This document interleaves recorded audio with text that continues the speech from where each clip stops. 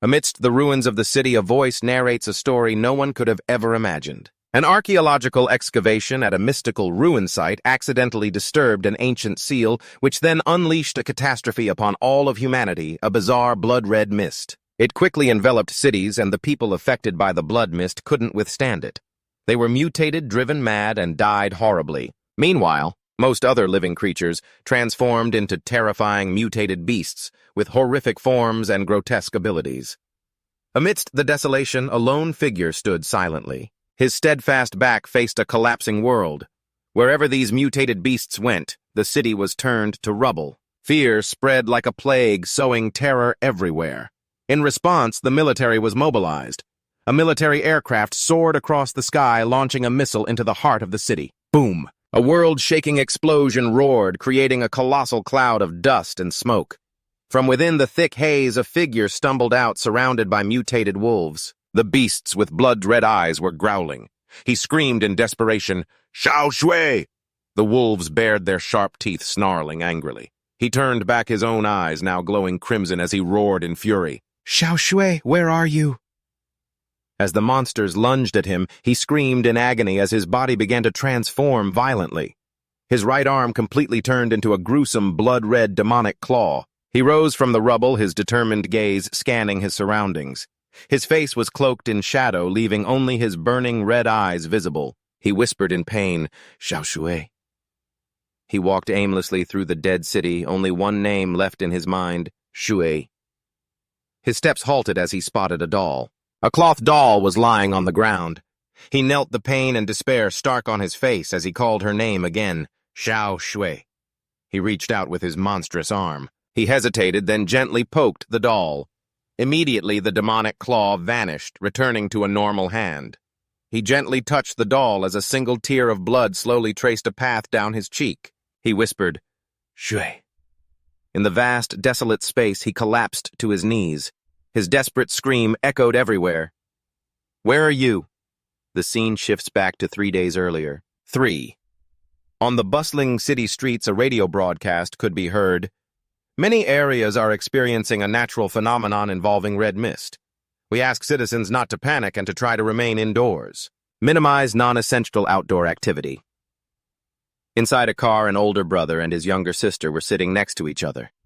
The atmosphere seemed tense.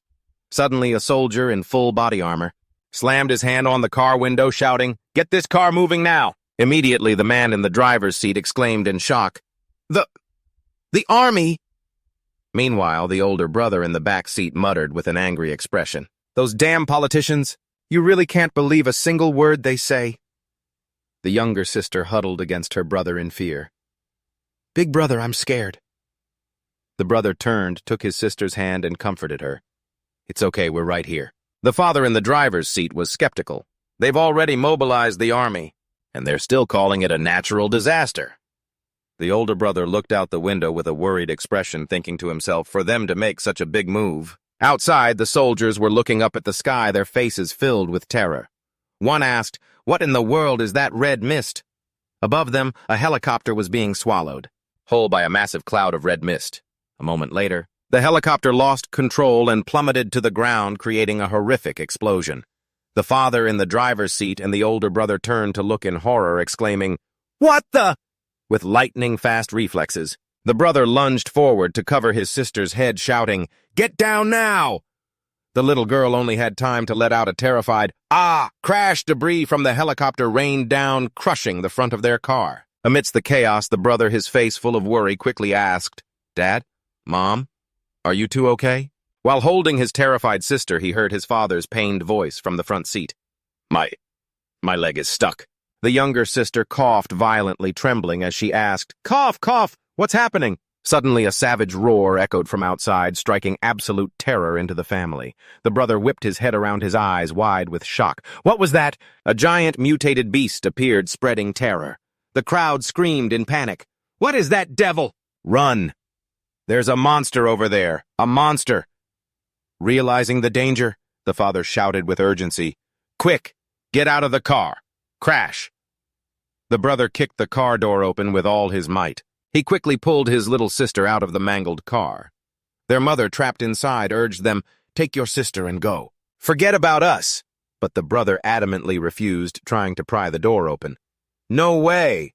I'm getting you guys out just then. His little sister screamed in horror as she witnessed a wolf-like beast attacking someone nearby. A desperate cry for help rang out. Seeing this, the mother grew even more frantic, gripping her son's hand and almost screaming, "Go, just go!" The father added in a firm voice, "Be a man and take responsibility. You're her older brother." The mother looked at her son with a bittersweet smile and said, "Take good care of Xiao Shui." Suddenly, a massive beam of red energy slammed down right in front of the two siblings, blasting them backward. A giant mutated wolf, with its ribcage exposed, stood menacingly amidst the smoke and dust. It let out a savage roar. The horrified siblings turned back toward the car, screaming in unison, "Dad! Mom!" The monster bared its jagged teeth, its glowing red eyes fixed on its prey. Seeing the monster charge, the brother had no other choice. He gripped his sister's hand tightly and yelled, "Run!" As she ran, the little girl looked back, sobbing and calling out, "Dad! Dad, Mom!" The sky wasn't safe either. Bizarre flying creatures began their own massacre. Chaos was everywhere. Animals, people. They're all going insane. Dragging his sister by the hand as they fled for their lives, the brother screamed in confusion and despair. What the hell is even happening? Monstrous beasts are swarming from every corner, even climbing tall buildings to hunt their prey. The two siblings find a temporary hiding spot. The brother quickly covers his sister's mouth, signaling her to be quiet. Shh! As a hideous wolf's head pokes through a nearby gap. He holds his breath, his face tense and beaded with sweat, his eyes fixed on the monster. Thump. Thump. Thump. Luckily, the monster doesn't seem to notice them and leaves. Seeing the danger has passed, the brother breathes a sigh of relief, leaning against the wall. Phew, it's gone. But a moment later, his sister suddenly clutches her head and lets out a pained scream. Ah! The brother frantically holds her. Xiao Shui, what's wrong? But red cracks begin to appear on the little girl's face. She says weakly, "Brother, I don't feel good." He is stunned to see his own reflection in a piece of broken glass.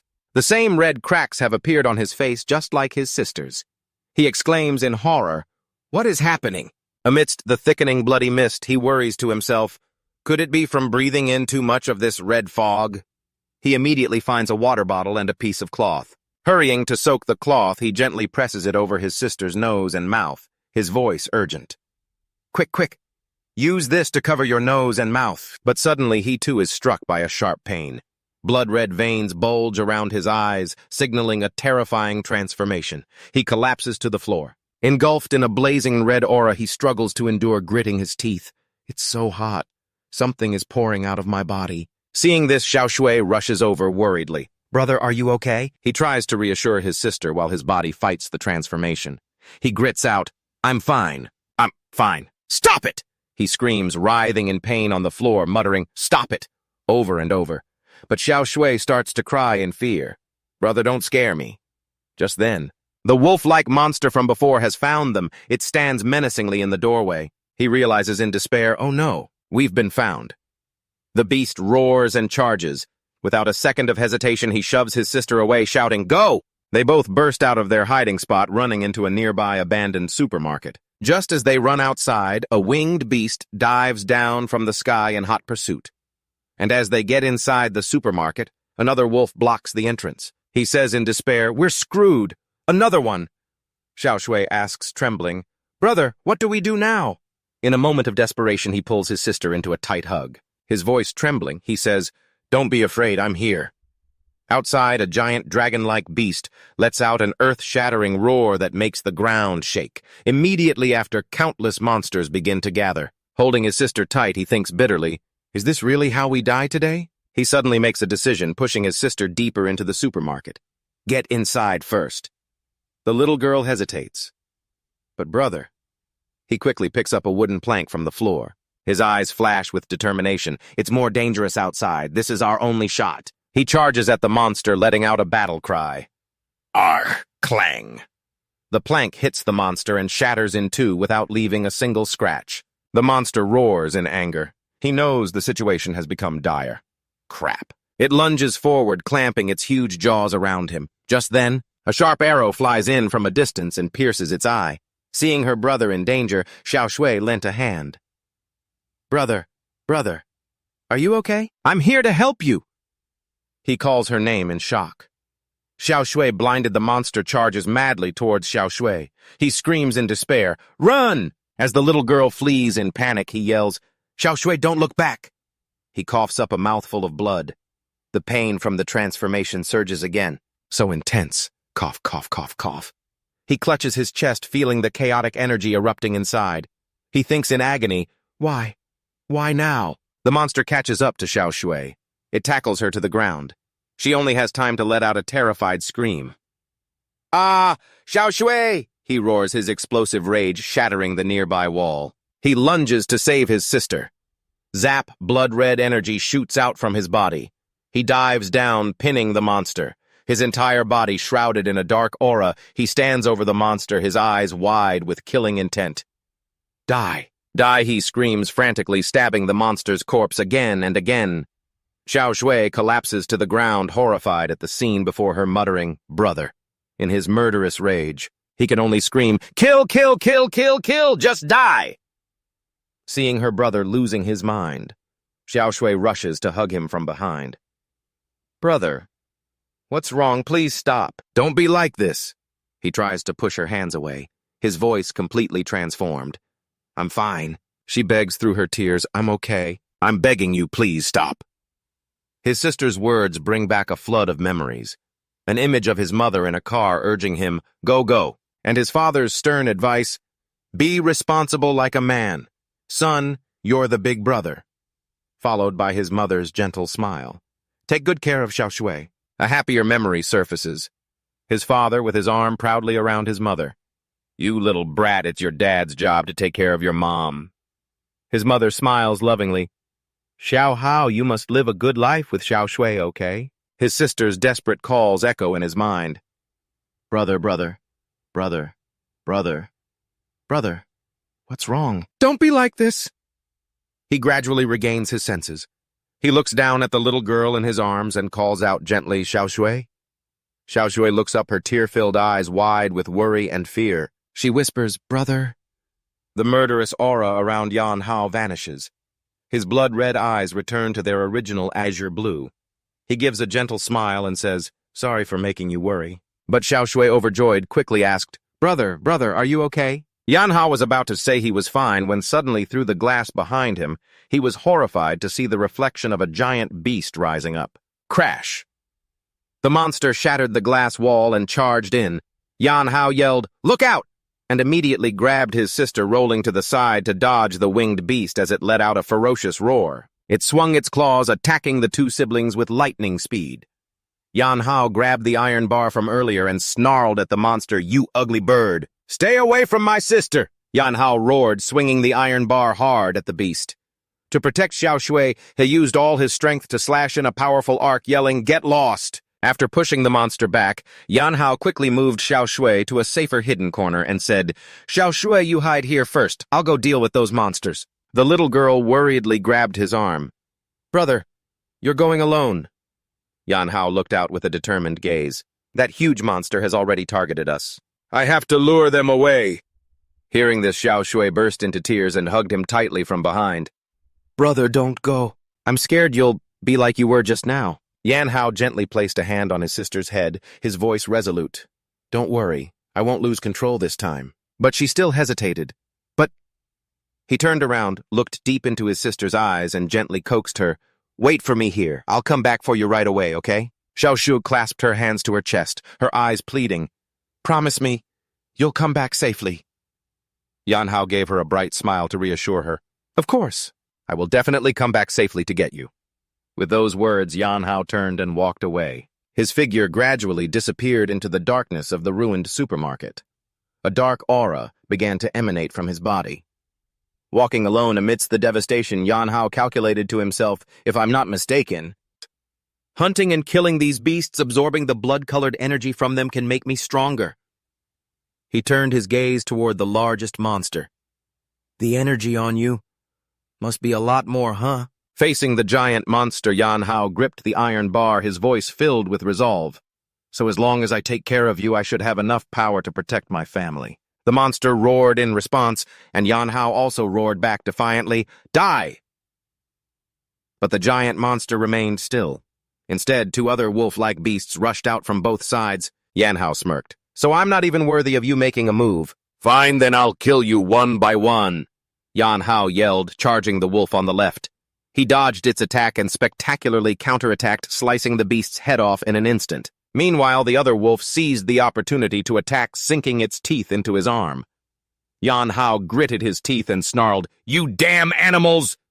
Immediately, crimson energy erupted from Yan Hao's body. He threw the two monsters off as his hands transformed back into demonic claws. He roared in a frenzy, "All of you die!" Feeling the power surging through his body, a crazed smile appeared on Yan Hao's face. So this is the feeling of power. This is amazing. At the same time, in the sky, the giant dragon beast sensed something. It looked up and saw a military bomber. It let out a sky-shaking roar, signaling its comrades to retreat. Seeing the scene before him, he snapped back to his senses a little, looking at his own hands in bewilderment. "This is me. What in the world happened?" Suddenly, Yan Hao looked up and was utterly terrified to see a giant missile from the falling plane plummeting straight toward his position. At that moment, a worried Xiao Shui ran towards her brother, who was gradually deforming her voice, trembling. Brother, are you all right?" Yan Hao turned around in a panic and roared, "Xiao Shui, stay back!" Immediately after, a second violent explosion erupted, a blinding white light engulfing everything. From above, a military helicopter hovered over the black smoke. A scout reported, "There are survivors down here. Let's go down and check." A special forces team landed at the scene. They coldly observed the barely breathing Yan Hao, then gave an order. "This one's already been infected. Leave him. Take the little girl." As Xiao Shui was being taken away, the orders continued. "Hurry up! The monsters will be back any minute." The helicopter took off, gradually disappearing from sight. But from the ground, Yan Hao could only desperately reach his monstrous arm toward the sky, his weak call lost in the wind. "Xiao Shui!" In a blurry, fiery illusion, Xiao Shui's image turned to look at him, her eyes filled with pain and disappointment. "Brother, why didn't you come save me?" Her mournful cry was like a knife stabbing straight into his heart, causing Yan Hao to roar in his desperate dream. "Xiao Shui, no!" Waking with a start, Yan Hao shot up in a dark room, panting heavily, cold sweat trickling down his temples. He clutched his head, gritting his teeth in pain. "Damn it, it's that dream again." His gaze softened torment clear on his face as he whispered, "Xiao Shui, it's been half a year. Where on earth are you?" Yan Hao was now dressed in a military uniform. He stood up, checked his weapon, and thought to himself, "Luckily I haven't been exposed yet." The memories flooded back. He remembered the horrific scene from half a year ago when Xiao Shui was taken away by those people. "I searched all the local refugee camps, but there was no trace of her." He steeled himself, his eyes determined. "To find my sister, I joined the Border Patrol, the lowest-ranking unit in the Army, becoming a rookie in these chaotic times. Only in the Army do you have the authority to gather intelligence and travel everywhere." Currently, he was stationed in a desolate place, Red Rock City, a border outpost. Yan Hao rushed to the assembly point, scratching his head with an awkward smile for the commander waiting for him. "Captain, sorry I'm late for my shift." This was the captain of the Red Rock City patrol team, Jiajun. Thwack Jiajun kicked Yan Hao hard, cursing him out. It's this useless rookie again. You idiot, where were you slacking off this time? I had to cover your shift just to see how late you'd be." Gim Hao could only bow his head. "I was wrong." Jiatun pointed to a towering watch post and ordered, "Gim Hao, the big bosses are coming later. We can clock out then. If you screw anything up, you'd better watch your back." Gim Hao could only reply, "Yes, sir." Standing on the watch post and looking out at the ruined city, Gim Hao was lost in thought. 6 months ago, the red fog broke out, turning most of the city into ruins. It became a dwelling for mutant beasts. But along with the appearance of the red fog came mysterious red towers like this one. The surviving humans could only scrape by on the borders far from the spire and the red fog. His gaze settled on a giant skeleton looming in the distant mist. He thought to himself, so that thing is still out there. Down below, Jiatun was chatting with another squadmate. He took a drag from his cigarette and said, "There's a special ops team out there. So for border guards like us, we just need to go through the motions. If even they can't hold the line, Then what can a bunch of low-level grunts like us do? His squad mate laughed along. That's the legendary special response team we're talking about. You think they'd fall? Yeah, Captain, are you kidding? In their minds, the image of the special ops team appeared powerful and majestic, with a female sniper standing proudly on a monster's corpse. On their way here, they just casually crushed the beasts in their path. Gimhao sat alone on the edge of the city wall. I feel that familiar discomfort. Sure enough, even after all this time, I still hate the smell of this blood mist. It stimulates the primitive, bloodthirsty desires of living creatures, making them slaughter each other. Suddenly he frowned, noticing a strange change on the horizon. The blood mist is clearing. But immediately his intuition told him something was wrong. His gaze sharpened. No, something's rushing this way. He turned and yelled down, "Alarm, Captain! There's a situation, take a look." But Jia Tuan below remained indifferent. What situation could there possibly be? You cowardly little... Suddenly, a giant crimson wave of fog came rolling in. The horrified patrol members cried out, "The blood mist, why is it surging over here?" From within the mist, two figures in black armor sprinted out for their lives. Gimhao recognized them immediately. "Captain, it's the special response team." The two special ops soldiers dashed past, the watch post at a terrifying speed. The soldier quickly asked, "Sir, what the hell happened?"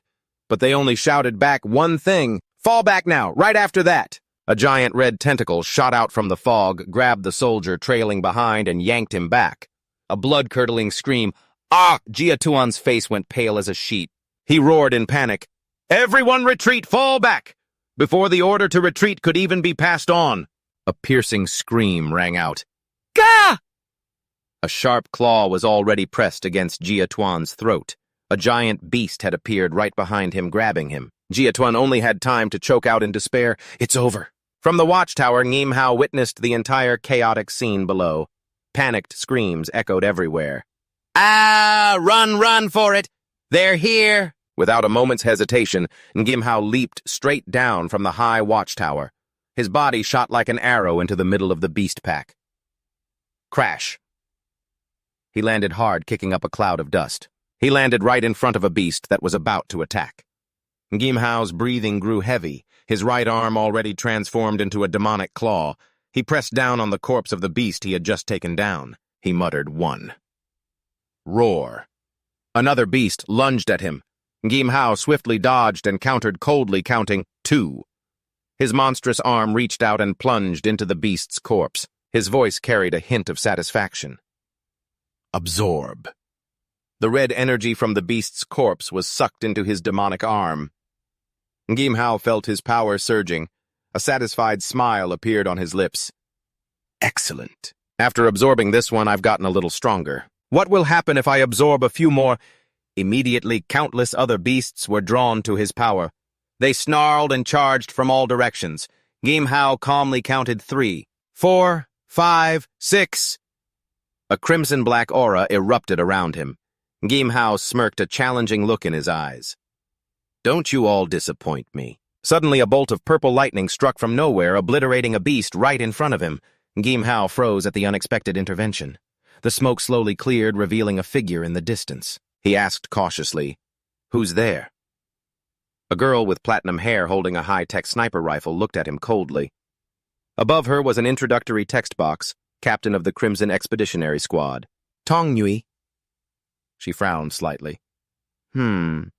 Recognizing the girl's uniform, Gimhao was startled, thinking in a panic, "Crap, she's from the Special Ops team." He hurriedly retracted his power, his monstrous hand gradually returning to normal. "I have to change back quickly." Tong Nui paid him no mind. She coldly ordered the troops that had just appeared behind her, "Leave none of them standing. Clean this place up." The soldiers responded in unison, "Yes, ma'am." Immediately, Gimhao found himself with 2 gun barrels from the Special Ops soldiers, pointed straight at him, surrounding him. Gimhao panicked, raising both hands and quickly explaining, "Don't shoot. I'm a low-level patrolman, Gim." But before he could finish, Tong Nui's voice rang out from a distance. 12 o'clock, fire immediately!" Bang, bang, bang. The shots weren't aimed at him, but slammed straight into the beast. That was about to launch a sneak attack from behind. The monster collapsed, just as Gimhao finished saying his name. How? Two special ops soldiers moved forward, confirmed the target was eliminated, and then reported. Target confirmed eliminated. Gim Hao was still frozen in place, utterly stunned. Tong Yui slowly walked towards him through the blood mist. She stopped in front of him. Her sharp eyes scanned him from head to toe. "Patrolman, where is your weapon?" A cold sweat broke out on Ngim Hao's back. He thought, "I'm screwed." Without waiting for his answer, Tong Yui turned and ordered, "All units withdraw from the outpost." Back at the temporary defensive line, a soldier stood guard and announced loudly, "Without the commander's orders, no one is allowed inside." Inside, Commander Song was looking at a tablet. Outpost Alpha casualties, 37 people, among them, Crimson Squad of the Special Response Task Force 2 killed, Patrol Team 30 killed. This concludes the personnel loss report for the sudden incident. This time, Yan Hao, tied to a chair, thought nervously. He looked up and asked Song Rui, "Why am I being detained? I'm a victim here too." Song Rui looked up from her tablet, her gaze as cold as ice as she stared directly at Yan Hao. "At 17:23, you left your unit without authorization for 2 hours. Right after you returned, the blood mist erupted. Why is that? Don't you think you need to explain yourself?" Yan Hao was flustered, his mind racing for a lie to get him through this. He stammered, I just went to the nearby ruins to get some shut-eye for a bit. I already reported it to my captain." Just then, another patrol soldier pointed at Yan Hao and shouted to Song Rui, "Commander, this kid is always late for missions. The captain always lets him get away with it." Yan Hao turned to glare at him, cursing internally, "This little bastard!" The other soldier, unafraid, continued, "Don't you dare slander the captain!" Yan Hao gritted his teeth, a flash of killing intent in his eyes. "You little punk. Keep talking crap and I'll kill you." Song Rui rested her chin on her hand, a knowing look in her eyes. "It seems your patrol team has quite a few problems." The scene shifts to the infirmary where Captain Jia Jun, bandaged up like a mummy, is screaming. Ow! A teammate asked. "Captain, are you all right?" The doctor replied, "Relax, he's not going to die. All his vitals are pretty normal." The confused teammate asked, "Doctor, you call this normal?" Back in the interrogation room, Song Rui held up the tablet which displayed Yan Hao's file. "Your file shows that you only completed basic training 3 months ago. In that last battle? Even our Special Forces team lost 2 members, and yet you managed to survive." Yan Hao lowered his head, trying to look afraid. I'm a coward. I was a track athlete back in school, so I'm quicker on my feet than most. The moment I saw the blood mist coming, I was the first to run." Song Rui crossed her arms, studying him suspiciously. "If you're so afraid of dying, why join the army? Unless you have another motive." An image of a red tower flashed in Yan Hao's mind, and the silhouette of his younger sister. He thought to himself, "In the 6 months I've been searching for Xiao Shui, I've been constantly killing and absorbing low-level aberrations. I've gradually learned to control my bestial transformation and change back into a human." Memories of his days wandering returned. "For the past 6 months, I've been like a lone wolf avoiding crowds, using the most foolish methods to search every last ruin, scouting every human settlement." Song Rui stepped forward coldly, each footstep sharp and clear. She listed off his crimes, her voice devoid of emotion. "A soldier, yet you cling to life and fear death. Abandoning your post without authorization. Withholding intelligence." She put her hands on her hips, looking down at the bound Yan Hao. "I'm sure you know full well what the consequences are." Yan Hao looked up and asked calmly, "Are you going to have me executed?" But instead, Song Rui suddenly leaned down, whispering dangerously into his ear, "So what's the story with those hands of yours?" Yan Hao flinched slightly, his heart pounding. So she did see them after all. She continued to press him, her breath against his ear. "What was the point of those clumsy lies of yours?" "What is your real objective? Rumble! Rumble! Rumble!" Just then, the entire room began to shake violently. The sound of things breaking echoed from outside. Song Rui stood up straight, looking around cautiously. An earthquake. Yan Hao, in contrast, had a look of horror as he recognized that something was wrong. This familiar feeling. Crash. Without a moment's hesitation, Yan Hao shattered the chair with brute force and roared, "We have to go now!" A huge number of aberrations are approaching. Song Rui frowned, a purple spark flashing in her eyes. Her voice was filled with annoyance. "You dare try to escape right in front of me! Whoosh!" In an instant, she appeared right behind Yan Hao. She slammed him to the ground with her knee, purple electricity enveloping them both. "You think you can just ignore me?" Yan Hao only had time to let out a pained grunt. "Irk!" The ground beneath them cracked from the impact. The two soldiers nearby cried out in alarm. "Commander, the ground is cracking. Please go easy on him." Rumble. Before the words were even finished, the floor completely collapsed, throwing everyone down into the darkness below. "It's collapsing, help! Help save me!" As they fell into a dark cavern underground. A disoriented soldier asked, "Where is this?" Yan Hao pushed himself up, looking around, his hands still cuffed. "Underground. Did we really fall all the way down here?" Songri ordered a soldier. "It's too dark in here, get some light." The soldier immediately complied. "Yes, ma'am." The soldier who had been arguing with Yan Hao earlier now started to blame him again. "You damn kid, you're a jinx. Trouble follows you wherever you go," Yan Hao replied coldly. "Complain after you make it out of here alive." The other soldier asked in despair, "Sob, sob!" "We're not going to make it out of here, are we?" "Not necessarily," Yan Hao replied. Click. The other soldier lit a flare. A blue-white light immediately spread out, illuminating a vast cavern. It was filled with countless intersecting tunnels. He exclaimed in horror, "Damn it, this is a maze dug out by those aberrations." Song Rui, however, remained calm. She picked up her sniper rifle from the ground. Then she gave an order, "Everyone stay calm, check your usable weapons." She knelt to check her rifle, adding, "Watch your formations, don't leave your backs exposed." Suddenly, a cold wind blew through the cave. Yan Hao turned his head slightly.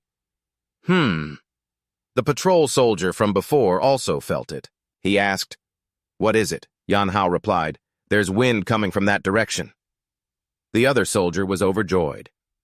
"Wind, Yan Hao, that means there has to be a way out. I'll go check," as the soldier ran toward the source of the wind. Model, he didn't forget to turn back and mock Yan Hao. "You might not have any other skills, kid, but you're #1 when it comes to running away." He felt a breeze.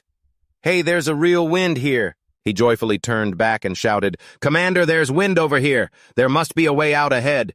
But right after that, a giant mantis-like aberration appeared from the darkness right behind him. Yan Hao shouted a warning, "Get down!" Zap! A beam of green energy shot out from behind. It pierced through the mantis's head just as it was about to attack. The mantis's corpse fell and green fluid flowed from its body, smoking and sizzling on the ground. Yan Hao warned, "This thing's body fluid is corrosive. Don't let it get near you." The soldier, terrified, collapsed to the ground, his foot nearly getting corroded by the liquid. Songer approached and said coldly to Yan Hao, "And another thing, do not act on your own without my direct orders." Yes, he could only mumble in response. Songer glanced at Yan Hao, her eyes filled with suspicion. "It seems you're very good at avoiding danger, aren't you, Yan Hao? Wait until we get out of here. You're going to explain everything about yourself to me." Yan Hao remained silent, but his mind was racing. If she already knows my secret but isn't calling me out on it, what is she planning? Rustle. Rustle. Suddenly, strange sounds echoed from deep within the cave. A wary soldier asked, "What's that sound?" Yan Hao said tensely. "Something is coming from the deep darkness." The rustling grew louder as 3 mantis-like aberrations with ferocious glowing red eyes crawled out. Immediately after, a massive swarm of aberrations poured out from every nook and cranny surrounding the entire squad. A terrified soldier screamed, "Holy crap, how are there so many of these things?" Yan Hao frowned and muttered, "This is going to be a problem." Without a word of warning, the entire swarm rushed towards them like a black tide. Bang, bang, bang! Deafening gunshots rang out as the soldiers fired back. While trying to escape the encirclement, they desperately ran deeper into the cave. The volley of bullets flying behind them was only enough to slow the monsters for a moment as they ran. Yan Hao suddenly stopped, a puzzled look on his face. Songer ran past, urgently ordering, "Don't stop, keep running." But Yan Hao didn't move.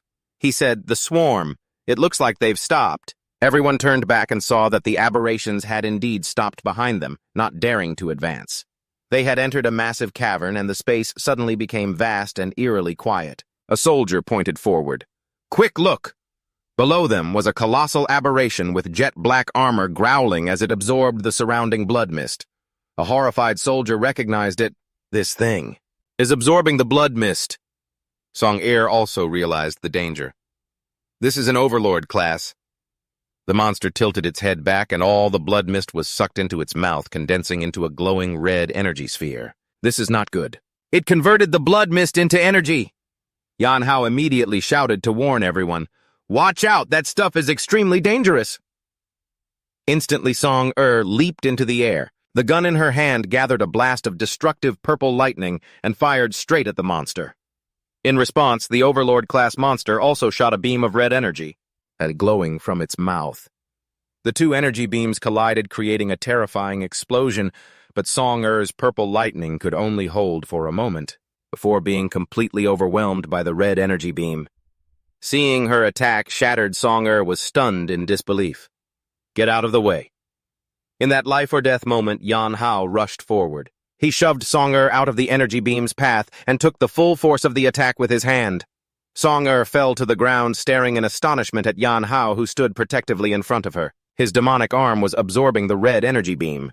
She stammered, Yan Hao, you... Yan Hao turned back his hand now, demonic, his voice firm. Wait until we get out of here alive. I'll explain everything to you then. Song-er was stunned, her heart filled with doubt. Even my attack was useless. Does he, Yan Hao, really have a way to deal with this asterisk? But she couldn't help but call out after him, be careful. Yan Hao glanced back slightly, a confident smile on his lips. With that, he charged straight towards the roaring, colossal monster. Then bring it on. His eyes flashed with a red light as he thought, an overlord class, huh? Just like that guy. Below is a chart of aberration power levels, Ravager class to Hound class to Overlord class to Titan class. The highest is Calamity class. Yan Hao charged forward with only one thought in his mind. If I can absorb you, just how much stronger will I become? He unleashed a full-power slash against the monster's armor. Clang. The impact created a piercing sound. Yan Hao was knocked back, muttering, damn, that's tough. A normal aberration would have been shattered into pieces. Yan Hao looked at the monster before him. This colossal body. It's no different from a massive armored tank. You must have devoured quite a few of your own kind, haven't you? The monster swung its giant claw to attack, but Yan Hao easily dodged it. He landed lightly. Too slow. He quickly analyzed, did it pour all of its enhancement points into defense? Yan Hao's eyes flashed red as dark energy erupted from his demonic arm. He smirked. Ridiculous. You're nothing more than a moving target. From behind, the patrolman witnessed the scene of Yan Hao confronting the giant monster alone. His attacks created sparks that flashed across its tough armor. He couldn't believe his eyes. Am I dreaming? Yan Hao's figure moved with terrifying speed, leaving behind blurry afterimages. The soldier continued his train of thought in astonishment, the guy who runs faster than anyone else. The most cowardly Yan Hao. He stammered, Who is he? Without turning her head. Song-er explained coldly, he is an anti-aberration combat test subject, secretly researched by the Federation government. The soldier was still in shock. The guy who took 3 months to pass basic training, who runs away faster than anyone. Asterisk. That's an anti-aberration combat test subject. Song-er confirmed while still focused on the battle. Yes, that's exactly what he is. The soldier asked, So, Commander, you've known for a long time? No, Tong-Yui replied. No. It was only when he blocked the monster's attack for me just now that I confirmed his identity. Another man, the squad's adjutant, also showed his suspicion. He thought to himself, SXU has a test subject like that, too. Or is Commander Tong-Yui hiding something? Tong-Yui said. He escaped from the lab and unexpectedly infiltrated the border patrol squad. So that's it, he replied. Is the last blood fog outbreak related to Yan Hao Tong-Yui cut in? We can't rule out that possibility. That's why I have to investigate him. Tong-Yui turned her gaze as sharp as a dagger, pinning the soldier. This is a top-secret SXU matter. What you've seen, what you've heard here. You are not to breathe a single word of it to anyone else. Understood. The patrolman, terrified, stammered, Why, yes, understood, Commander. Back on the battlefield, the monster let out an enraged roar. It began to gather energy in its mouth. Vroom! A giant sphere of energy shot out, spinning like a vortex, wiping out everything in its path. Yan Hao sensed the destructive energy flow, and his expression changed. This is bad. He immediately yelled to those behind him, "Get out of the way!" The energy sphere collided with the ground. It created an earth-shattering explosion. After the dust settled, Tong Yui landed safely, her body still crackling with purple lightning. The patrolman from before slowly woke up. Amidst the wreckage, am I still alive? He saw the adjutant Lin Yongji helping another special ops soldier up. Huh, Commander. As he got closer, he was horrified to see that the special ops soldier's leg had been completely mangled. Your leg, that special ops soldier calmly replied. Don't worry, it's not fatal. The patrolman was filled with guilt. You're from the special combat team. For a regular patrolman like me. The special ops soldier cut him off one leg. It's a worthy trade for a life. He tried to struggle to his feet and continued. But isn't your mission to target the monsters? Why lose your precious combat ability for me? The special ops soldier replied resolutely. I didn't become a soldier just to kill those damn beasts. He looked at the patrolman, his eyes filled with determination. I exist to protect, to be humanity's final shield. I will never abandon anyone. The patrolman was stunned into silence. Meanwhile, Yanhao was being completely overwhelmed by the monster. Its pincer swings forced him to constantly struggle to dodge. He was sent flying, sprawling on the ground. Damn it. My blood fog energy is completely depleted. His demonic arm began to degenerate. He couldn't even maintain the single-arm transformation. The monster approached its expression full of menace. Overlord-class spiked steel beetle. Yanhao gritted his teeth. So this is an Overlord class. This is going to be a little tough. Roar. The monster let out a triumphant roar. It raised its pincers, preparing to finish Yanhao off. But suddenly a bolt of purple lightning struck its head, making it freeze. Even the exhausted Yanhao was surprised and turned to look. Tong Nui had gotten into a sniping position at some point. The rifle in her hands was still crackling with electricity. You can't die here, Yanhao. There are still too many things you need to explain. The monster suddenly let out a bizarre sound. Ha! Ha! Ha! Tong Nui narrowed her eyes, realizing something was wrong. It's laughing. No way. As expected, blood fog began to pour out from the surrounding caves in a massive flood enveloping the monster. Just as I thought, the blood fog is pouring out of the caves. These interconnected caves make it easy for it to draw blood fog from other locations. The wound on the monster's head began to heal at a speed visible to the naked eye. Then it used the blood fog to replenish its own power. The wound is already starting to close. Tong Nui's expression turned grim. If this keeps up, it'll recover to its peak condition. It seems the sudden blood fog surge at the outpost earlier was its doing too. She ran to Yanhao's side, who was gradually recovering thanks to the blood fog. Yanhao, we can't kill it. We need to retreat now while we can. But Yanhao adamantly refused. No, it dies here today. A red glint flashed in his eyes, his killing intent soaring. Its summoning the blood fog also happens to replenish my energy. And right now it can't move around freely. This is the perfect opportunity for us to attack. Tong Nui warned him worriedly, if we fail, you could die here. Yanhao stood up to face the monster. I've walked through the gates of hell more times than I can count. What's one more time? Seeing the determination in his eyes, Tong Nui finally agreed. Fine. She loaded her rifle. Click. We only get one shot. She raised her rifle and took aim, all the energy gathering at the muzzle. I'll unleash my full power to help you shatter the armor on its head. You seize the opportunity and destroy its brain directly. Through the scope, the crosshairs were locked onto the monster's head. This is the only way we can defeat it. Just as Tong Nui was about to pull the trigger, Yanhao also got into position ready to charge. She yelled, now! Boom! A maximum energy round fired out, shattering the tough armor on the monster's head. Tong Nui yelled, Nice. The head armor is broken. The moment the armor shattered, Ngam Hao didn't waste a second. His demonic arm transformed into a sharp blade and stabbed straight into the monster's brain deep inside its body. Countless streams of acid shot out, but he roared, the final blow, die! A burst of blue energy exploded from within the Overlord-class monster's head, completely tearing it apart. Tong Nui, watching from a distance with bated breath, anxiously asked, did he succeed? Boom! A terrifying explosion of blue energy erupted from the monster's corpse, throwing Ngam Hao far away. His body, covered in blood, landed right next to Tong Nui. She screamed in shock, Ngam Hao! She frantically ran to Ngim Hao's side, who was lying motionless amidst the smoke and dust. "Are you okay?" "Huh." She noticed that in his tightly clenched hand, there seemed to be something. "This is—" Getting closer, Tong Nui saw a blackish-purple crystal in Ngim Hao's hand, which seemed to be the monster's core. At the same time, she also picked up a photo that had fallen from him. "This is a photo."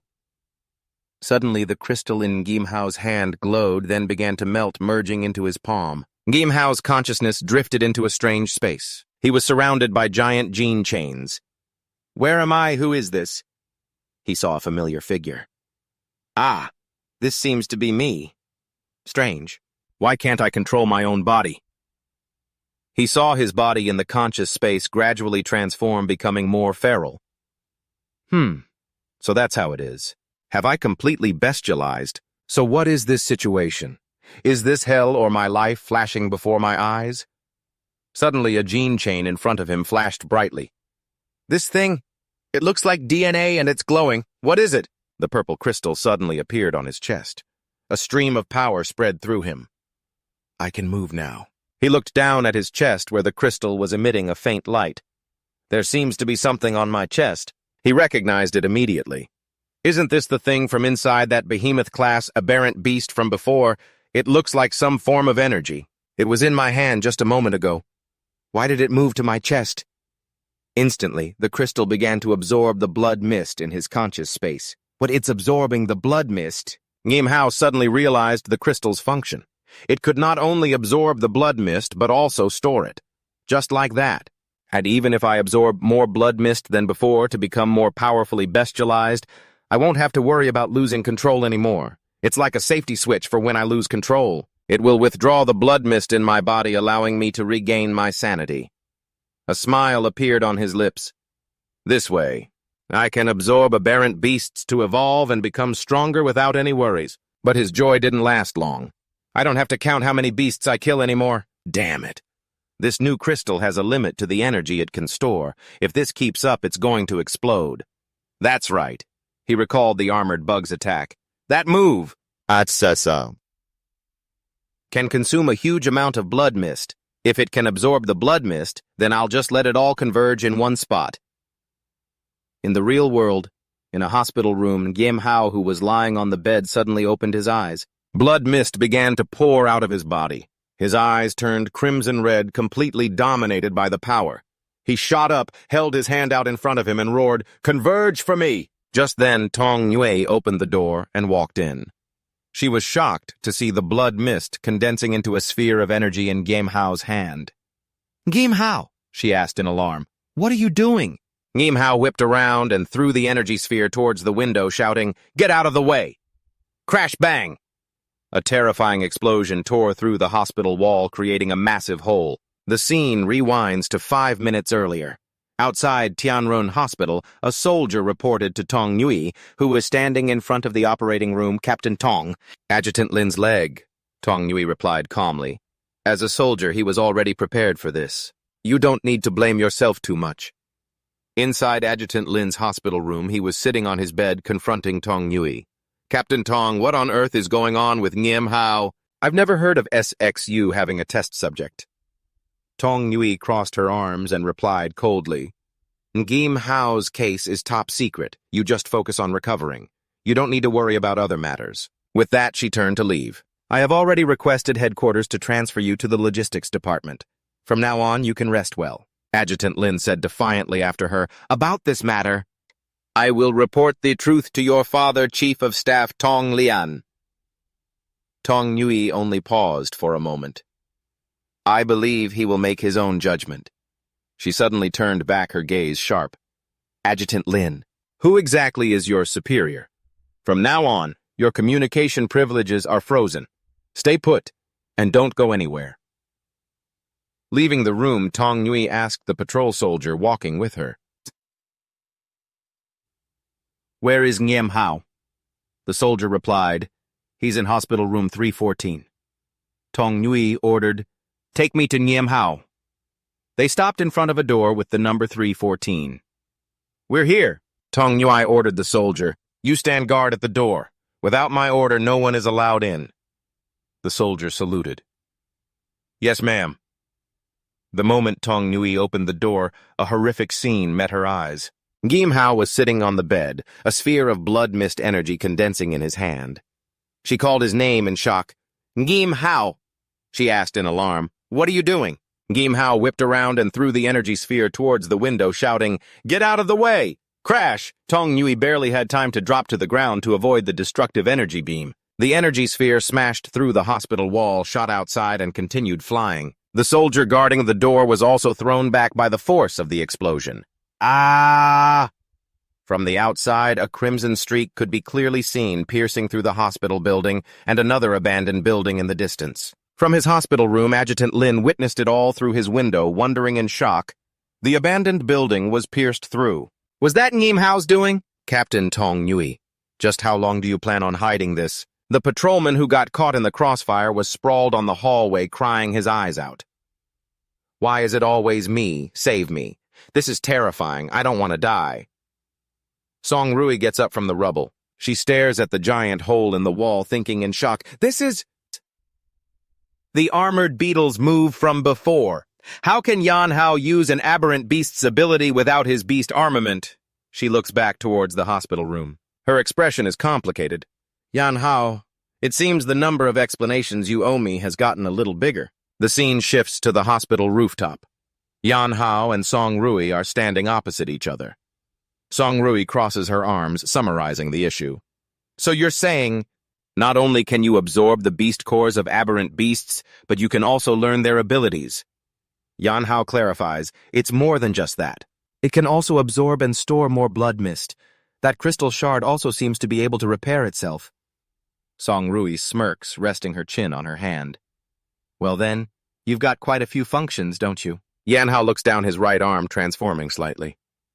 I've definitely gained their strength and abilities, but I might also be slowly turning into one of them. He looks up, his eyes filled with torment. Can someone like me still be considered a real human being? Captain Song, in your eyes, what exactly am I? Song Rui looks straight into his eyes, her voice firm. You are you. A one-of-a-kind existence, human or monster, and that depends on how you choose to use this power. She turns and walks away. But your power is both a disaster and a weapon.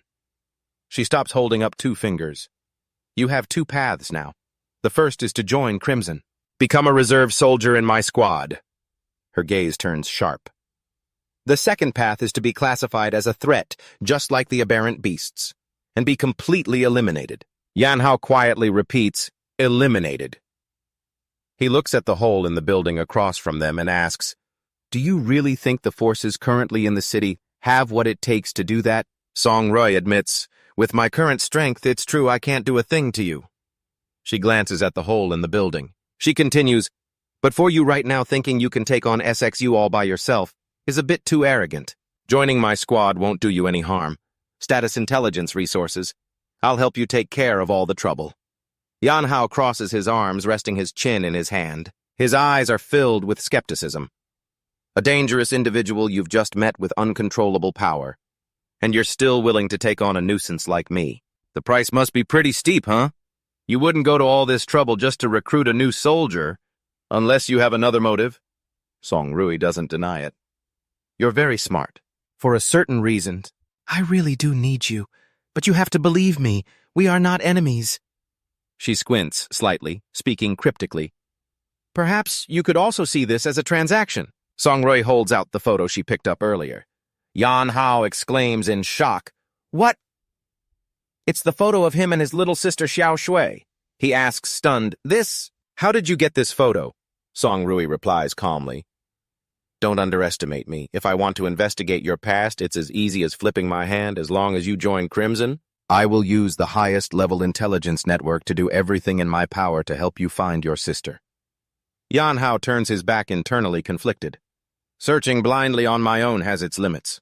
Just like she said, being in the military and having a higher rank and status means I can investigate more, and it'll be easier to take action. He reaches out and takes the photo. It's a deal.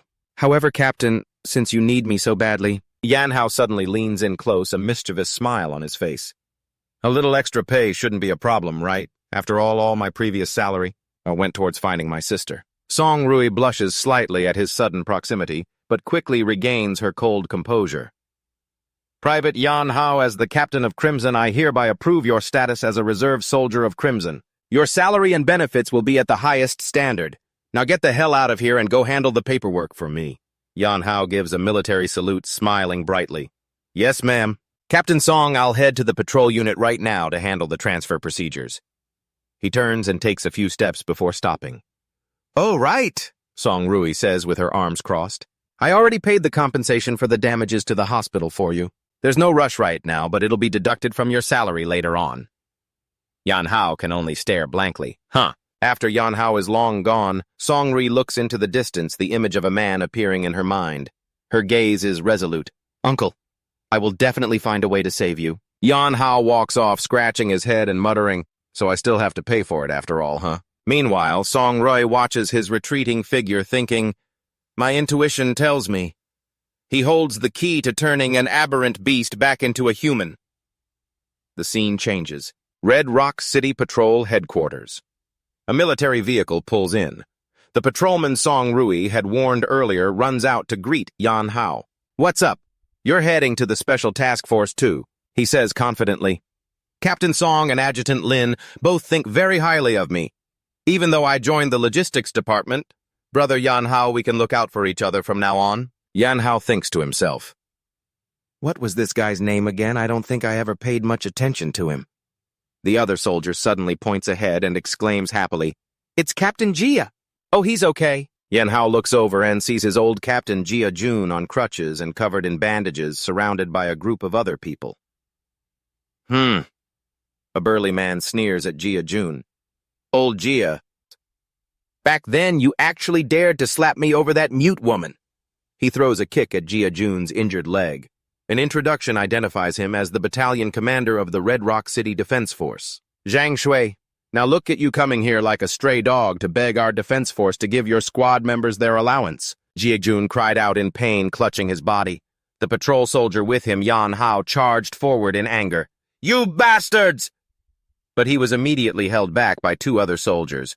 Zhang Shui said contemptuously, Just you! The other soldier roared, Damn it, let go of Captain Jia! Zhang Shui grabbed Jia Jun by the collar and spat. Get on your knees and lick the mud off my boots. If you don't, he pointed at the soldier being restrained and smiled cruelly.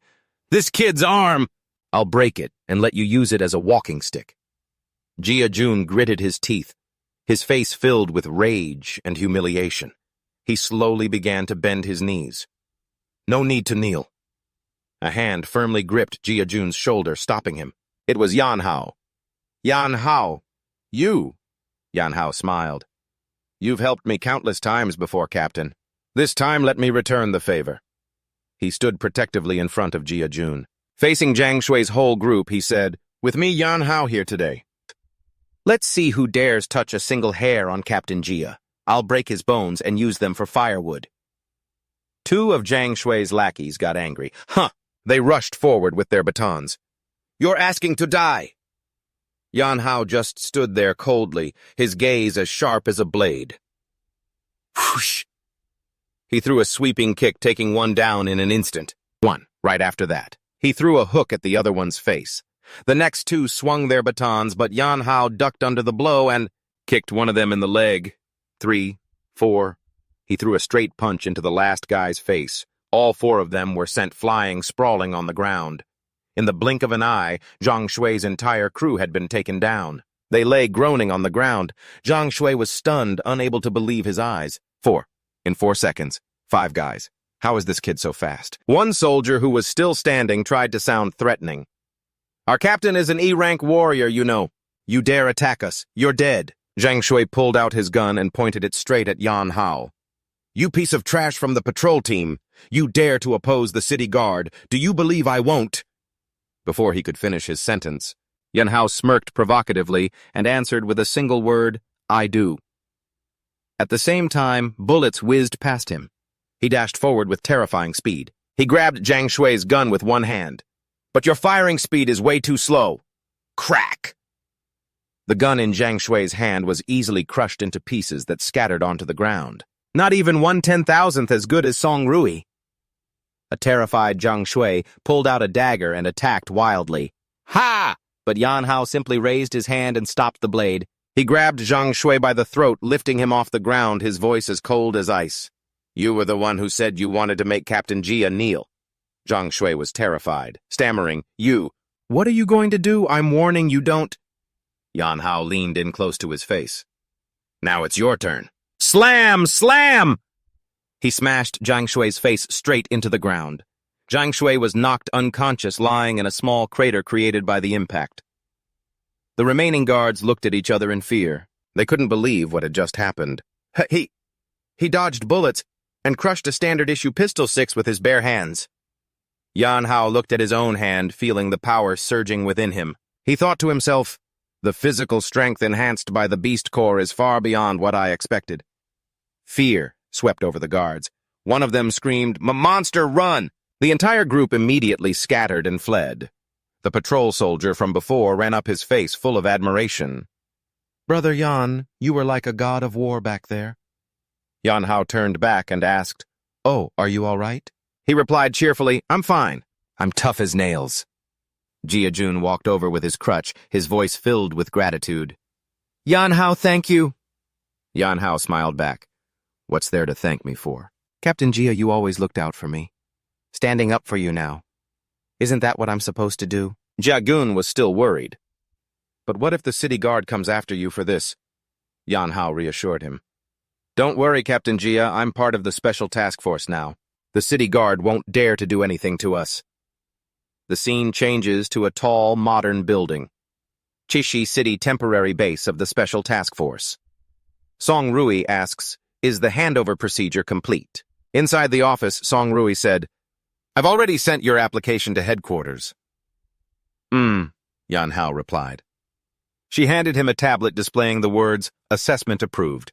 Headquarters has approved it. Yan Hao looked it over. Performance not bad. He asked happily, Does this mean I'm an official member now? Song Rui cut him off.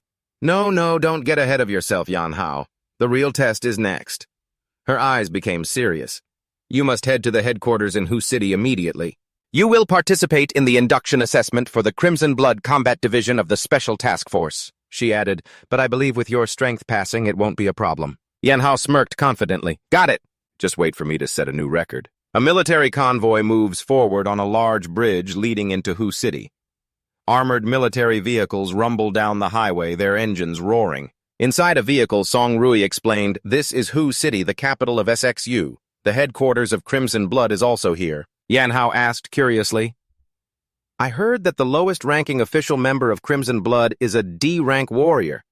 How are these warrior ranks determined? As he spoke, he glanced over at his patrol teammate who had just joined, thinking to himself, This guy is so weak.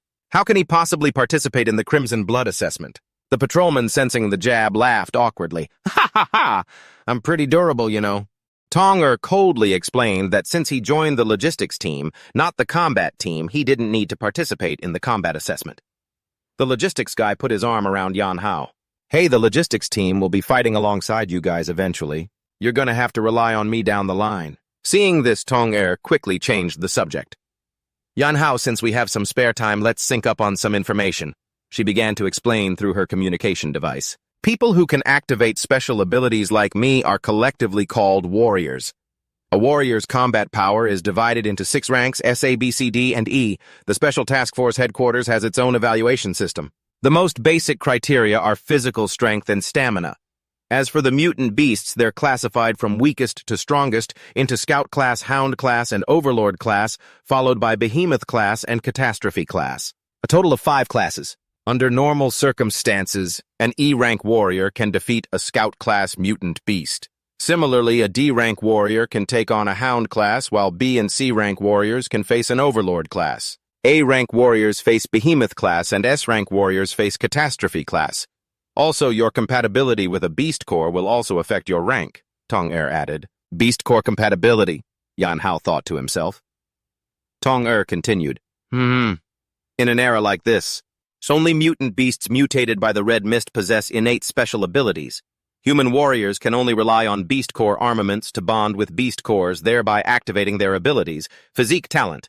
A luck, and so on will all affect Beast Core compatibility. The better the compatibility, the higher the quality and number of abilities you can activate. If you can't bond with a beast core, then the highest you can ever be ranked is E-class. The armored vehicle screeched to a halt in front of a blockaded area. A guard raised his hand, signaling them to stop. Sorry. This road is currently under traffic control. Please take a detour. Someone from the team got out of the vehicle and asked with a frown, "You dare to block the special task force?" The guard replied, "We're just carrying out our duties. There's really no other way." Just then a luxury car glided past the checkpoint with ease. Tunger narrowed her eyes, thinking, it's just a recruitment test for Crimson. What's a big shot from the Mutant Corporation doing here? Something's not right. Inside the Crimson assessment area, the candidates had already gathered in large numbers. A powerful voice rang out. Crimson is humanity's strongest shield and the Special Task Force's sharpest blade. A man in a formal military uniform stepped forward. It was Lin Yongshin Crimson's chief examiner, an A-rank warrior. He announced loudly, "I don't care what kind of background you have. Now that you're here, you follow the rules here. Pulling strings is absolutely forbidden on my watch. No matter who you are, if you don't have real skills, don't even think about staying in Crimson." He raised his hand, his gaze sharp. The first round, the physical fitness assessment, begins now. Yan Hao shot off like a flash of lightning. In the 100-meter sprint carrying a 50-kilogram weight, his time was 5.1 seconds. Next was the electronically weighted kettlebell test. He easily lifted the 500-kilogram weight with one hand to everyone's astonishment. Finally, it was the punching power test. Yan Hao threw a devastating punch at the machine. The machine sparked and the screen displayed an error message. The person in charge shouted in terror, "The punching dynamometer is broken. We can't get a reading." 10 minutes later, Yan Hao stood before the chief examiner, only lightly dotted with sweat. Reporting Chief Examiner, all items completed. Chief Examiner Lin Yongshin looked at the results sheet with an expression of disbelief, then announced, "Confirmed complete. Total score 198 points." The other candidates immediately started whispering excitedly. 198 points. The highest rookie record before this was only 140 points. A jealous onlooker said, "Isn't this kid cheating? He's so dead." An assistant rushed over to report to the chief examiner, reconfirming the situation. "Instructor Lin, the highest record for a new recruit joining the team is 140 points. Another young man among the candidates, Zhang Jin, the younger brother of the Chishi City Defense Team's captain, looked skeptical. "His score is that much higher than the record." He clenched his fists, muttering, "I don't believe it." Chief Examiner Lin Yongshin turned to the assistant who had just reported, his voice stern. "I supervised it myself and we have it on video. Are you accusing me of letting him pull strings?" Seeing this, Zhang Jin immediately changed his attitude, forcing a laugh. Of course not. I was just curious." Then he walked over to Yan Hao to start a conversation. "You must be Yan Hao from the Chishi City Patrol Team." Yan Hao replied coldly, "What is it?" Zhang Jin smirked with a hidden meaning. "Nothing. Just wanted to say hello. We're from the same hometown, after all." But in his mind, he was cursing, "Just you wait, you little brat." An image flashed through his mind, the scene of his brother being defeated by Yan Hao. "The humiliation my brother suffered. I'll make you pay it back 100-fold. Yan Hao watched his retreating back, his gaze unrippled. Hometown Chief Examiner Lin Yongshin walked over and asked, "His name is Zhang Jin. He's a spoiled young master from the Chishi City Defense Team. Do you two know each other?" Yan Hao answered decisively, "No." He thought to himself, the Chishi City Defense Team, so that's it. The people from the defense team are rotten to the core. The chief examiner began to announce the official results. The physical fitness test results are as follows. 30th place Zhang San, 89 points. 29th place. 3rd place Zhang Jin, 123 points. 2nd place Jin Ying, 135 points. And 1st place, he looked directly at Yan Hao and declared clearly, Yan Hao with 198 points. A blonde girl with 2 pigtails, Jin Ying, a senior researcher from the Technical Intelligence Bureau, cheered with delight. "I only came to take the assessment for fun. I didn't expect such a strong rookie this year. Oh, how interesting. I'll have to study him closely." Meanwhile, the head examiner announced that the 15 people at the top of the list would stay for the next round to test their beast core compatibility. In a single dorm room, Zhang Jin sat alone, his face full of frustration. "I should have been number 1, he mumbled. Who knew two monsters would show up? A voice rang out in his head. If I hadn't groveled for you to the 6 factions, do you think you'd even be qualified to take this test? The voice continued its warning. You only get one shot. You'd better do it right. Zhang Jin clenched his fist, a determined look flashing in his eyes. For my brother, I have to get into Crimson. The scene changes to the Beast Core testing platform. The 15 best candidates had all gathered. The head examiner, Lin Yongxin, explained, "This test isn't complicated. You just need to put on this gauntlet." He held up a metal gauntlet, and then placed the Beast Core on top of it. To begin the test, he announced the rules in a stern voice. A Beast Core compatibility rate below 40% means you are immediately eliminated. To avoid any confusion, I will briefly explain what a Beast Core is. A diagram appeared explaining, first, only aberrant beasts of the hunter-hound level or higher can produce a Beast Core. The stronger the aberrant beast, the higher the quality of the Beast Core it produces. By embedding a Beast Core into an aberrant beast armament, a warrior will be able to use the same aberrant abilities as the beast. Everyone has a different compatibility with Beast Cores, which will depend on their compatibility rate and their own innate talent. This will awaken different attribute abilities, such as elemental strength or support and control. The head examiner continued, This gauntlet is the lowest grade aberrant beast armament. It can only test compatibility. It cannot grant you any aberrant abilities. After you officially join the Crimson Tactical Unit of the Special Operations Team, you will be issued better Beast Cores and aberrant beast armaments. He ordered, The Beast Core compatibility test begins now. The first candidate stepped up. The screen displayed D-Class compatibility rate 39%. He collapsed to the ground. He screamed in despair. My physical fitness was ranked 5th. Why is this test harder than killing an aberrant beast? Next candidate. Another person successfully passed with a rate of 56% and shouted with joy, I passed, I passed. I can join Crimson. An assistant called out, Zhang Jin, your turn. Zhang Jin stepped up with a cold expression, his eyes flashing with a crimson light. He forcefully put on the gauntlet. A clang was heard as the gauntlet locked into place. He gritted his teeth almost as if he were commanding his own body, Obey me. The large screen immediately displayed the result, D-Class compatibility rate 60%. The crowd started buzzing again. The strongest rookie from the last batch only had 56%. The strongest in this batch must be him. Zhang Jin smirked, glancing at the others. A bunch of trash? I'm the strongest one in this batch. Amid the chatter, Yan Hao stood silently observing. Suddenly, Jin Ying appeared from behind him and asked curiously, Are you from Redstone City? How come I've never heard of a powerhouse like you before? The girl continued playfully. After all, I'm the know-it-all of the Technical Intelligence Bureau, and yet you managed to slip past my radar. You're not so simple, are you? She leaned close to his ear and whispered, The unusual fluctuation in the red mist concentration in Redstone City a few days ago. I bet that had something to do with you, didn't it? Yan Hao feigned ignorance. Playing dumb, huh? What are you talking about? I don't understand a single word you're saying. Jin Ying stepped back, smiling charmingly. It's okay if you don't admit it. Anyway, you just need to know that I'm very interested in you. With that, she cheerfully walked away. Yan Hao called after her with a slight smile. In that case, Miss Know-It-All, could I ask you for some information? Jin Ying turned back, winking playfully. Of course, but I have a condition. That condition is, as long as your test score surpasses mine, I'll tell you anything you want to know. The girl emphasized each word with a meaningful look. Anything at all. Just then, the person in charge called her name. Next, Jin Ying! The girl happily ran up. Coming, coming! Standing on the platform, she declared loudly, Everyone watch closely. Zhang Jin's record of 60% is about to be broken by yours truly. Yan Hao thought to himself, Is she really that strong? But from another corner, Zhang Jin scoffed. What a clown. Jin Ying confidently placed the Beast Core on the gauntlet.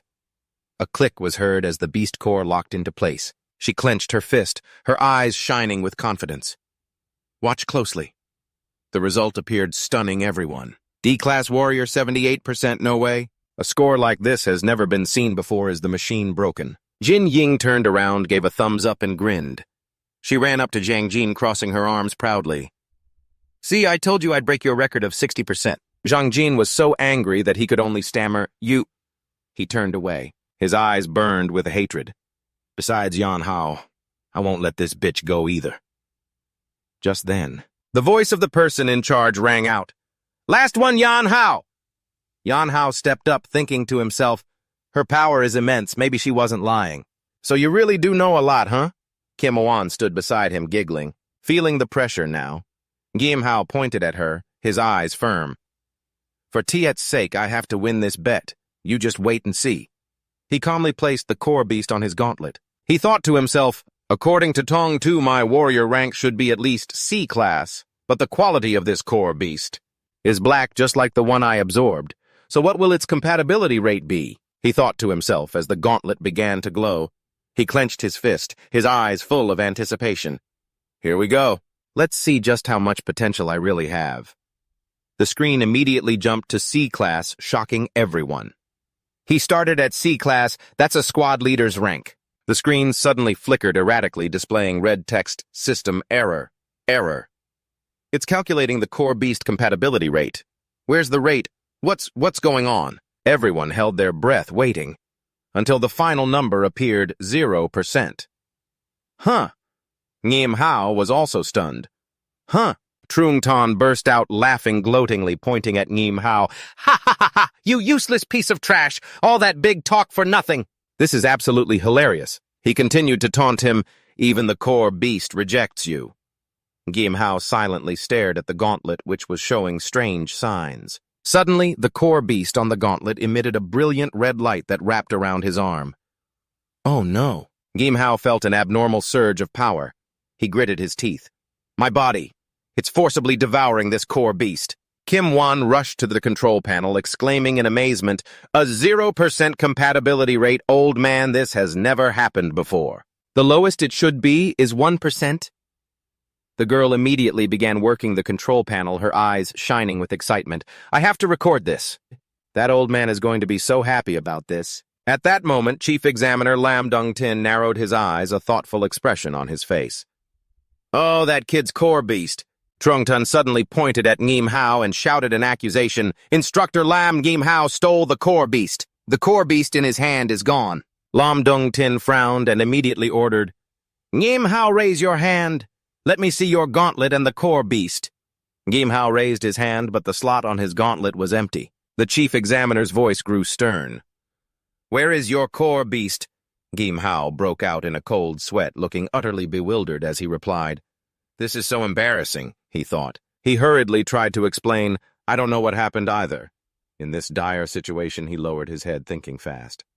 "I have to make up a reason right now, or I'll definitely become a guinea pig. A test subject." His decision was swift. He thought to himself, "I'll gamble on it. I'll disguise the beastification as an ability activated by the core beast." Immediately, a brilliant red energy erupted. His right arm transformed into a powerful, sharp monster claw. Trung Tan's eyes widened. His jaw dropped and sweat poured down his face in terror. "Holy crap, what the hell is that?" Lam Dong-tin immediately drew his energy sword and shouted to the crowd, "All personnel on alert! Fall back!" In contrast to everyone's fear, Kim Wan's eyes sparkled like stars. She squealed with excitement. Whoa, could this be beastification?" Trung Tan backed away, suspicious. "Beastification, that guy's been infected." Meanwhile, Lam Dong-tin aimed his gun at Ngim Hao and yelled, "Everyone get back!" The chief examiner's gaze turned ice-cold and menacing. "I may have to take him out right here," he thought. Suddenly, Kim Wan rushed forward, waving her hand and calling out, "Hey, Ngim Hao, can you hear me?" The monster arm gradually shrank. Ngim Hao turned to look at her calmly.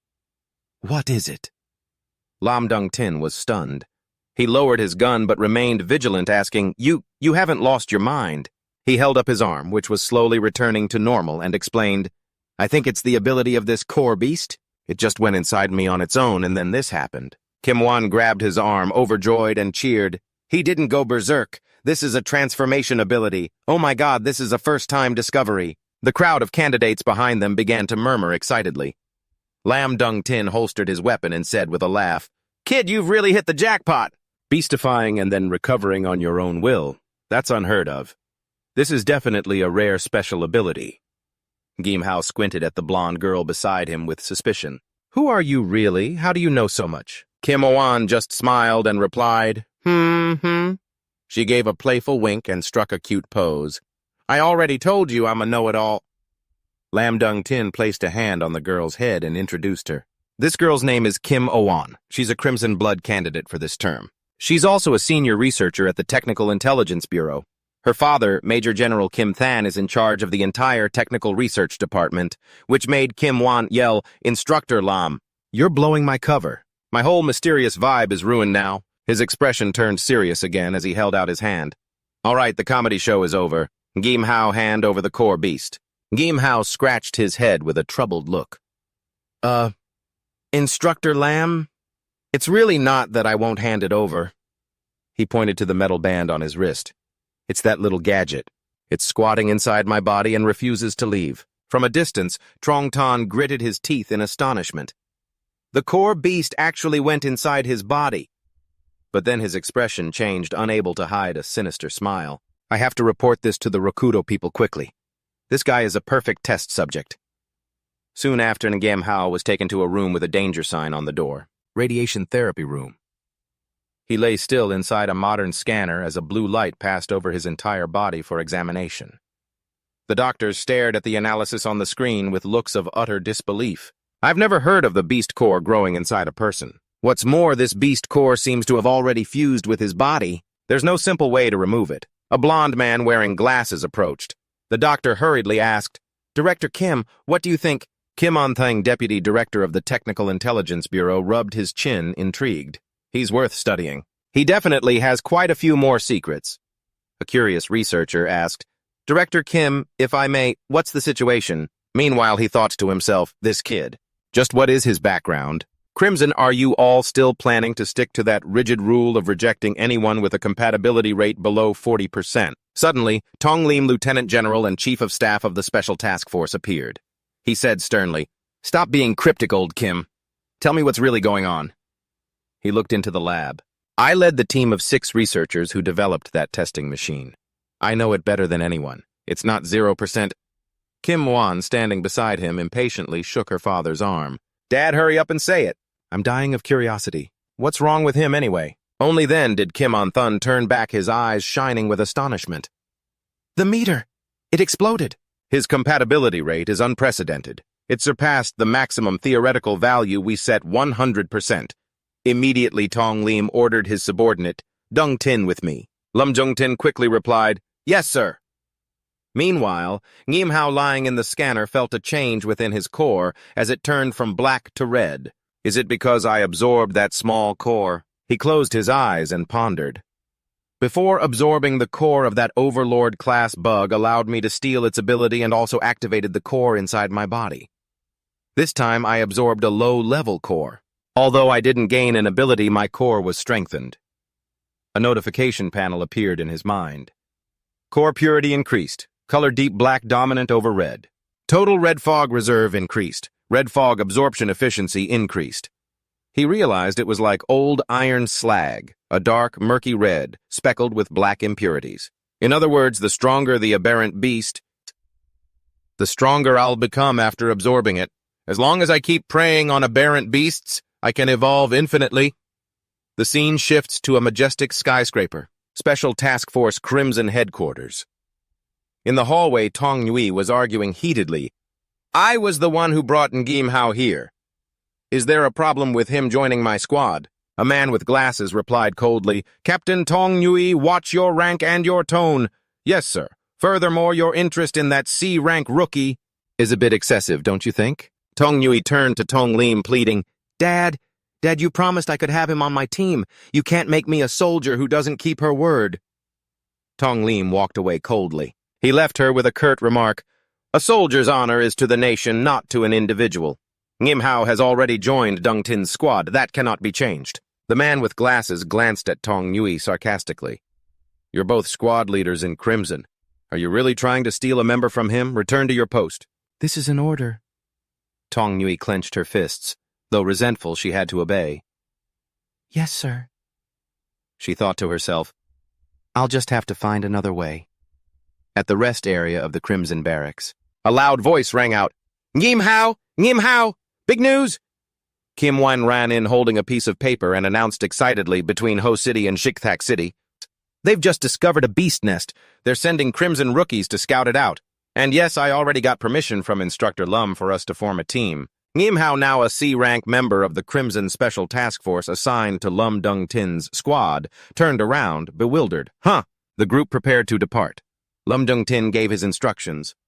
The mission objective is to scout and assess the threat level. Be vigilant. Even though it's a low-level beast nest, the red fog can cause mutations. Kim Wan, D-rank senior researcher for the Technical Intelligence Bureau and a member of Lum Dung Tin's squad, said cheerfully, "Data collection is my specialty. Don't worry, I'll cover you." The convoy of armored vehicles entered a treacherous mountain region. The threat level of beast nests is divided into 4 tiers: low, medium, high, and extreme. The species are also divided into many types. Sitting in the vehicle, the driver explained, "The low-level beast nest we're approaching is a hive type. Its characteristics are a simple structure, but a complex network of internal passages. The deadliest part is the swarm of venom stinger bees, made up of a large number of worker bees and a small number of soldier bees." Ngimhao mused. "A hornet's nest. One person should be enough to handle that, right? Why would we need 3 vehicles?" Suddenly the driver exclaimed. "Huh?" Ngimhao looked ahead. "Iron bees aren't like little honeybees. Looks like there's something up ahead."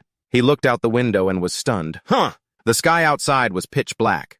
Tiny dots were rushing towards them. An entire swarm of giant creatures came into clear view. "Wow, I didn't know these honeybees were so big," someone shouted. Kim Wan corrected them. "I told you they're iron bees, not honeybees." The soldier driving a corporal from the old patrol team, now with the special task force, yelled, "Everyone hold on tight!" The vehicle tilted violently as it was relentlessly attacked by the swarm from the air. Kim Wan panicked. "This is bad. It's the Iron Bee's stinger attack. Our armored vehicle can't take this." Ngimhao immediately took action. His hand glowed with a brilliant red light. "I'll handle the swarm outside. This is a good chance to test out this newly developed move." He placed his hand on the car door and shouted, "Fuse!" With a loud bang, he kicked the mutated door, sending it flying straight into the swarm of bees as he charged out. "Everyone find cover and defend yourselves. I'll be back in a bit." Yanhao swung the car door, now a massive weapon, and instantly crushed 7 iron bees. The soldier driving stared at him dumbfounded. "What kind of ability is that?" "Using a door as a weapon," Kim Wan explained. "It's a transformation ability. He absorbed a beast core during the assessment." She recalled, "At that time I thought he could only transform himself. I never expected he could also imbue that transformation ability onto objects." Kim Wan was ecstatic, her eyes gleaming. "So that means he can turn anything into a weapon. That's just too amazing. I have to record his combat data. I'll definitely have to study it carefully when we get back." Suddenly, a green ray of light shot out from nowhere, piercing through the 7 iron bees surrounding them with terrifying destructive power. Yanhao quickly raised the mutated car door to block it. He exclaimed in shock, "A green ray, what the hell is that?" He noticed the armor was smoking heavily. Gritting his teeth, he thought, "This thing is even stronger than the iron bee's stingers. It can break through my defenses. I have to figure out where it's coming from. Otherwise, it'll wear me down sooner or later." Yanhao turned his head and shouted a warning to his comrades. "There's another enemy. The source of the attack is unknown. Kim Wan, everyone be careful. Find cover and hide." Following the order, the soldiers scrambled through the hail of bullets. "Get behind that rock." A soldier carrying a flamethrower was about to charge forward. "Iron bees are afraid of fire." But Kim Wan quickly stopped him. "Don't go out!" Before she could finish her sentence, a green ray of light shot toward them. It pierced through the soldier who had just leaped into the air. "Ah!"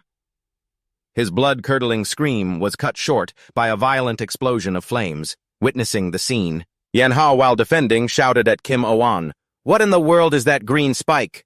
Kim Owan, checking the data on her tablet, turned pale. "It's a hound-class queen bee. Its tail stinger is venomous and can corrode any armor below C-rank A hound class." The intel was wrong. This is definitely not a low-level beast nest. Yanhao swung the shield, knocking away the smaller bees. He made a quick decision. "Help me take care of these small scout bees.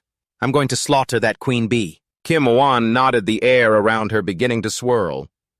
"Got it," she shouted, activating her ability. "Kim Wan D class. Element system. Basic ability wind. Cyclone." Razor-sharp gusts of wind swirled violently, sweeping away the surrounding iron bees. The cyclone tore through the enemy's formation, opening a direct path to the hive. That's where the queen bee was hiding. Yan Hao charged down the newly opened path, his eyes blazing as he locked onto his target. Got you now. The queen bee shrieked, firing beams of crimson energy from its tail in a counterattack. Yan Hao dodged while transforming the weapon in his hand. The sound of clanking metal rang out. The crude car door had now morphed into a sharp spiral lance. This form should do. He channeled all his strength into his legs and stomped on the ground, creating momentum. Boom! A powerful force began to gather in his body. Yan Hao thrust the giant lance forward. He let out a mighty roar. Go! The lance tore through the air, flying straight toward the queen bee as it tried to attack again. A direct hit! The tip of the lance plunged deep into the monster's abdomen, but the scene that followed stunned everyone. Wait! That's impossible. It was pierced through a vital spot, yet it's completely unharmed. Kim Oan looked at the readings in utter confusion. How can a hound class have that much power? Could it be because... Yan Hao landed staggering from exhaustion. Kim Oan quickly ran to him, yelling, Yan Hao, don't let it get away! The injured queen bee was flapping its wings frantically. Run, it's about to level up to overlord class. Yan Hao fell backward onto the ground, giving up. Let it go! I'm out of gas. Without the red mist to replenish my energy, I was drained in an instant. If I'd known, I would have saved some strength. Kim Wan stood with her hands on her hips, looking down at him with a teasing smile. Hey, what's with this dead fish act? Are you trying to play the victim? Do you need this lady to give you mouth-to-mouth? Yan Hao snorted coldly in reply. I'm not interested in kids. Kim Wan looked down at Yan Hao and pouted. Who are you calling a kid? She took out an energy chocolate bar. She smiled and offered it to him. Here, eat this first. Take a rest. Yan Hao shyly turned his face away, scratching his head. Actually, I'm out of energy, but not because I'm hungry. A soldier ran over to check on them. Are you guys all right? Yan Hao stood up and replied, We're fine. Kim Wan, while looking at her tablet, gave an order. Let's clean up the battlefield and set up a temporary camp while we're at it. This needs to be reported to the higher-ups immediately. The soldier replied, It was reported a while ago. After regrouping, the troops started moving toward the giant honeycomb structure that was leaking dark red gas situated in the middle of the desolate land. Kim Oan looked at the measuring device in her hand. Beeping sounds echoed as she announced, The red mist concentration in the beast nest is still within the low range. We can go in with protective gear. Seeing Yan Hao hesitate, she said, You're not going to wait for reinforcements, are you? That queen bee is injured. It's a good opportunity to gather data and deal with it, but more than that, the threat level of this beast nest has now risen to mid to high. If we succeed, we'll have completed a mission above our rank and could gain a lot of benefits. Meanwhile, the scene shifts back to the imposing headquarters building of the Special Operations Team, specifically outside the Chief of Staff's office. Inside, a silver-haired general is in a heated argument. The argument with the person opposite him was intense. Right now, the higher-ups are severely divided. It's not just us hoping he becomes a high-level combat asset. There's also a bunch of mad scientists who advocate for turning him into a test subject for research. He turned solemnly, his gaze sharp through his glasses. Yan Hao is very special. Keep a close eye on him. Suddenly, Lin Yongshin's communicator beeped. He flinched. An emergency call. The silver-haired general urged, Go on, answer it. Yongshin immediately replied, Yes, sir. After listening to the report, Lin Yongshin panicked, shouting into the device, What did you say the beast nest, Yan Hao and the others were scouting, has had its threat level changed from low to high grade, and Yan Hao and Kim Wan have already gone inside. The silver-haired general was stunned, muttering, Isn't this just reckless? That Kim Wan girl may seem flippant, but her mind is quite sharp. She wouldn't take such a risk. Something about this is strange. He immediately raised his hand and gave a decisive order, Mobilize the nearest Crimson unit to provide backup. Song Rui's squad is to depart immediately. Primary objective, ensure the safety of Kim Wan and Yan Hao. Secondary objective, eliminate the beast nest. At the same time, a man walked in to report. Reporting, sir. Lin Yongshin was surprised to see a familiar face. Yongji, aren't you supposed to be in the hospital? The silver-haired general turned his back and asked Lin Yongshin, Yongshin, I'm having your younger brother continue to follow Song Rui. Is that a problem? Yongshin replied succinctly, No, sir. He turned to give an order to the newcomer. Lin Yongji, report to First Lieutenant Song Rui immediately to serve as her adjutant. This is an order. Lin Yongji bowed his head in compliance. Yes, sir. Yongsan silently understood. So you were the one who arranged for him to be by Song Rui's side before too? As everyone left, the general stood alone in the room, gave a slight wave of his hand, "Go, go," and thought to himself, "Ruir, although I don't know why you're so interested in Yan Hao, this is all your father can do for you." Back at the dangerous scene, Yan Hao and Kim Wan, clad in tight-fitting combat suits, were advancing deep into the cave. Only Kim Wan and I possess the defensive combat suits for the Red Mist. I hope everything goes smoothly. After venturing deeper into the cave for a while, without any unusual activity, Kim Wan said, "The energy index, on the other hand, hasn't changed." The girls analyzed the situation with concern. However, once that queen bee matures into an overlord class, the difficulty of dealing with this beast nest will increase dramatically. Suddenly, Yan Hao shouted, "Stop!" It startled Kim Wan, leaving her stunned. Crash! A giant monster broke through the rock wall and charged out, attacking fiercely. Both of them hastily jumped to opposite sides, narrowly dodging it. Yan Hao got a good look at the enemy and exclaimed in horror, "This is bad. It's a mutated armored stinger queen. Judging by its size and the oral appendage on its tail, it's overlord class." A cold sweat broke out on Kim Wan's back. She couldn't believe her eyes. It really managed to evolve successfully. How is this possible? The red mist concentration is this low. It's clearly not enough for it to level up so quickly. The situation worsened as its minions swarmed in, surrounding them. Not only that, the other scout stinger bees have been enhanced too. Kim Wan looked at the malfunctioning device in her hand and shouted in fury, "The red mist concentration here already far exceeds the warning value. Why didn't the analyzer sound an alarm?" Just as she finished speaking, she collapsed to the ground, coughing violently. "Cough, cough!" Yan Hao turned back in worry. "Kim Wan!" Blood was trickling from the corner of her mouth. Kim Wan gritted her teeth as she realized an even more terrifying truth. Moreover, the protective suit has been tampered with. The effectiveness against the red mist has been weakened. "There's a mole in the Crimson unit!" Yan Hao immediately stood in front of Kim Wan to protect her. In that life-or-death moment, Yan Hao grabbed Kim Wan's hand, pulled her along, and shouted, "Run!" As he ran, he glanced at the dense red mist surrounding them, calculating inwardly. I was just worried about not having enough red mist energy, and now it's serving itself up on a platter. But I have to get Kim Wan to safety first. In this kind of terrain, there's no way I can fight with peace of mind. Finding a fissure in the cliffside, Yan Hao unleashed a powerful kick. Ha! He shattered the rock, creating a small entrance, and pointed inside the crevice. He signaled for Kim Wan to hide there. "It's concealed here and it's ventilated. You should be able to hold on for a bit." Yan Hao turned back his back facing the cave entrance and instructed Kim Wan, "Contact headquarters for reinforcements and prepare protective gear. I'll go hold them off." Kim Wan immediately regained her composure, raised her hand in a confident salute. "Leave it to this young lady. I'll update them with the latest data and the situation inside the nest." She saw Yan Hao starting to walk away. She suddenly called after him, "Hey!" Yan Hao pointed at his face, her eyes a mixture of determination and worry. "If you don't come back, I'll chase you to the depths of hell and never let you go." Yan Hao turned his head back. He gave a reassuring and masculine smile. "Don't worry, I'll definitely be back." As soon as he left, the ground shook violently. The monster revealed its true form, a giant queen bee with rugged armor. Yan Hao clenched his fists, thinking to himself, "I have finally gained enough strength. And to protect the people who are important to me. So this time, the promise I made to Xiao Shui, it will be the same." Enemy information displayed mutated armored stinger queen bee higher than overlord level. He raised his hand, which was blazing with red energy. His eyes burned with the will to fight. "I will absolutely not fail." A swarm of worker bees as dense as a dark cloud blotted out the sky and frantically dived down to attack him under the queen's command.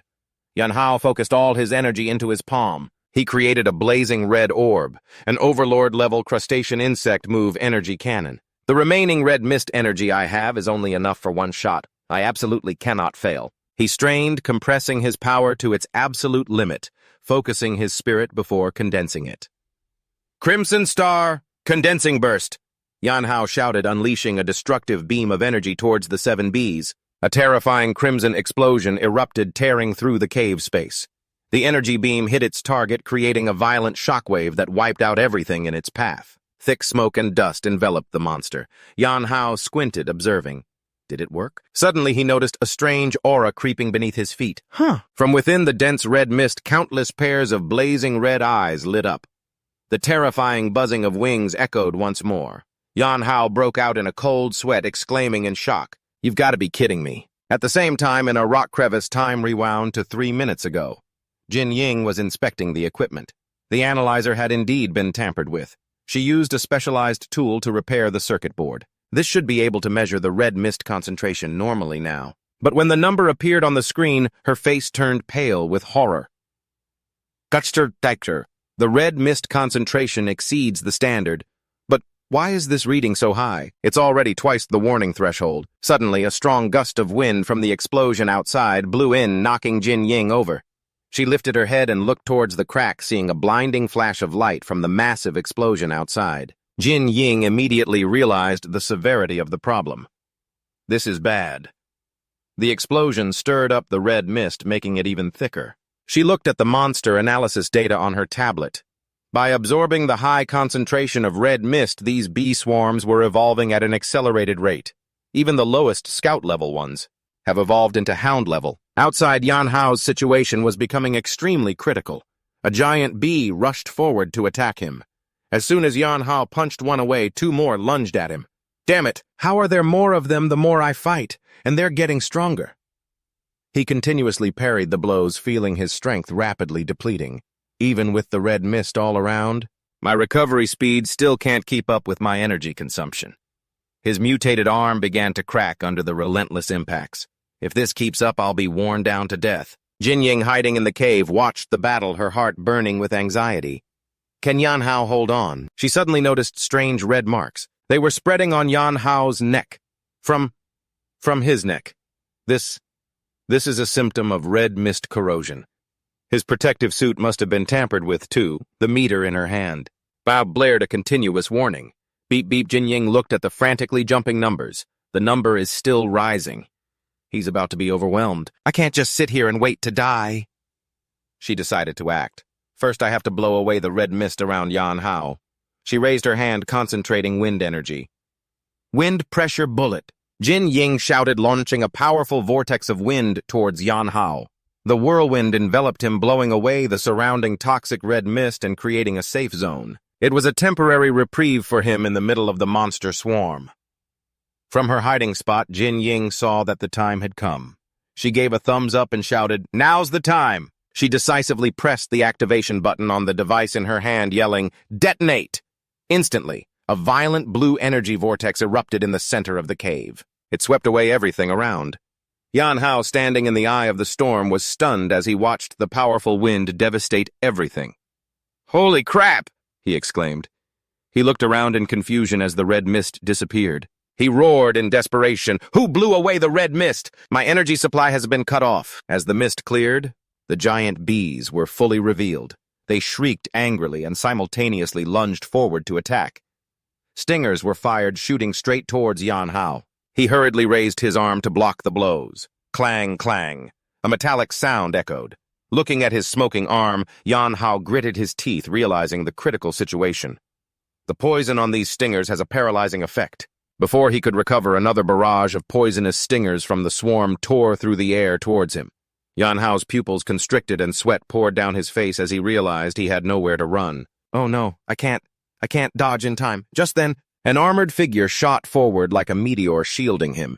The person blocked the incoming poisonous stingers with their back. Yan Hao was stunned. Looking at the steadfast back that had just saved him, he blurted out, "Adjutant Lin." Lin Yongji appeared with a stat panel showing C-Class Force-type Core Beast Overlord Pangolin. He shouted, "The fight isn't over. Focus." The endless tide of bees continued to swarm in with overwhelming numbers. Suddenly, purple bolts of lightning struck down from above, instantly piercing through a line of the monsters. Song made a cool entrance with a heavy rifle electricity crackling around her body. C-Class Element-type Core Beast Giant-level Manticore. She landed gently on the ground. Yan Hao asked happily. "Captain Song, Why are you all here? Song. Replied coldly, her eyes still warily scanning the surroundings. We received orders from headquarters to provide you guys with support. She raised her hand and gave a decisive order to the entire assault team to clean up this stinking mess. The soldiers, armed to the teeth, roared in unison, "Yes, ma'am!" and charged forward bravely. The flamethrowers began operating at full capacity as Team A used high heat to suppress the forward passage. Team B provided mid-range covering fire. Amidst the chaotic sea of fire, a soldier shouted, "Adjutant Lin, you and Yan Hao fall back and rest." Lin Yongji replied, "Got it." Suddenly, a giant tail with a sharp stinger shot out from the darkness, aiming straight for them. A blazing red energy beam fired at terrifying speed. Someone screamed a warning, "What is that?" "It's too fast, Adjutant Lin, watch out." "Song," Air shouted while firing back. "Don't look back, keep running." "It's another overlord class, I can only use that move once." She focused all her energy into her gun. Activating her ultimate skill, she created a massive electromagnetic field. Electromagnetic annihilation. The destructive energy beam shot forward. The high-voltage electric field generated by this move would destroy and paralyze all objects within its range.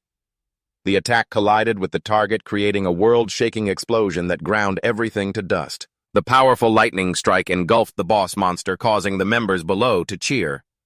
"Look, Captain Song's attack, I think it hit," but Jin Ying immediately warned, "Wait a minute, that body shape. This is the Overlord class Queen Bee mentioned in Researcher Jin's intel, even though it was hit." The monster shrieked and soared high into the air. Song Rui shouted, "It's flying upwards! I've paralyzed it. It can't get far. Eliminate the surrounding bee swarm. Rescue is the priority." The entire team responded in unison. Roger. Witnessing Songer's power, the team members couldn't help but be amazed. Captain Song was always this strong. Well, last time in Red Rock City, she didn't bring her main combat gear, nor was she wearing her battle armor, so she couldn't use her abilities to their full potential. After repelling the attack wave, Songer turned and asked, "Where's Jin Ying?" Yan Hao pointed towards a large rock. "She's over there." Just then a voice rang out. "Stone Cold Song." Jin Ying walked out with a pout, but still full of life. "If you were 10 minutes later, you would have been picking up this young lady's corpse." Songer smirked and retorted, "Well, Miss Jin, when we get back, remember you're treating us. You still owe me for saving you last time, you know." With the situation temporarily stable, Song gave her next command.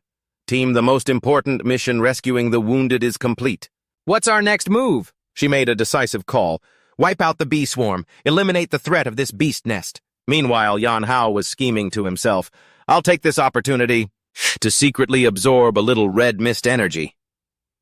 Yan Hao stood alone, his fists clenched as streams of red gas were drawn into his body. He pondered, that last shot of red mist energy couldn't even take out the queen bee. I have to try again. Feeling the power surging through his body, he let out a sigh of relief. Phew, almost done replenishing. Suddenly, Yan Hao jerked his head around, sensing an immense danger approaching from above. A gigantic spike slammed into the ground, causing a powerful tremor. It made everyone tremble in fear. Immediately after, a crimson vortex formed, sucking all the surrounding mist into its center. Someone exclaimed, "It's absorbing all the red mist from the entire beast nest." The queen bee appeared in a new, far more terrifying form, stunning everyone. This posture. It's trying to level up again. No way. Didn't it just become an overlord class? Jin Ying looked at her detection device, which was blaring red alerts, and screamed in panic. "Danger, danger! The red mist level is about to break through level 4. Where the hell is all this red mist coming from? Could it be this beast nest is actually a high-level one?"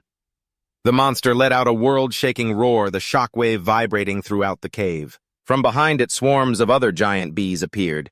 A soldier reported, "Captain Song, a large number of hound-class bee swarms have appeared behind it." Yan Hao charged forward. With his back to his comrades, he yelled, "You guys handle the bee swarms. I have a way to deal with the queen." Song Rui called out after him, "Yan Hao." Without hesitation, Song Rui immediately ordered the entire team to support him. "All units listen up. Attack the swarms and provide cover for Yan Hao." Everyone responded in unison. "Roger!" The queen bee began firing deadly energy beams down at the ground. Yan Hao thought as he ran, "I have to finish it for good or everyone's going to die here." He moved continuously at high speed, repeatedly slashing at its body. Yan Hao leaped into the air, dodging a sweeping attack, and realized, relying on just my claws isn't going to work. He flipped in midair. His hand gathered blazing red energy as he unleashed his decisive move. Crimson burst! A massive crimson explosion erupted right where the monster was. Dust and smoke engulfed everything. Yanhao stood watching his handiwork, a confident smirk playing on his lips. Did it work? But before his smile could fade, a sharp, pitch-black spike suddenly shot out from the cloud of dust at terrifying speed. Yanhao hastily leaned back to dodge it by a hair's breadth. The spike plunged into the ground. He realized just blasting it with energy isn't enough to inflict a fatal wound. I need to find a suitable weapon. His gaze fell on the object that had just landed beside him. Huh, the queen bee's stinger.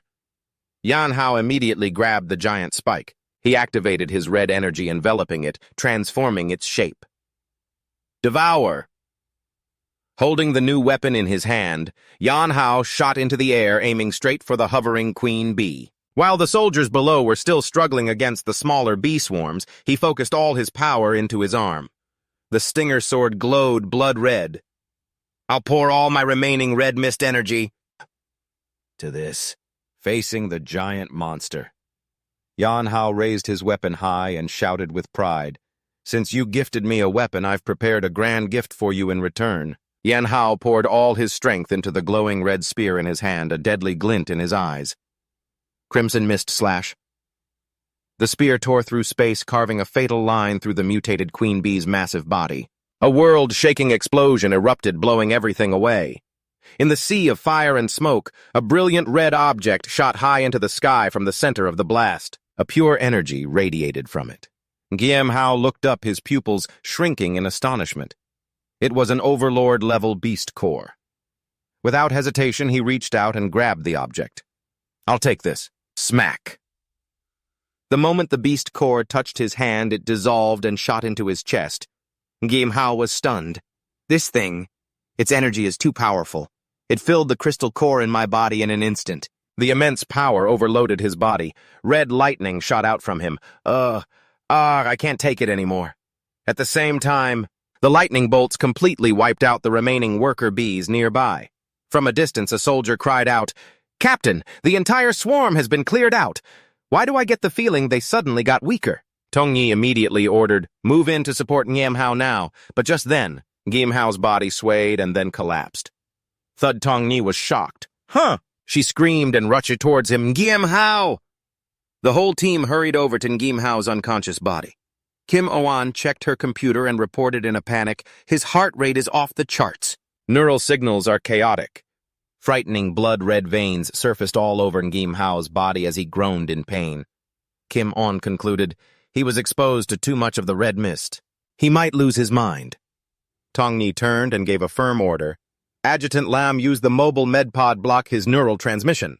Lam Dung Tri gave a curt reply. Roger. At the temporary camp outside the beast's nest, the armored vehicle carrying Yanhao arrived safely. Outside, a soldier asked anxiously, "Adjutant Lam, how is Brother Ngim? Is he okay?" Lam Dung Tri reassured him, "He's stable for now." He turned to Kim Wan. "Kim Wan, you're a technical officer. I'm putting you in charge of adjusting the medpod's parameters and monitoring him." She replied, "Got it." The modern medpod closed. A mechanical voice rang out, "Medical bay initiating, commencing anesthetic injection."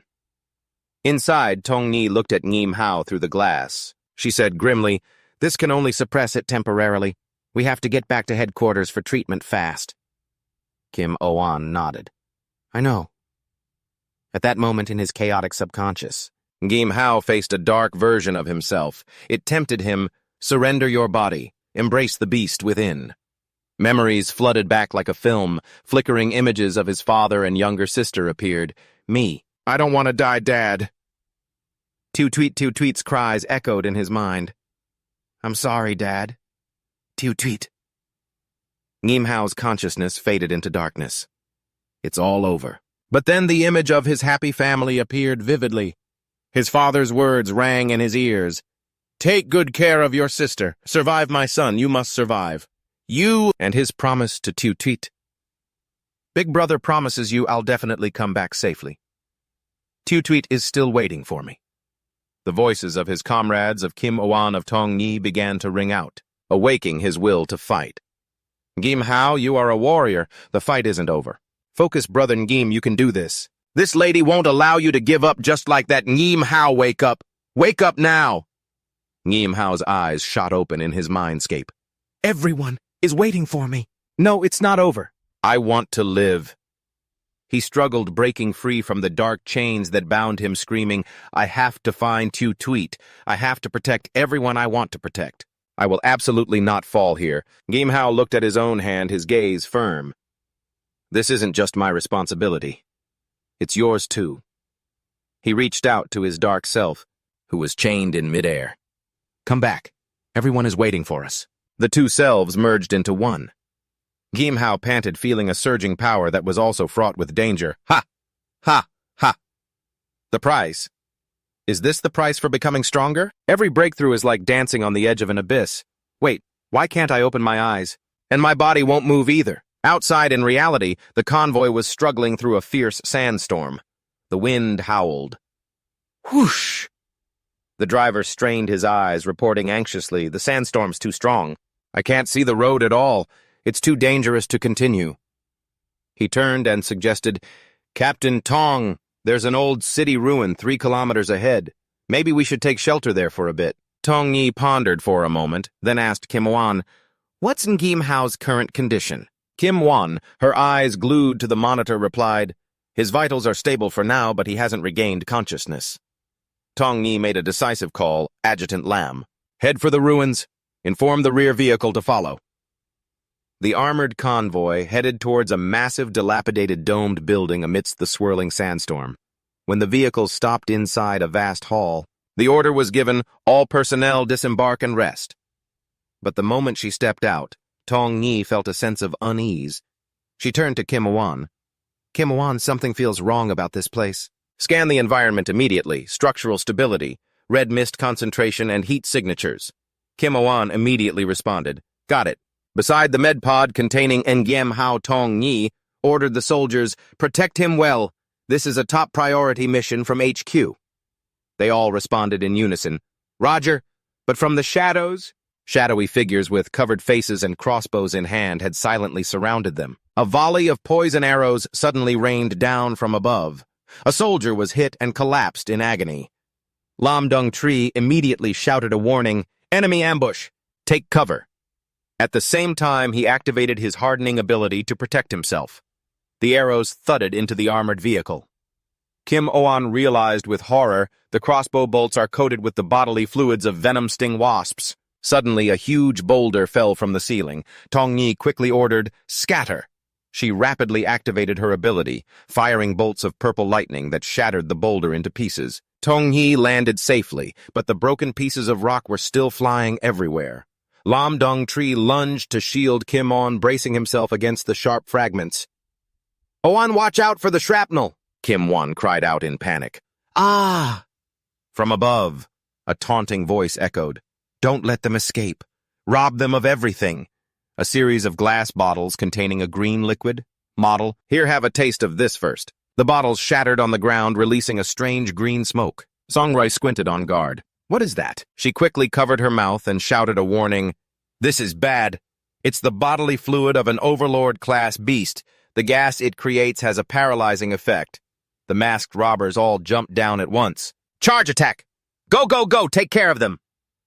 A robber swung a giant axe towards Song Rui, laughing. Ha ha ha ha! Hand over all the good stuff, little girl! Song Rui dodged the blow coldly, saying, Get lost!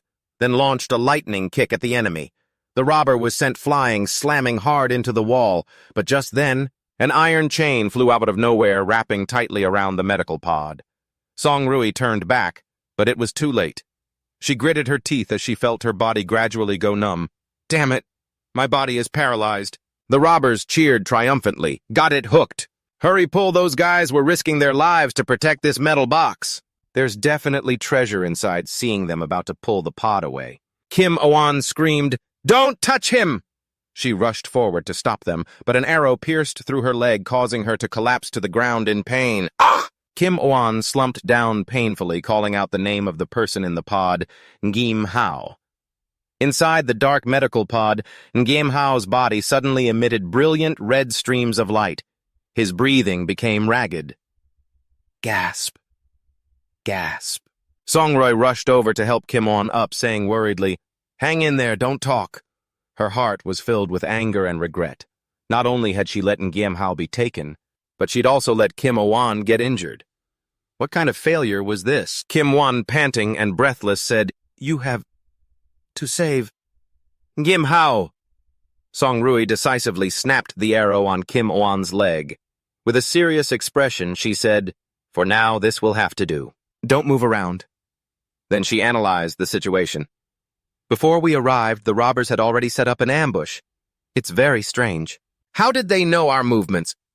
Lam Dung Tree ran over to report Captain Song the scene has been secured. Most of the rogue robbers escaped while we were poisoned. They escaped? Song Rui replied, "There's a fierce sandstorm outside. They can't possibly move Ngiem Hao by land. They must have gone underground." Another soldier ran up. "We found an abandoned elevator shaft, but a preliminary investigation suggests it's the entrance to their hideout." Song Rui immediately gave the order, "Assemble at once." Standing before the dark elevator shaft, Song Rui gave her final instructions. "Next up is a rescue operation. The objective is to retrieve Ngiem Hao. Team A, secure the exit and protect Kim Won. Adjutant Lam and Team B, you're with me. We're rappelling down." Standing before the Team B soldiers who were preparing to depart, Song Rui commanded loudly, "Success is our only option. Failure is not an option." The entire team replied seriously, "Yes, sir." Just then, the young man anxiously stepped forward.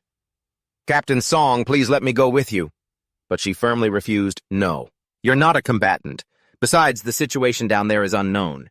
You and Kim Won will stay with Team A and protect everyone." He persisted, his face full of worry. "Ngiem Hao is my good brother. He saved me once. Now that he's in danger, how can I just stand up here and wait?" Seeing his determination, Song Rui finally relented. "All right, stick close to me. Don't get separated from the team." He was immediately overjoyed. "Yes, sir." Scene change. Down in the robbers' hideout, one of them was struggling with the heavy metal box. "This metal chest is so heavy, what the hell is inside it?" Another one yelled, "Who cares? Anything hidden in an armored vehicle has to be treasure. Everyone get out of the way." A burly robber swung a huge weapon, bringing it down hard on the medical pod, creating a sharp streak of light. The sound of metal clashing rang out with a loud clang as the axe blade struck the pod's tough steel shell. The robber's leader panted in frustration. "What the hell? This thing is tougher than a safe. We've already broken several crowbars and sledgehammers on it, and it won't even budge."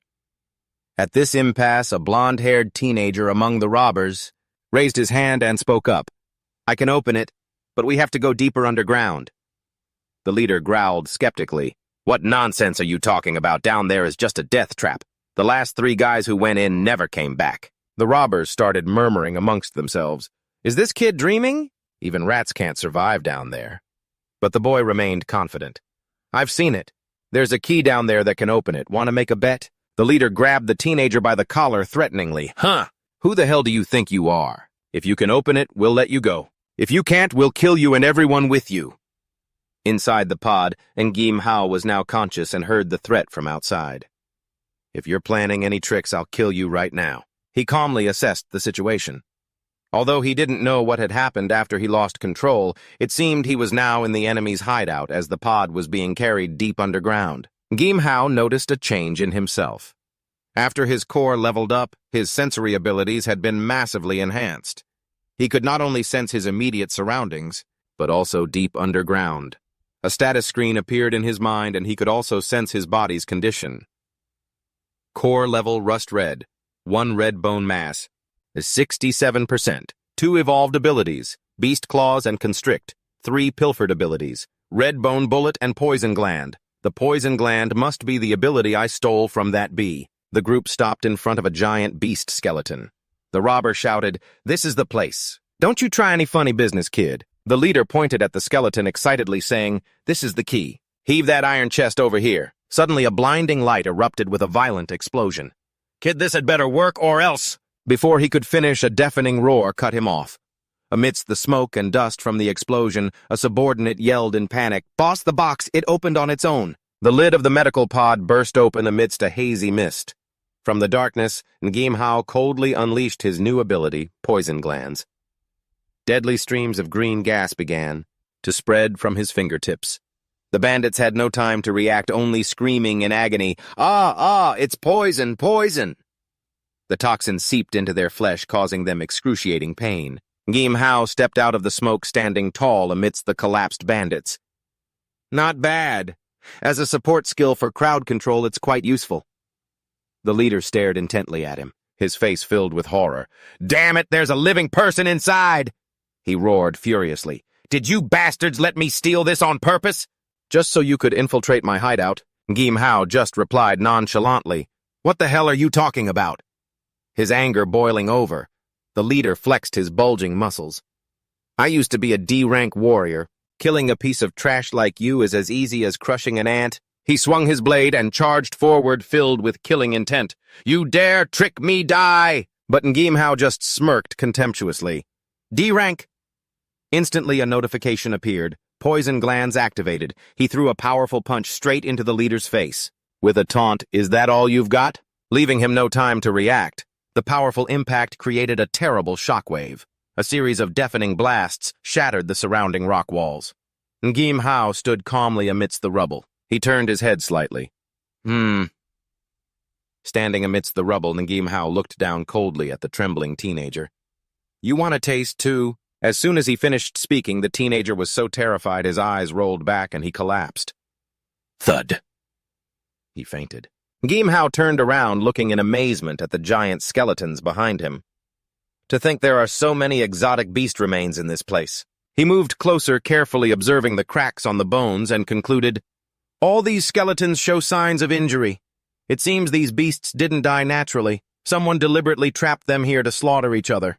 Just like in a beast arena." Suddenly, an immense pressure bore down from above. Tong Nui's electromagnetic pulse could be heard from 10 floors away. He smiled faintly and crushed a piece of debris in his hand.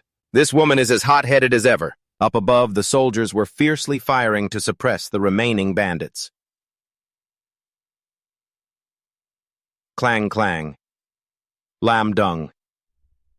Tree braced himself against the hail of bullets, his body transforming into a block of hardened black steel. Clink, clank, damn it, what the hell? That guy's completely immune to blades and bullets. Seizing an opportunity, he unleashed a lightning kick that sent the enemy flying. After the situation was stabilized, a soldier ran up to report Captain Tong. "This area has been suppressed. No sign of Kim T or Ngim Hao yet." Tong Nui decisively replied, "Keep searching." She frowned as she saw the deep claw marks on the rock walls. "There are exotic beast claw marks everywhere. It seems there's some kind of secret hidden here." Just then, the communicator blared with an urgent signal.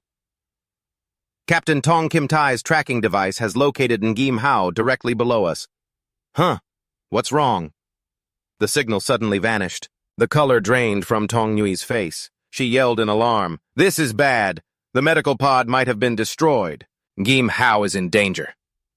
At that very tense moment, Ngim Hao casually walked out from the rubble, carrying the teenager on his shoulder. "Yo, is everyone all right?" "Ngim Hao." Tong Nui breathed a sigh of relief, but couldn't help but ask with suspicion, "Ngim Hao, are you okay?" "I'm fine now. What on earth is down there?" Ngim Hao looked down into the dark abyss and explained in a low voice, "Below is probably an abandoned beast arena. Captain Tong, should we investigate?" After a moment's thought, Song-er decided to prioritize retreating for now. They would investigate later. "Ngim Hao, this kid..." "Oh." He was startled as the teenager on his shoulders suddenly woke up. The boy struggled free. Huh. He escaped. His eyes were bloodshot as he frantically drew a knife and lunged at Ngim Hao. "Die! Shing!"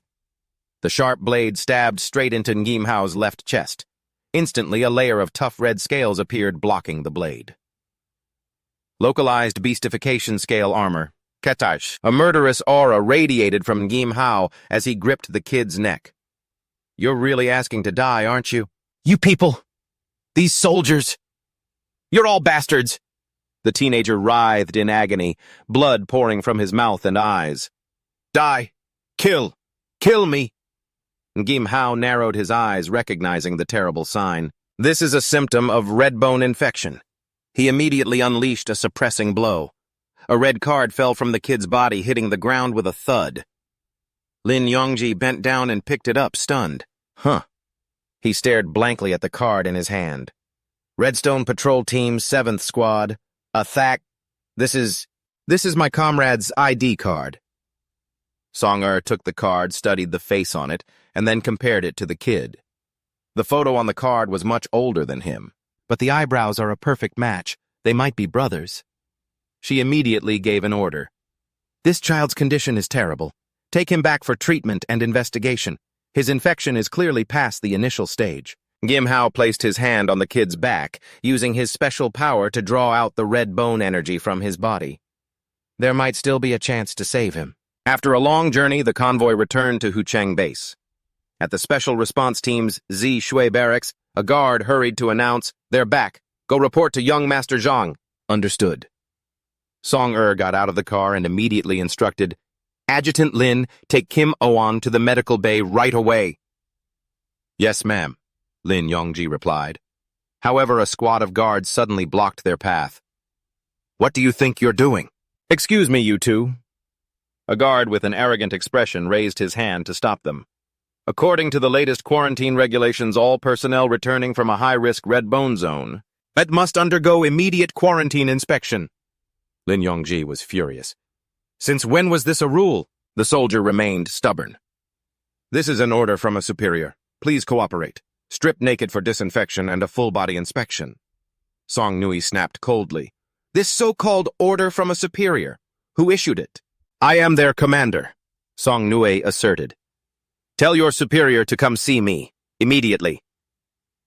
In the distance, a man in an elegant vest approached, flanked by armed soldiers. Clank, clank. "Who is deliberately refusing to cooperate with the inspection?" He flashed a knowing smile when he saw Song Nui. "Oh, so it's Captain Song. Just a misunderstanding. He thought to himself, why did Song Nui come back with Ngim Hao? Song Nui looked him straight in the eye and demanded, "You're the one who ordered these logistics grunts to do this." He replied calmly, "I'm in charge of quarantine for new recruits. Captain Song and researcher Kim are veterans of the Special Response Team. Naturally, they don't need our inspection." He turned to Ngim Hao with a calculating look. "Ngim Hao, this is for the good of the barracks. I'll have to ask you to cooperate." Song cut him off coldly. "Not necessary." Her voice became threatening. "Who the hell do you think you are? Your word doesn't count for anything here."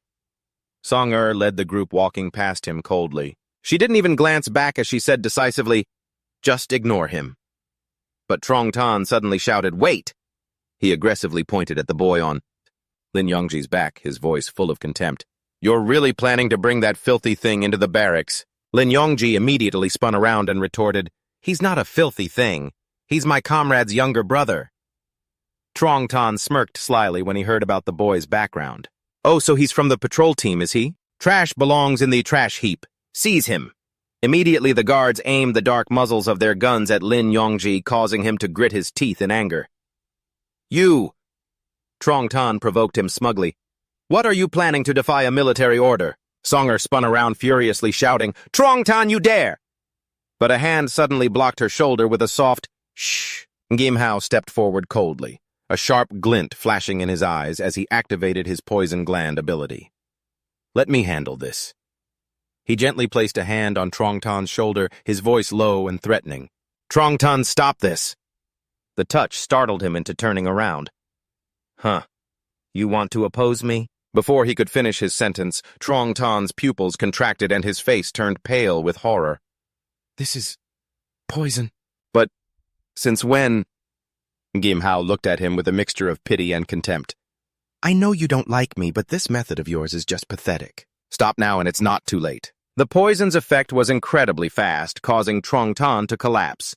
Ngim Hao looked down at him and said sarcastically, "Look at you. I only said 2 sentences and you're already so tired you've collapsed." He turned to the stunned guards. Ngim Hao ordered with a smirk, "Hey, your new team leader seems exhausted. Take him away to rest." The soldiers trembled and replied, "Yes, sir." As he was dragged away by his subordinates, Trong Tan craned his neck to glare at Ngim Hao's back. "Team leader, what's wrong?" "Sir." "Ngim Hao, you were clever this time." "Just you wait." Songer looked at Ngim Hao suspiciously. "What did you do to him?" He just smiled calmly. "Don't worry. This will just keep him in bed for a couple of days." The scene changes to the medical bay where modern equipment is running at full capacity. My protective suit was smeared with a slow-acting corrosive agent. After I came into contact with a high concentration of red bone, its protective function immediately disappeared. There's a mole one who didn't want Kim O-won to return alive. The chief of staff looked at Ngim Hao meaningfully. You were also their target. But he replied calmly, Chief of Staff, I believe their primary target was me. Kim O-won was just caught in the crossfire because of me. The man gently pushed up his glasses, his expression thoughtful. Is that so? Until this is fully investigated, both of you are temporarily suspended from all external duties. Kim O-won's father, his face gaunt with worry, said to the Chief of Staff, Old song. Looks like there are a few rats in headquarters that need to be cleaned out. I trust you'll assign reliable people to protect my daughter and Yan Hao. But if another slip-up happens, neither of us will be able to bear the responsibility. The Chief of Staff nodded. His eyes glinted with determination. I understand.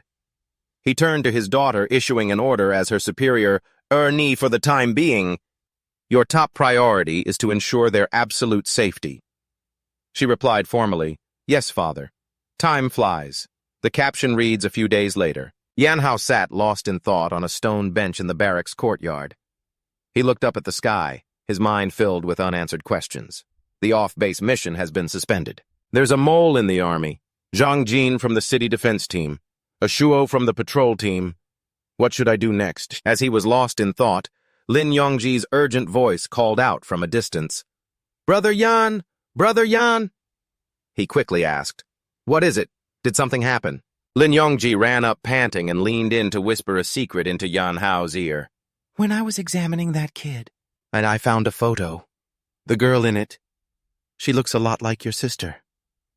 Hearing the word sister, Yan Hao froze, then excitedly gripped his friend's shoulder. Are you serious? Lin Yongji cried out in pain. Brother Yan, you're gonna break it. You're breaking my arm. The two of them rushed into the hospital room. Slide.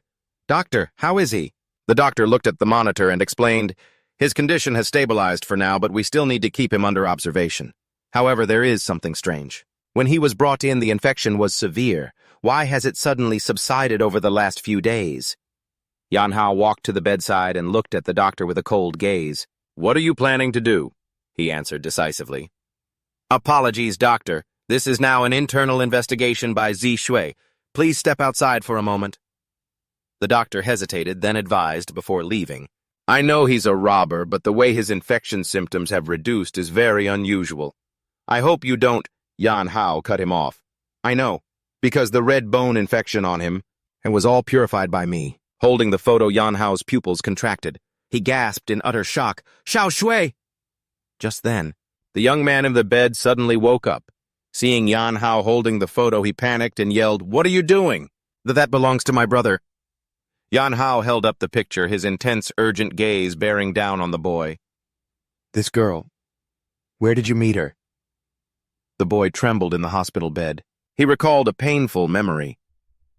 Half a year ago, on the way to the refugee settlement. Yan Hao gripped the photo tighter, his voice low and pressing. Where is she now? The boy could only turn away in despair. I don't know. Fear exploded inside him and he broke down, sobbing hysterically. I don't know. They all disappeared, and so did my brother. He told me to wait for him in the city. He said he'd be right back. Seeing the boy's reaction, Yan Hao fell silent, remembering his own promise from long ago. I'll definitely come back for you, okay? You have to promise you'll come back. I will definitely come back for you. Lin Yongji approached, his expression grim as he reported, Brother Yan, a Shuo was assigned to transfer the refugees back then, but halfway through he was reassigned to another mission. He went missing after that. I don't know the specifics. We'll probably have to check the mission files from that time. Yan Hao was silent. He suddenly placed his hand on the boy's chest, activating his power, which startled Lin Yongji. Brother Yan, what are you doing?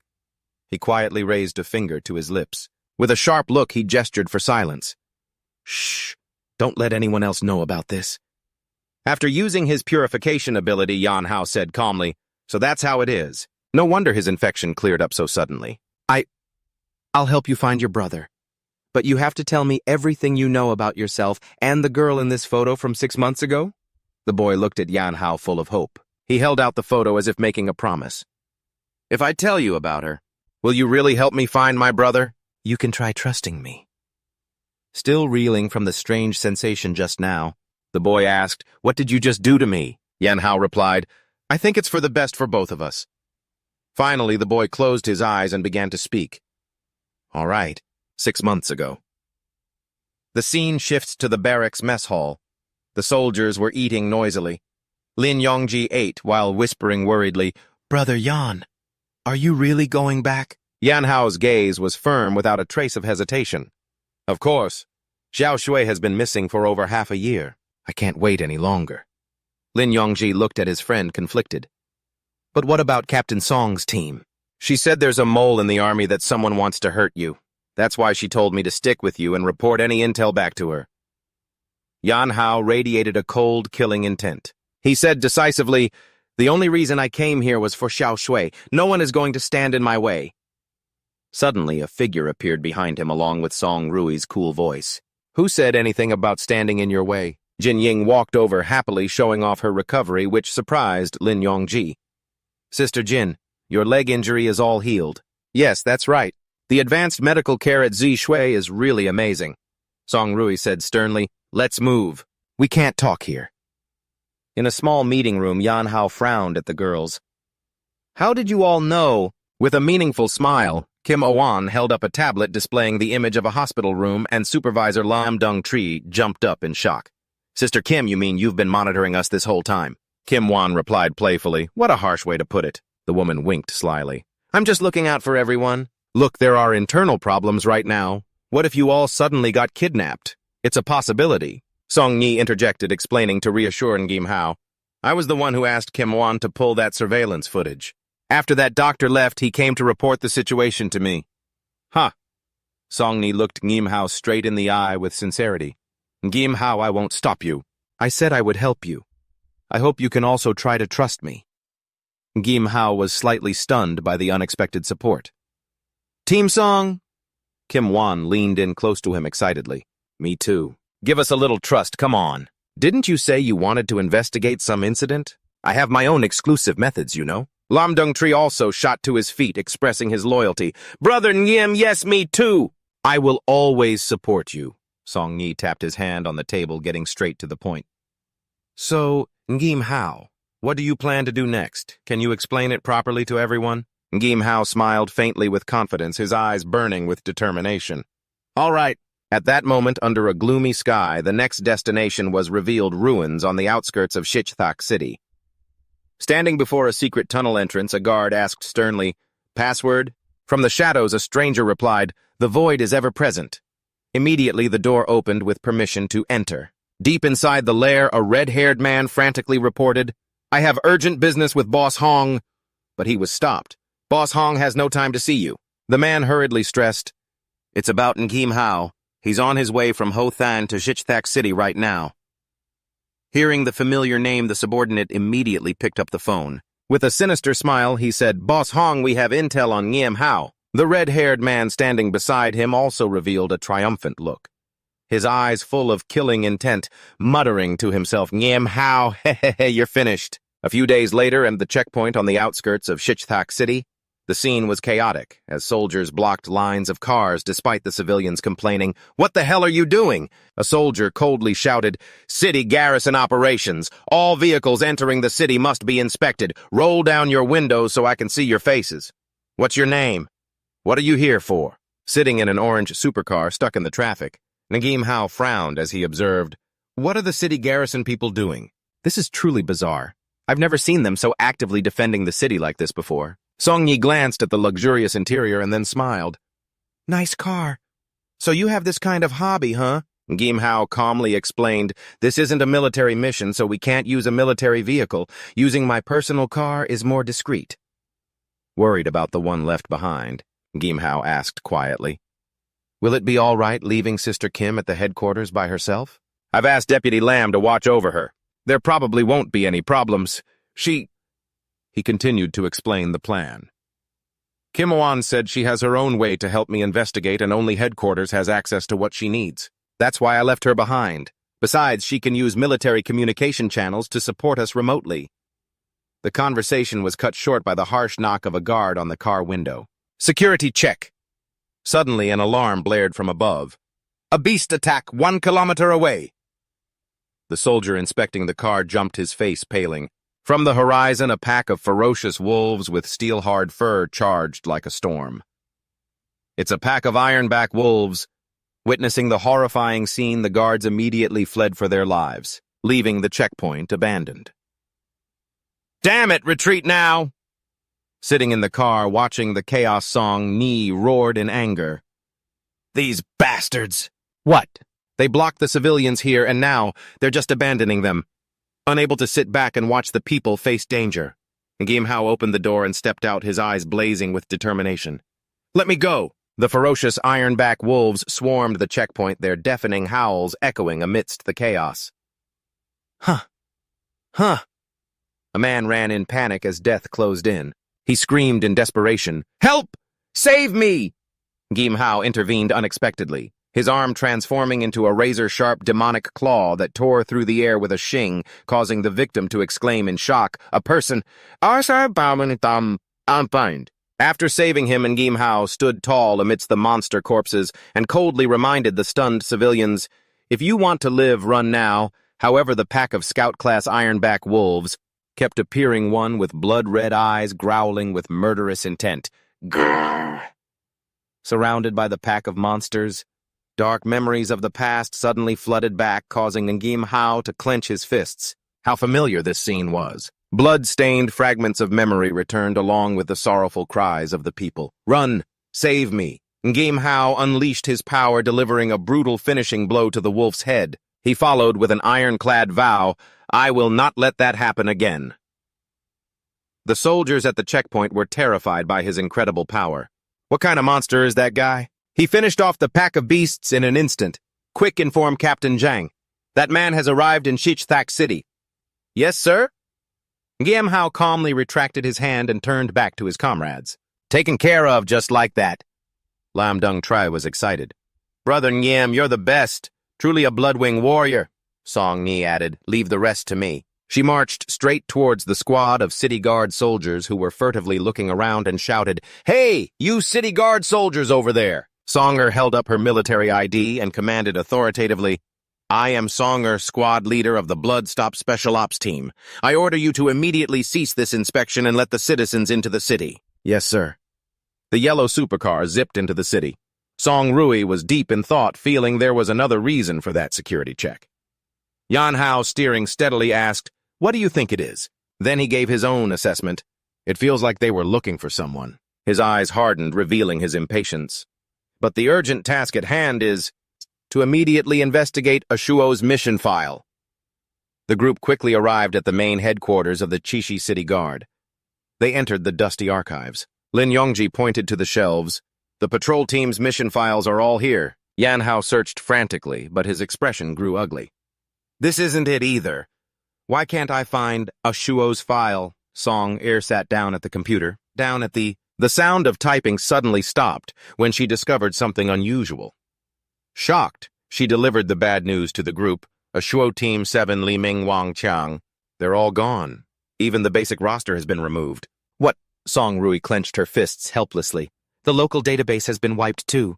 There are no records about Ashuo inside. Was this a dead end from the very beginning? Yan Hao silently observed the screen, then said decisively, Isn't there any other way? Wait a minute.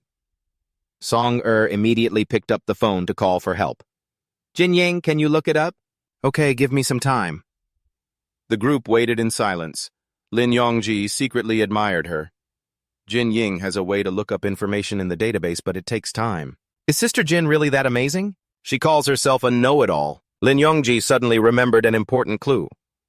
That's right, Captain Jia is a veteran of the former government. When the patrol team was first established, he led Brother Ashuo. He must know about the mission from that year. Let's go. However, when they arrived, Captain Jia's house was in ruins. What is this? There are signs of a struggle. These marks are very recent. The battle must have just ended. Yan Hao picked up a shard from the ground and asserted coldly, 80% sure this was the city guard's doing. Songer asked in surprise. Why would the city guard make a move on Jiatun? Lin Yongji explained. Earlier, Brother Yan stood up for Captain Jia and beat Captain Jiang Sheng until his head looked like a pig's. Now they've surely come for revenge. Yan Hao crushed the shard, his killing intent flaring. Looks like this is all aimed at me. The inspection was also to confirm that I had entered the city. If that's the case, then let's just confront them directly. Beep, beep, beep, beep. Immediately, a squad of armed soldiers appeared from behind armored vehicles. Chief Song, we finally found you all. Who are you? Facing Yan Hao's group, a man wearing glasses gave a fake smile and introduced himself.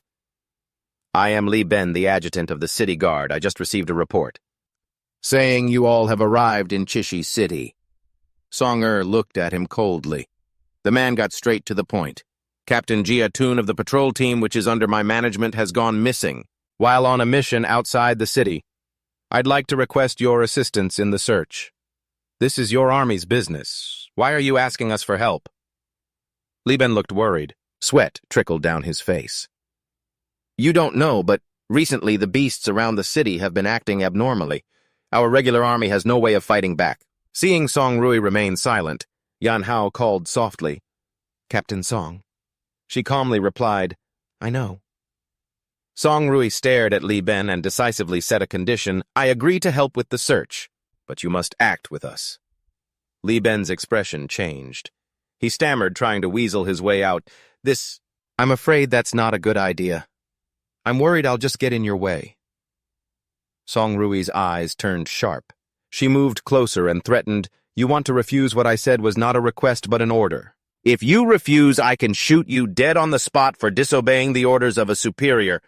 I wouldn't dare. Put him in the car. The yellow supercar tore through the wind. Speeding toward the outskirts, Song Rui questioned while driving, Adjutant Li. You just said that the beasts have been acting abnormally recently. So why did you still let Captain Jia go on a mission? Yan Hao, sitting in the back, stared at the man suspiciously. Did you people intentionally send Captain Jia to his death? How could that be? Captain Jia requested it himself. The group stopped amidst desolate ruins. Li Ben pointed forward. It's very close. Yan Hao sensed the atmosphere and frowned, warning. Something's not right. He said this area has strong beast activity, but I don't smell the breath of any redbones. At that moment, Li Ben's phone rang with urgent beeps. He shouted in panic, We have to leave here immediately. Lin Yongji grabbed his shoulder and yelled, Adjutant Li, what the hell are you doing? I've brought you all to the place where it happened. I'm sure there's nothing left for me to do. The man scrambled to run away, shouting as he went, Help me pass a message to Chief Song. I'm sorry to trouble her with the search. I'll take my leave first. Thud. But Song Rui was as fast as lightning, blocking his way with a kick. You can't leave. Hey. She grabbed him by the collar, her eyes filled with murderous intent. Speak. What is your purpose? Suddenly, an earth-shattering explosion rang out. Kaboom! Giant purple lightning bolts tore across the sky. Li Ben collapsed, screaming at the catastrophe. Ah! That thing is coming. A bolt of lightning energy strikes down as if to destroy everything. I can't. I don't want to die. Tong Er stands firm amidst the shockwave. She realizes something. Just as I thought. There isn't a single low-level strange beast around. It's because of it. From within the dust and smoke, a giant monster covered in electrical energy appears. A lightning beast. A data panel appears. Lightning beast. Overlord class. The monster growls. The purple spines on its back glow brightly, crackling with electricity. Lin Yongji cries out in terror, An overlord-class Tong Rui analyzes the situation while taking a defensive stance. Why would it suddenly appear here, 3 strange beasts acting abnormally? The patrol team went missing on a mission. It seems none of this is a coincidence. Li Ben tries to take advantage of the chaos to run away. Ha! Tong shouts, ordering her teammate, Get him, don't let him get away. Roger. Lin Yongji gives chase. Li Ben screams frantically, Don't follow me! I don't want to die a pointless death here! Behind them, the lightning beast begins to gather a massive amount of energy. Sst! It's building up power. The eruption is coming. A blue tsunami of electricity shoots from its mouth, engulfing everything in its path. Whoosh! Tonger leaps into the air, narrowly escaping its range. Dodge. The earth-shattering impact creates a deafening explosion. Boom! Dust and debris fly across the battlefield. Tong stands steady on the rubble, assessing the tense situation. Looks like getting out of here won't be so easy. Yan Hao, hold it off. I'm going to get a weapon. He immediately replies, no problem. Ahead of them, the giant beast lets out an ear-piercing crackle as electricity arcs from its body, causing the space around it to warp. From above, the red-haired man watches the battle victoriously with a sinister smile. Yan Hao, let's see you act so cocky this time. The henchman beside him asks doubtfully, Boss, can a device this small really control an overlord-class strange beast? The red-haired man scoffs. This is nothing. The technology of the person backing us is beyond your wildest imagination. He's lost in his arrogance as he recalls. What I saw. They've even built a base for raising strange beasts. I've seen with my own eyes what they're keeping in there. They're no ordinary strange beasts. He spreads his arms ambitiously, looking down at the rampaging monster. As long as I capture Yan Hao and hand him over to them, this Shichthak city will be all mine. Back in the fight, Yan Hao focuses on the enemy and comes to a conclusion. Elemental strange beasts primarily rely on energy to fight. He suddenly dashes forward, activating a special ability. The poison gland taken from the queen bee. It should have a similar effect on an overlord-class beast. A powerful roar erupts from the monster as he closes in. But right after, crimson bolts of lightning suddenly wrap around Yan Hao, pushing him to his limit. He looks in horror at his hands, which are gradually losing their strength. My beastification. It's being forcibly dispelled. He remembers that ability. Isn't it similar to Tong Rui's Annihilator round? The lightning beast opens its massive maw, gathering a giant sphere of energy right in front of Yan Hao, stunning him. In an instant, he launches himself into the air to dodge the monster's devastating thunder punch, landing hard. Yan Hao takes a stance amidst the crackling electricity. He grits his teeth, sweat dripping down his forehead. I can't let my guard down. Realizing the enemy is too strong, he analyzes. So this is the difference between a normal strange beast and an overlord class. With this lightning wrapped around its body. Right, I have no chance for close combat. I just need to get rid of that lightning armor, right? Just then Tong returns with a heavy weapon. He quickly asks, Captain Tong, can you do it? She answers decisively, of course. My beast core ability originally came from a lightning beast. Its electrical energy can annihilate surrounding particles, nullifying other abilities. She narrows her eyes at the target and adds, if I fire a full-power annihilator round, I can neutralize its lightning armor. However, it'll only last for a very short time. It will recover quickly. Yan Hao channels his red bone power, his eyes flashing. That's enough. A single moment is all I need. Leave the rest to me. The monster roars wildly as it senses the pressure. Tong Rui shouts, now! A beam of purple light tears through the darkness from the barrel of her gun. Annihilator round. The precise shot causes the protective armor to explode. Yan Hao lunges forward. The lightning armor has been neutralized. He swings his glowing red claws, plunging them deep into the beast. Beastification, poisoned claws. Yan Hao looks at the screaming monster with a cold gaze. How do you like the queen bee's venom? The toxin quickly takes effect, paralyzing the beast's body. Good, it's working. The poison has slowed its movements. He notices the opponent's speed has drastically decreased. He scoffs contemptuously. Too slow. He delivers a powerful finishing blow with a cold declaration, die. Looking at the beast's corpse, Yan Hao reflects, even though its attack power was stronger than the last overlord class, once it lost its lightning power, its physical strength was far weaker than the previous one. However, without Tong Rui's Annihilator round 1, I wouldn't have even had a chance to get close. I have to get stronger. As the monster writhes on the ground, Yan Hao says sarcastically, Hey, hey, hey! You planning on leaving already? Since you've come all this way, you should at least leave something behind, right? High above the henchman trembles in panic. Boss, what do we do? That strange beast is about to lose. Tong stands with her gun, watching Yan Hao with admiration. Yan Hao, he's grown so much lately. I have to... She tightens her grip on her weapon, her determined gaze fixed on the ruined building. Get stronger, too. The red-haired man suddenly breaks into a cruel smile. Whoever said I only brought one overlord-class beast to deal with them? The henchman is stunned. Model. But suddenly, Tong Nui felt a terrifying killing intent from behind her. From the darkness, another giant reptilian monster lunged down. There's another one. From a distance, Ngim Hao turned back in astonishment. There's another one. The moss-green beast opened its mouth full of sharp teeth, about to snap Tong Nui up in an instant. Ngim Hao leaped to the rescue, shoving her far away with his hand and yelling, "Get out of the way!" After the impact, Tong Nui was thrown into the distance. She let out a soft groan of pain, "Ugh," as she collapsed to the ground. Just then, the moss-green stealth beast rushed forward and snatched Ngim Hao. Witnessing the critical scene, a horrified Tong Nui screamed, "Ngim Hao!" The beast let out a menacing roar. Suddenly, its body began to tremble. A close-up of its jagged, sharp-toothed maw, drooling saliva. Hiss, hiss, hiss. Ngim Hao's eyes glowed red, his cold killing intent a declaration of war. "You think a thing like you can swallow me?" The monster couldn't take it and spat Ngim Hao out, creating a powerful shockwave. He took a step back, his eyes narrowing calculatingly. Two overlord-class beasts.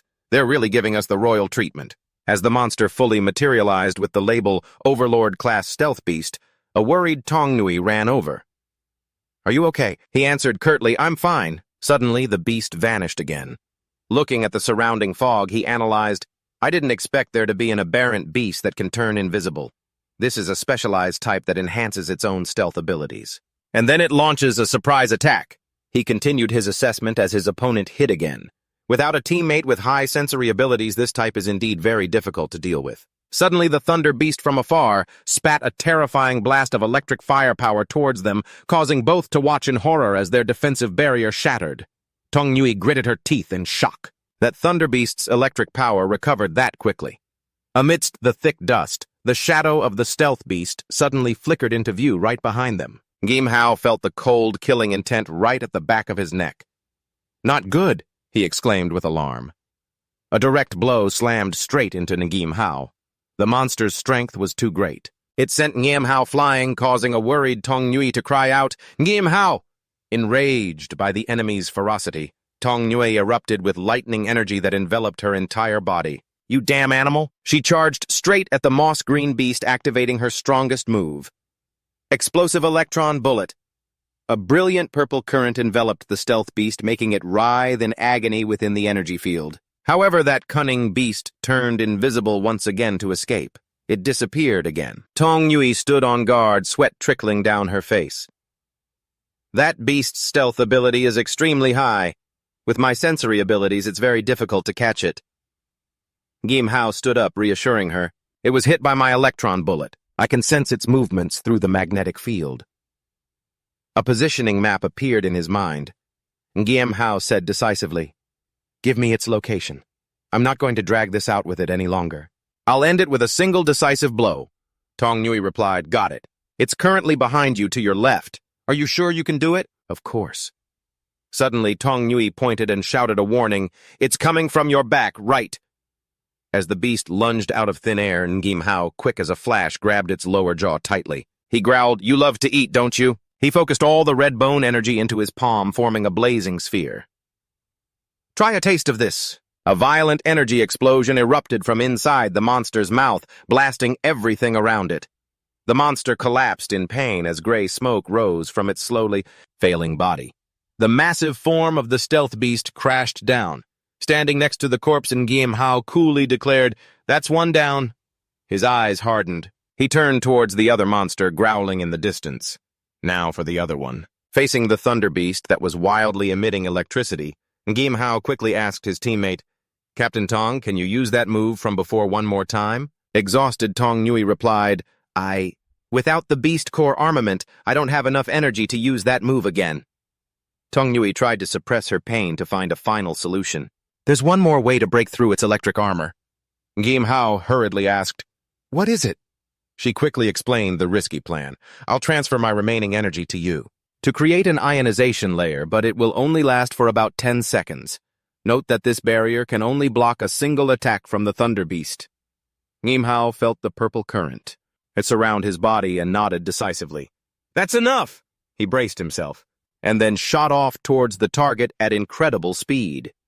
There's only one chance. The enraged monster fired a destructive bolt of lightning at the ground, trying to stop its foe. Ngim Hao deftly dodged the surrounding lightning bolts, telling himself as he approached, I absolutely cannot let myself get hit.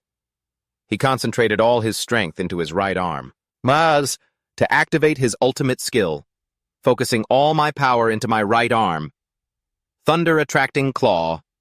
A powerful attack pierced through the beast's defenses, creating a brilliant aura of light that overwhelmed the space. The enemy leader was horrified as he witnessed the monster's defeat. We lost. Those were 2 overlord-class beasts. Even 2 B-rank warriors would have a hard time winning. How could they? They're only C-rank. He frantically ordered his subordinates, then looked for a way to flee.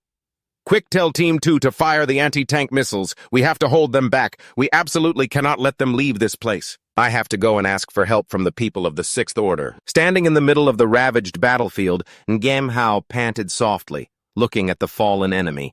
It's over!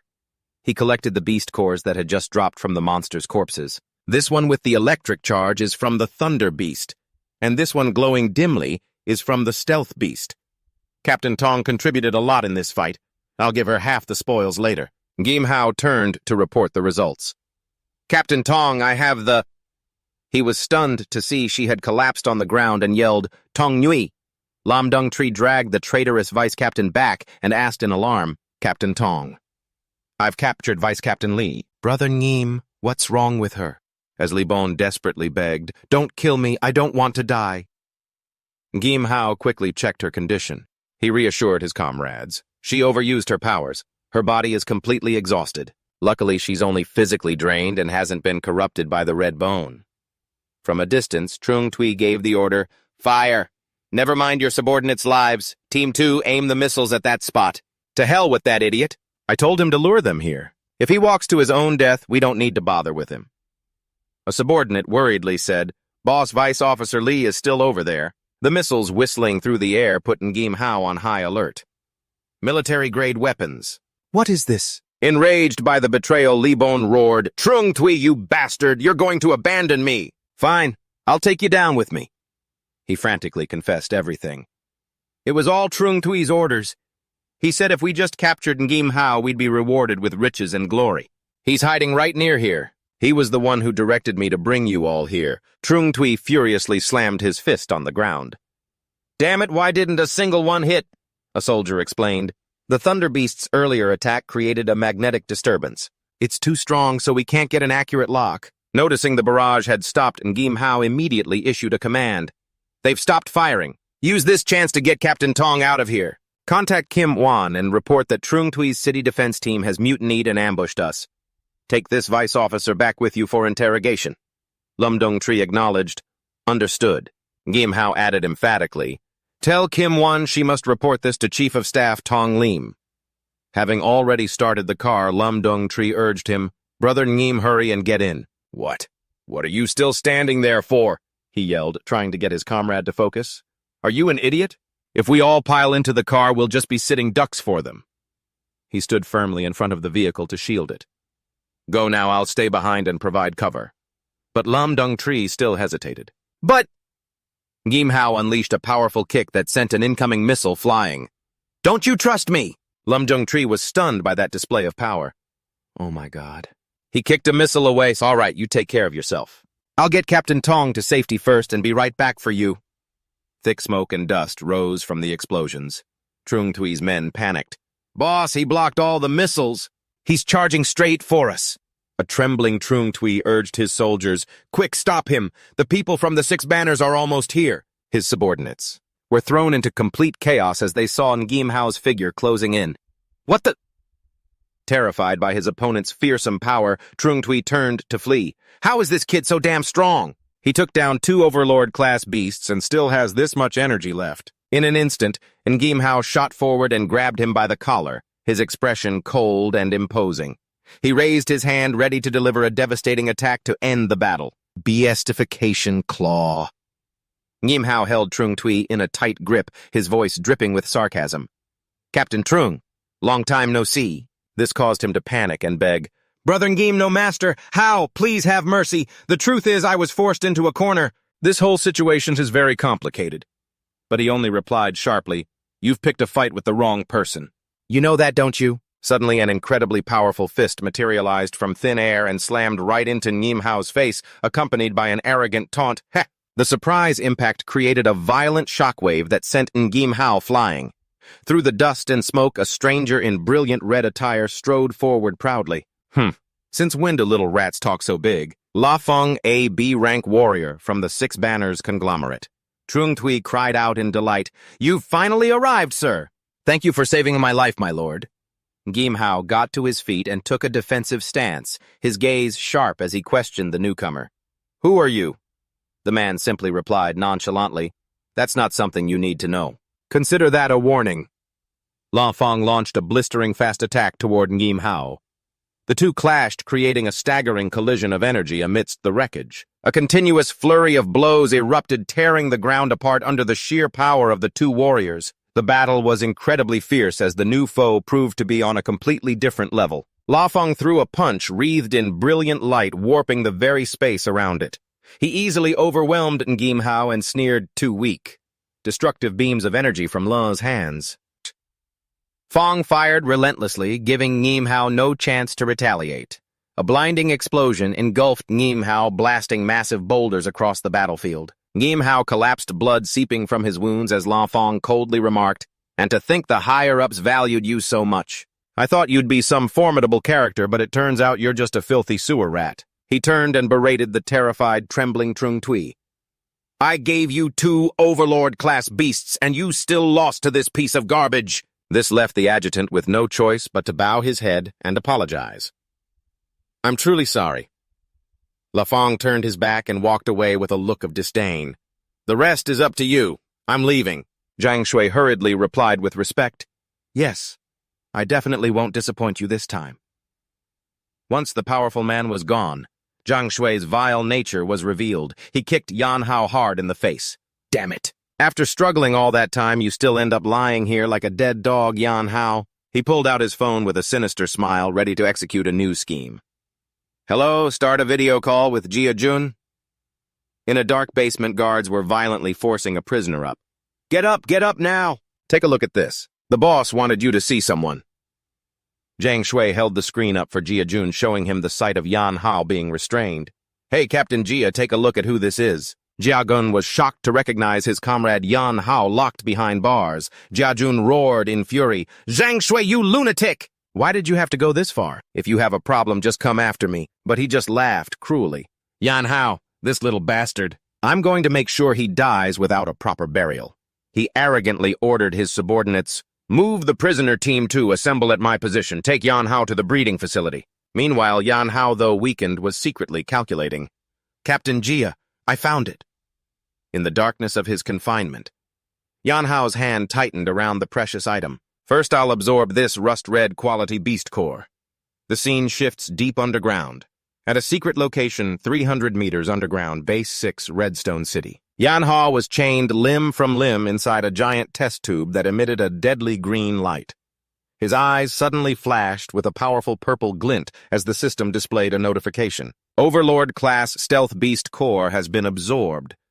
A new skill panel appeared brilliantly in his mind. Skill Plunder Shadowstalk. Enter a stealth state maintained for 3 minutes. 4. In stealth state, movement speed is greatly increased. The first attack after exiting stealth is a guaranteed critical hit. The burst of new power caused the iron chains to begin cracking, shattering under the pressure from Yan Hao's body. The cracks spread and green smoke flooded the lab as the equipment began to overload. Yan Hao stood tall amidst the smoke. He calmly observed his surroundings. Based on their travel route, this place probably isn't far from the ruins. I never expected a place like this to be hidden outside the city. In the control room, scientists panicked as a warning flashed on screen. "This is bad." Test subject 0907 has escaped. Notify security personnel immediately. The surveillance monitor was completely filled with static with the final line of information reading test subject A197. Surveillance signal completely lost. Armed soldiers immediately deployed to surround the area. Higher-ups are demanding a live capture. 3. Prepare high-dose tranquilizers and the specialized net for capturing altered beasts. As the heavy lab door opened, Yan Hao's figure had completely vanished into the smoke. The door is open. The soldiers were stunned as they stormed into an empty room. No sign of the test subject. What's going on? The commander furiously shouted an order to hunt him down. Find him for me now. Meanwhile, Yan Hao had silently activated his shadow stalk skill. Yan Hao quietly appeared right behind his enemies. He coldly listened to their shouts. It took so much effort to catch that test subject. If we don't find him, we're all dead. He thought to himself, looks like it's more effective than I expected. But this form only lasts for a short time. Yan Hao began to move. He sped through the dark corridors with iron resolve.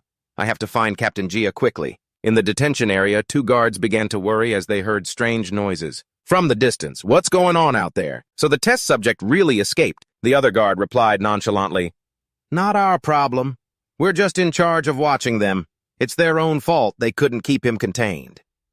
Before he could finish his sentence, Yan Hao closed in and took down both guards in an instant, leaving them collapsed on the floor. He quickly approached the cell and used his strength to bend the iron bars. Captain Jia, Yan Hao. Captain Jia was both astonished and overjoyed to see him safe. Attaboy, kid, I knew it. You wouldn't be taken down that easily. Yan Hao smiled and replied, It's all thanks to your training, old captain. After the rescue, Yan Hao gave him some water and said in a low, remorseful voice, I was originally looking for you about Ashuo's disappearance. I never thought I'd get you dragged into this and captured. Captain Jia sighed softly. His eyes filled with sadness at the mention of the old name. Ashuo, I've been looking for him too. So have you found any clues? A thread, a footprint, anything at all? It's much more complicated than you can imagine. He began to reveal a dark truth about the city guard. The newly formed patrol team was sent out by the city guard under the guise of all sorts of missions. Specialized ones sending away many of our brothers. They all vanished without a trace. The higher-ups insist they went missing in action. I wanted to investigate further, but Zhang Shui was always secretly applying pressure. Yan Hao fell into deep thought. His eyes turned ice-cold as he realized the scale of the conspiracy. This rabbit hole is deeper than I thought. The city guard doesn't have this kind of power on its own. There's definitely someone behind them. As long as we can capture Zhang Shui, everything will become clear. The conversation was cut short as a squad of armed soldiers discovered them. He's here. Captain Jia panicked and pushed Yan Hao away. Brother, go, run, don't get dragged any deeper into this. But the commander gave a cold order. Kill that patrol captain. As for the test subject, take him alive. Yan Hao didn't flinch. He launched himself into the air and unleashed a decisive counterattack. The soldiers were left sprawling at Yan Hao's feet. As he unleashed his power, if I just ran away like that, wouldn't all the effort I put into pretending to be captured go to waste? He turned to Captain Jia with a look of complete trust. Captain Jia, you can still fight, right? He answered proudly. Who do you take me for? Immortal. This old man still has plenty of fight left in him. In the control room, Zhang Shui frantically ordered the scientists, Quick, release all of those beasts, otherwise none of us will be able to stop him. Someone protested, Zhang Shui, you have no authority to give us orders. He roared in their faces, his expression out of control. Is this really the time to be talking about that? Your commander isn't here, so you'll listen to me if we let him break through. We're all finished. Yan Hao stood firm, sensing the overwhelming murderous aura flooding towards him. What's this? A horde of aberrant beasts of all kinds was released, charging straight for them. He quickly told Captain Jia, Sir, find a place to hide first. Yan Hao, you be careful. Yan Hao unleashed his power of beastification. His arm transformed in a brilliant flash of murderous aura, raising aberrant beasts. This is a crime against humanity. It seems those 2 overlord-class beasts from before also came from here. Beast Claw. A massacre erupted. Yan Hao moved like a phantom among the swarm of monsters, tearing apart every enemy in his path with absolute fury. You think you can stop me with just these animals? Meanwhile, Zhang Shui was hastily escaping with a group of doctors. If I hadn't done that, you all wouldn't have had time to destroy the data. He glanced back at the battlefield with a sinister smile. So many aberrant beasts. Should be enough to make Yan Hao suffer. Suddenly, a long-range attack slammed into Zhang Shui's back, sending him flying forward. As the dust settled, Yan Hao emerged, his presence so powerful that a terrified Zhang Shui collapsed. He screamed in despair as the vehicle carrying his comrades drove away. Damn it, I'm not on board yet. The person in the vehicle coldly abandoned him. Zhang Shui, you've outlived your usefulness. The people in the vehicle looked at him with ruthless expressions. Rest in peace. Suddenly, a terrifying explosion engulfed the area. Zhang Shui shrieked, "You bastards! You'd really cast me aside like a disposable pawn!" Yan Hao approached the defeated man who was on the verge of death. "Yan Hao, don't come any closer. The old man is still in my hands." Yan Hao grabbed him by the collar, lifted him up and roared, "Who is the mastermind behind you, and what is this place?" Zhang Shui, still defiant, laughed through the pain. "Yan Hao, don't you care about Jia Jun's death?" From a hidden corner of the rubble, Jia Jun stared in shock at the man subduing the enemy. "Look who it is. Huh, old man, why are you here?" With Yan Hao's hand tightening around his neck, Zhang Shui confessed in a panic, I'll talk. It was a man named Mr. Hong who ordered me to do this, but I don't know anything about him personally. He just said that if I handed you over to him, I'd be rewarded with endless wealth and glory.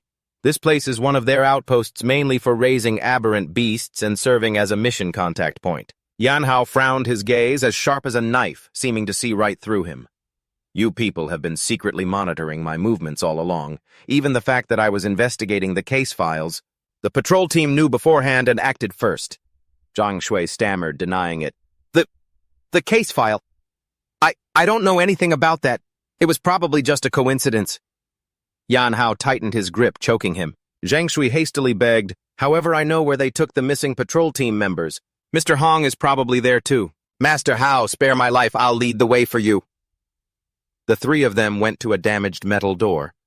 Zhang Shui explained, "Though those sons of bitches blew up the main tunnel, causing this side to collapse as well, but down there," he pointed to a small manhole cover on the floor. "There's a small secret passage below. We should be able to get through." As he climbed down the damp iron ladder, Yan Hao wondered to himself, how was this passage even made? Moreover, this place is filled with a strange, foul stench. Meanwhile, Zhang Shui, walking at the rear with a sinister look, was trying to find a chance to shake them off, but knew he couldn't. "Then I'll just lead them to Six Vines' expert and let him do the killing." Suddenly, Yan Hao froze, sensing an unusual aura. This pressure, before them appeared a gigantic bottomless underground cavern. From within the oppressive darkness, a pair of enormous glowing red eyes opened and stared intently at them. What is that? Scene changed to the Six Vines Redbone storage facility on the outskirts of Red Rock City. The silence was eerie. Song walked out of a hallway reporting with a disappointed look. "On my end, I found nothing but a pile of aberrant beast corpses." Jin Ying and Lin Yongji met up with her. Jin Ying shook her head wearily. "Have you analyzed anything yet?" "The clues are too fragmented. I can't piece them together into a coherent picture." Lin Yongji asked, "Song Ice Block, how did you manage to lose Yan Hao while investigating the case files?"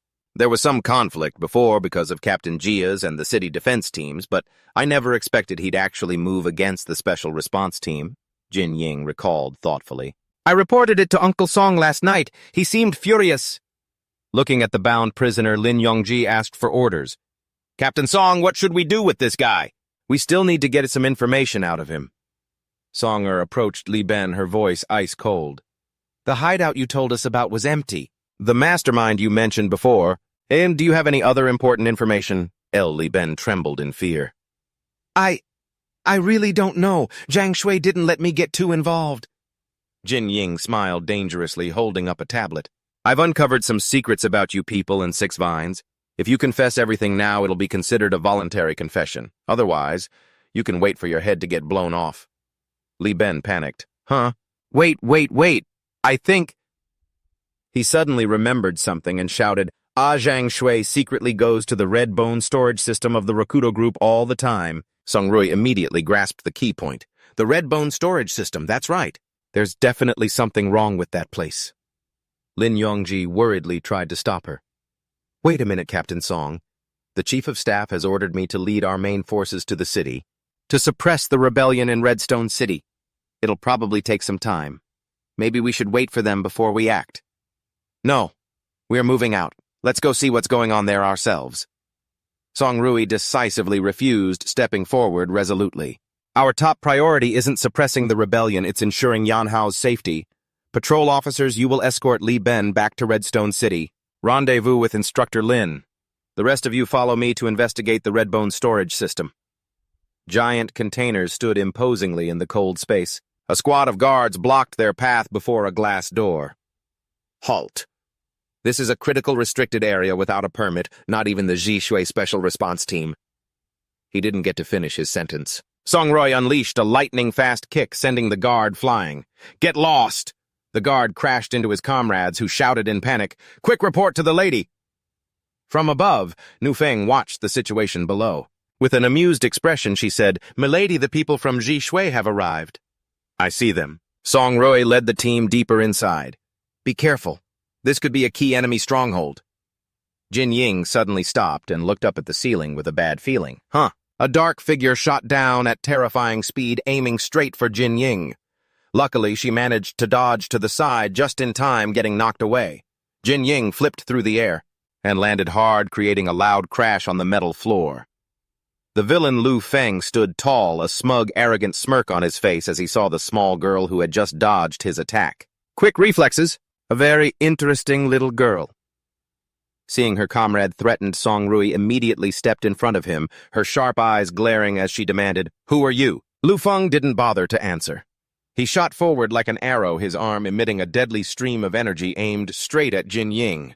Without needing to be told, Lin Yongji saw the danger and rushed to shield Jin Ying, crossing his arms in front of his chest and activating his defensive skill. Danger armor hardening. A massive explosion erupted as Lu Feng's attack. Chaike collided with Lin Yongji's defense. A blinding light filled the area. The overwhelming power sent Lin Yongji flying, taking the terrified Jin Ying with him. Songrui seized the opening, and swooping down from above and slashing her knife at his back. You bastard! Lin Yongji clutched his chest, coughing, trying to warn his comrades through the pain. Captain Song, be careful. This guy is at least B rank. Cough, cough, cough. Songrui attacked relentlessly, but Lu Feng easily dodged. He spun around and threw a powerful hook, catching her off guard. The punch landed squarely, making Songrui groan in pain. Her entire body was thrown backward. She skidded across the floor, trying to stop herself with her hands, but the shockwave from the blow was too strong. She collapsed to the ground. Lu Feng gave her no chance to breathe. He leaped high into the air and brought down a brutal kick. He kicked Songrui away, sending her crashing hard into the wall like a broken doll. Jin Ying panicked, seeing Songrui in danger. Captain Song, no! The captain isn't good at close combat. Without her beast armament and her gun, she can't use her full power. Lu Feng grabbed Songrui by the hair and lifted her up. He looked at her with contempt. Is this all Zhishui has to offer? You're even more pathetic than that little mouse from yesterday. You're nothing special yourself. Blood streamed down her beautiful face, but Songrui gritted her teeth, her gaze still defiant as she stared back at him. Yan Hao. How could he possibly be defeated by someone like you? Lu Feng sneered, raising his sharp-bladed arm to finish her off. Stubborn bitch, died just in the nick of time. Yan Hao appeared like a flash of lightning, slamming his armored fist into his face. Let's see who can take more of my hits today, you or that old rat. The punch landed directly on Lu Feng's face with terrifying force. Lu Feng was sent flying. He slammed hard into the steel wall behind him, creating a huge dent, and fell to the ground, groaning in pain. Ugh! Ah! Yan Hao quickly rushed forward to catch the falling Songrui. He caught her in a princess carry, making Jin Ying, watching from a distance, both happy and jealous. Ah, a princess carry, not fair, I want one too.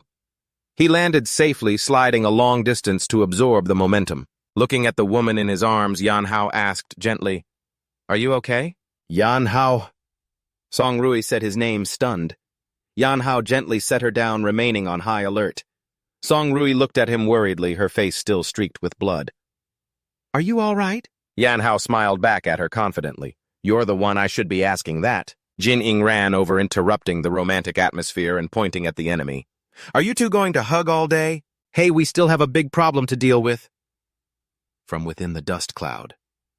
Lu Feng staggered to his feet, clutching his throbbing face and roaring in anger. What the hell is going on? He stared at Yan Hao, unable to believe his eyes. Why are you here? Yan Hao replied calmly. An old friend of yours brought me here, of course. Behind the door, Jia Jun emerged, holding Zhang Shui at gunpoint.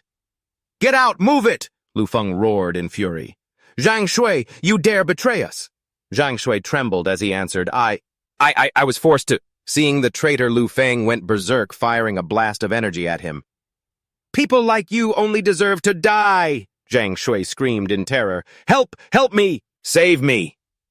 Instantly, Yan Hao dashed forward and blocked the energy beam with his bare hands, saying coldly, He can't die yet.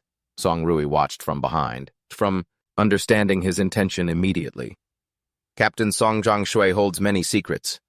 Yes, I know. Lu Feng roared maniacally, his aura exploding with power. Just a sewer rat from the gutters dares to stand in my way. You think you can stop me?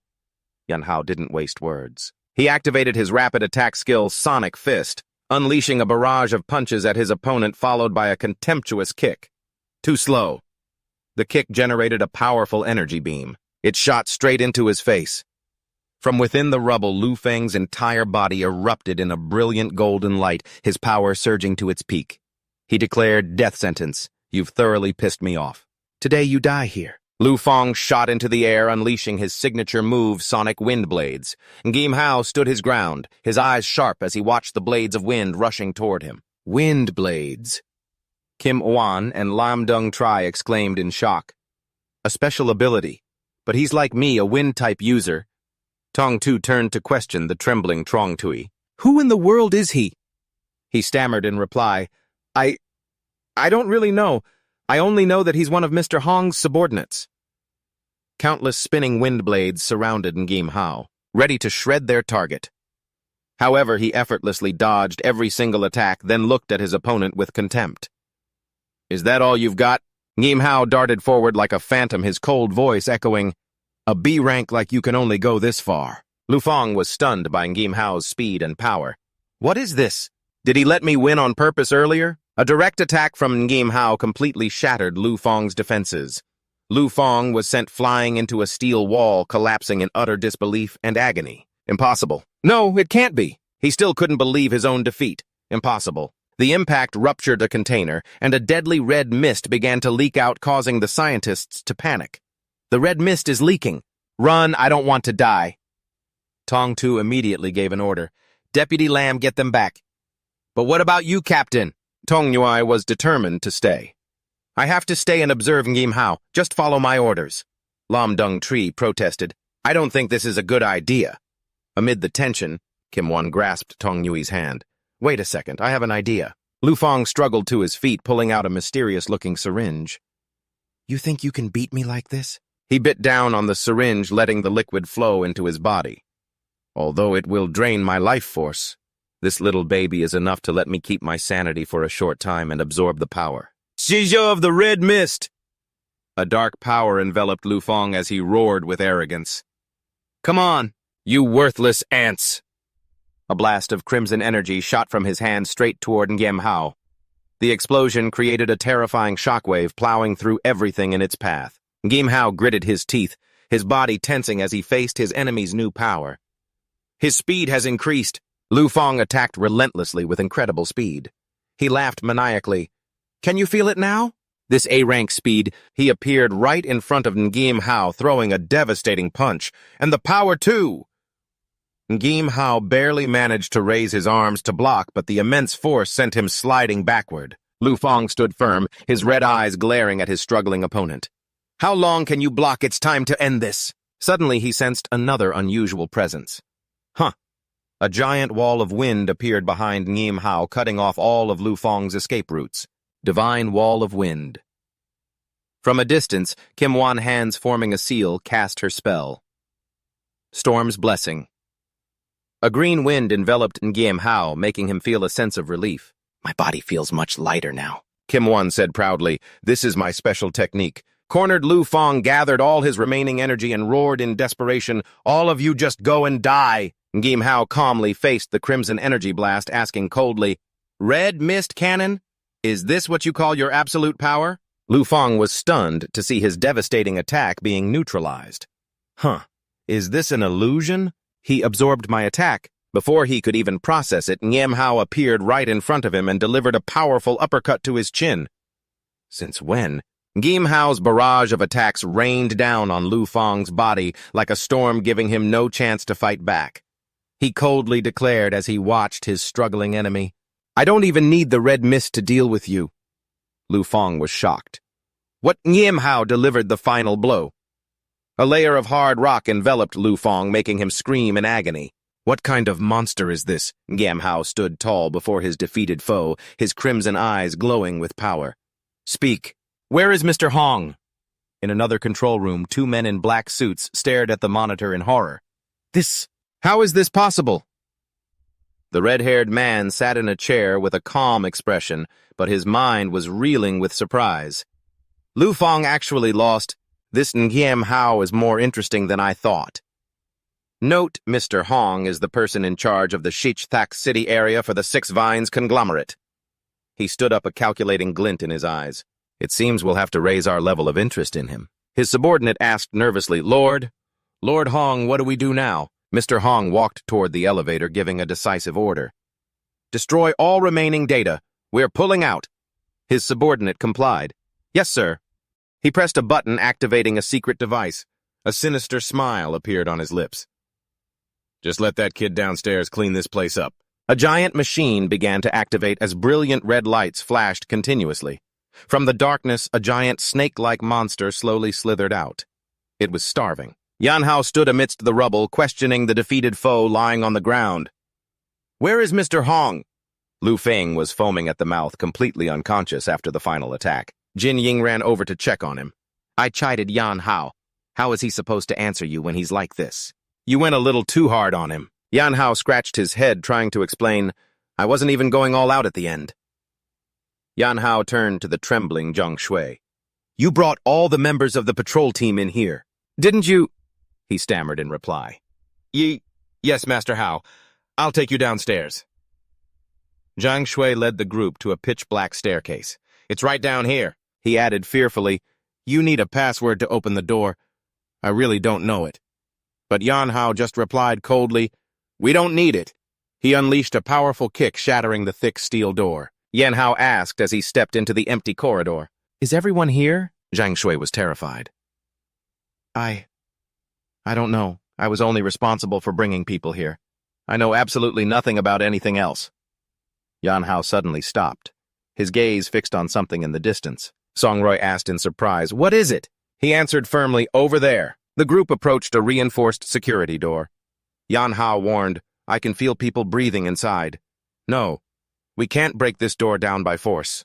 We might hurt the people inside. Jin Ying stepped forward confidently, flashing a V sign.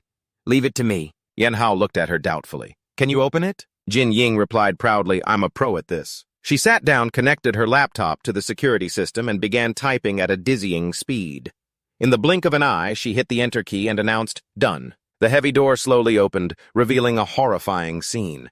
Rows of experimental pods, each containing a human body undergoing a grotesque transformation, appeared before their eyes. Jin Ying and Lin Yongji were horrified by the gruesome sight before them. Those bastards. They actually captured so many people. Song Rui grabbed Zhang Shui by the collar, her eyes blazing with fury. What the hell are you people doing? He trembled, stammering, I don't know, I only bring people here. I really don't know anything else. The fake captain pointed in horror at one of the pods. Yan Hao Thak is in there. He immediately summoned his red bone power, ready to destroy the pod. Good. I'll get him out right now. Jin Ying rushed to stop him. Wait a minute, what do you think you're doing? This is a life support device. If you destroy it, how are we supposed to save them? We need specialized equipment. First, we have to report this to the Tech Bureau. Amidst the tension, Song Rui received a call. Hello, Captain Song. Instructor Lin has arrived at Red Rock City. Bring them to the Redbone storage facility immediately. Roger. Lin Yongjae noticed a strange blinking device. Captain Song, there's a weird device blinking over here. The whole group gathered around to look. Song Rui frowned. What is this thing? Zhang Shui collapsed to the ground in terror. That's the... Jin Ying squinted, analyzing it. The energy fluctuations are very strange. It seems to be releasing energy. Inside is highly concentrated red bone. Suddenly, the entire area began to shake violently. Song Rui was on alert. An earthquake! Yan Hao yelled a warning. Something's coming! Get back! Jin Ying couldn't react in time, watching in horror as a blazing red stream of energy shot towards her. Instantly, Yan Hao lunged forward, pushing her out of the way just in time. Lin Yongji and Song Rui stared in shock as Lu Feng transformed into a crimson monster. Lu Feng has transformed into a beast. Is this a side effect of being forced to absorb red bone? To mutate into such a grotesque form? Song Rui stared in shock, recognizing the form. That shape! It's just like my uncle. Yan Hao grabbed the red bone device and roared, "This thing is bait. It's meant to attract other beasts. Something even more dangerous than him is on its way." He clutched the device and started running, yelling, "I have to lure it away. If I don't, it'll tear this whole place apart. All of you protect this area. Captain Song, I'm going with him. It's almost here." From the shadows, Mr. Hong raised a glass of wine, a calculating smirk on his face. "Let's see just how many more surprises you can give me. If you can even get past this hurdle, then you will be worthy of our deeper research." Yan Hao forcefully threw the red bone device towards the charging monster. "Go on, take it." Immediately, the beastified Lu Feng roared madly and charged straight for the red bone device. But from beneath the ground, a colossal monster erupted, swallowing both Lu Feng and the device in one gulp. The giant monster opened its mouth full of sharp teeth and swallowed its prey in an instant. It raised its head high as white smoke rose from its massive body, horrifying Tong Rui and Yan Hao, looking at the scene before them. What is this? Outside, a military convoy was entering the base in an orderly fashion. On one of the vehicles, an officer asked, "Captain Tong Rui, why did you tell us to come to the Red Bone storage facility? What happened there?" Instructor Lin replied, "I don't know either. She just said there's a research lab beneath the base and that a giant monster erupted from the ground." The entire convoy was forced to a halt. "What in the world is that?" Instructor Lin gritted his teeth in anger. "Damn it! That's not something Tong Rui and her people can handle." The monster whipped its tail, sending an armored vehicle flying. Instructor Lin leaped from his vehicle, activating his weapon. "Right now, only I with my beast core armament can even put up a fight." "Gauntlets made from a beast core!" a soldier yelled. Instructor Lin gave a firm command. "You take the reinforcements to the research lab. I'm going ahead." The convoy continued to advance while Instructor Lin charged toward the monster. He shot forward like a blaze of fire, his heart filled with resolve. Just what in the hell happened here? Back at the battle, Tong Rui and Yan Hao faced the giant monster. An information panel appeared, Dragon Worm Colossus class.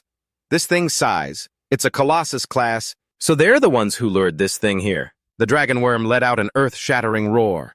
To its senses, Yan Hao's body was emitting a much stronger energy signature than Tong Rui's. Instantly, the monster opened its enormous mouth. It intended to swallow them both in one gulp. Yan Hao activated his skill, his arm transforming into wickedly sharp claws. Beast transformation claws. He charged straight at the monster, his claws tearing through the air. The dragon worm thrashed its massive body, creating a hurricane-force wind that blew everything away. Amidst the wreckage, realizing his attack was useless, Yan Hao grimly assessed the situation. "This isn't good. My attack couldn't even scratch its hide." Standing beside him, a worried Tong Rui warned, "This thing is out of our league. We need to fall back now." But Yan Hao immediately shot down her idea. "This damn beast is interested in me. That's why it came after us. If we retreat from here, its next target will be the Red Bone storage facility. I'll do my best to hold it here. You need to get the people out of the research lab quickly." Tong Rui adamantly opposed the reckless plan. Her eyes were filled with worry and disapproval. "You're planning to face that thing by yourself? I can't agree to that." But despite her protests, Yan Hao charged straight toward the monster, roaring with determination.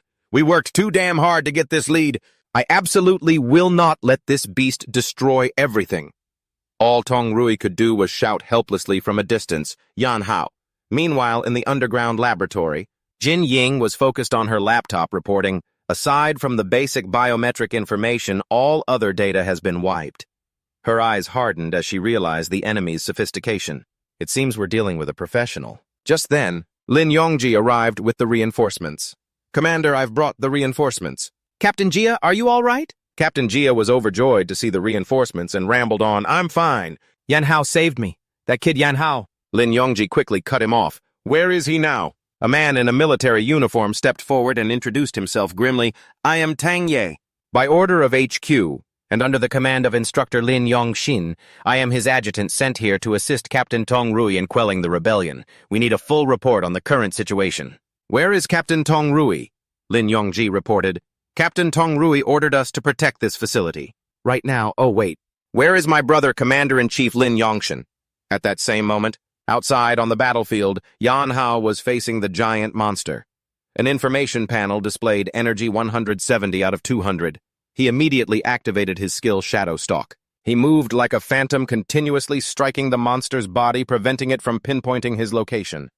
The dragon worm roared in pain, thrashing about wildly as it tried to find its hidden attacker. Seizing the opportunity, Yan Hao leaped into the air, diving toward the monster's head like an arrow.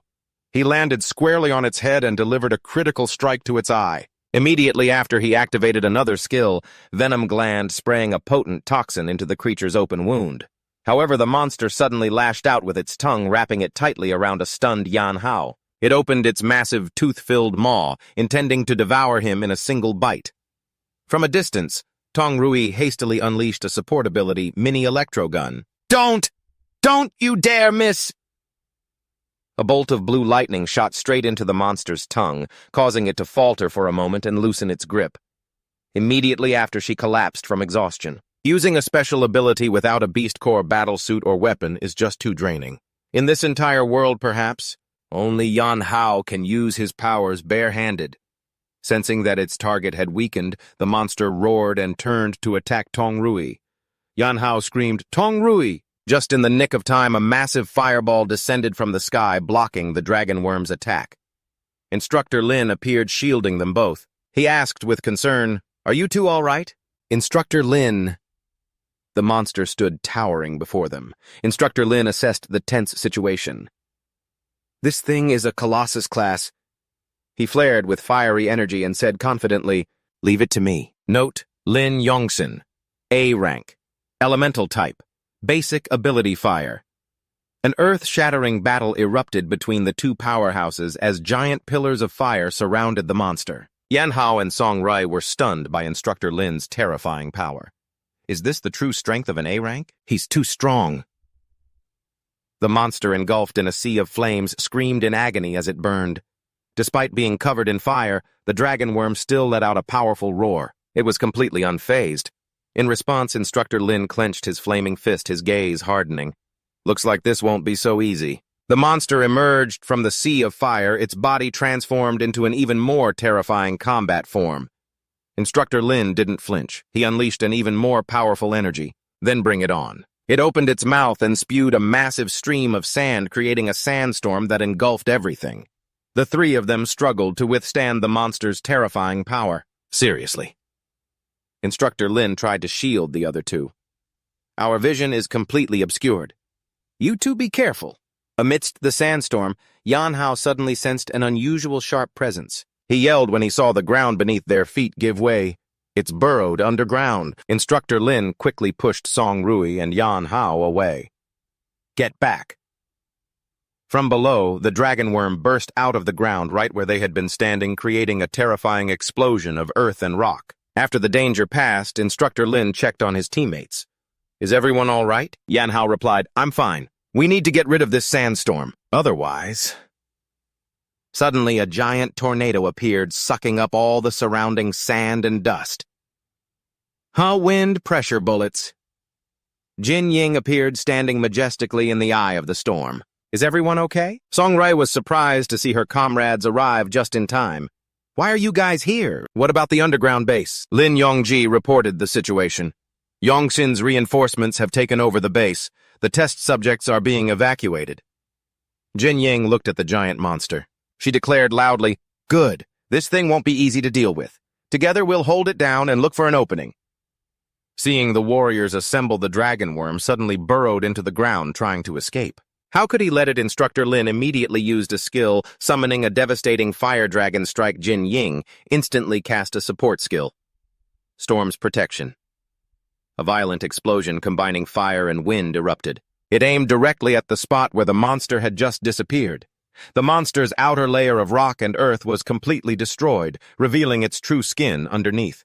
The dragon worm roared in pain. As its protective shell was peeled away, Yan Hao and Jin Ying were shocked. It's still not dead. But that's impossible. Instructor Lin explained, it's a regeneration ability. This power is extremely rare, but everything about a variant beast comes from its beast core. Destroy that and it won't be able to regenerate anymore. Jin Ying looked despairingly at the giant monster. You want us to find a beast core on a living body this huge? The dragon worm once again spewed a destructive energy beam. Song Rui struggled to block it. It's coming again. I can't hold it for much longer. She unleashed all her remaining electrical energy. Her eyes flashed brightly through the pain as she activated her special skill, Electrosense.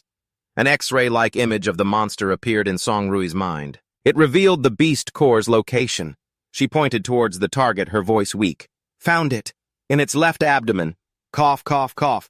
The energy reaction there is incredibly intense.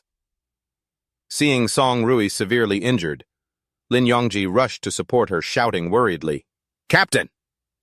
Lin Yongshin looked at the situation and gave a cold command. Cough, cough. Get her out of here now. Such a reckless kid. At the same time, Lin Yongshin focused all his power creating a giant fire dragon to attack the monster's weak point. You brute, you've shown your opening. The dragon worm roared in pain as the flames burned its flesh. A huge explosion erupted. Rawr! Its hard shell was shattered, revealing the fatal weak point inside. Lin Yongshin shouted, That's the core. Yan Hao seized the once-in-a-lifetime opportunity. He shot into the air, focusing all his strength into his fist. Break for me. However, the core's protective membrane was too tough. Yan Hao's punch was repelled. No, its defenses are too strong. A normal attack can't break through. They reached a stalemate. Yan Hao gritted his teeth, realizing he had to use an extremely powerful attack, the red bone bullet. But the fight with Lu Fang earlier consumed a lot of my red bones. Right now, the red bones on my body can't condense into a red bone bullet. His eyes suddenly caught a familiar object rolling on the ground. This is... Gulp. Could it be... The thing that was knocked away by Instructor Lin's attack, Yan Hao picked up the test tube containing the glowing red crystal. He remembered his comrade's earlier words. Jin Ying had said, inside is concentrated red bone. I'll have to bet everything on this. Without hesitation, he plunged the crystal into his chest, roaring in pain as the violent energy flooded his body. Ugh! Ah! Aha. So this isn't ordinary red bone. Energy 288 over 200.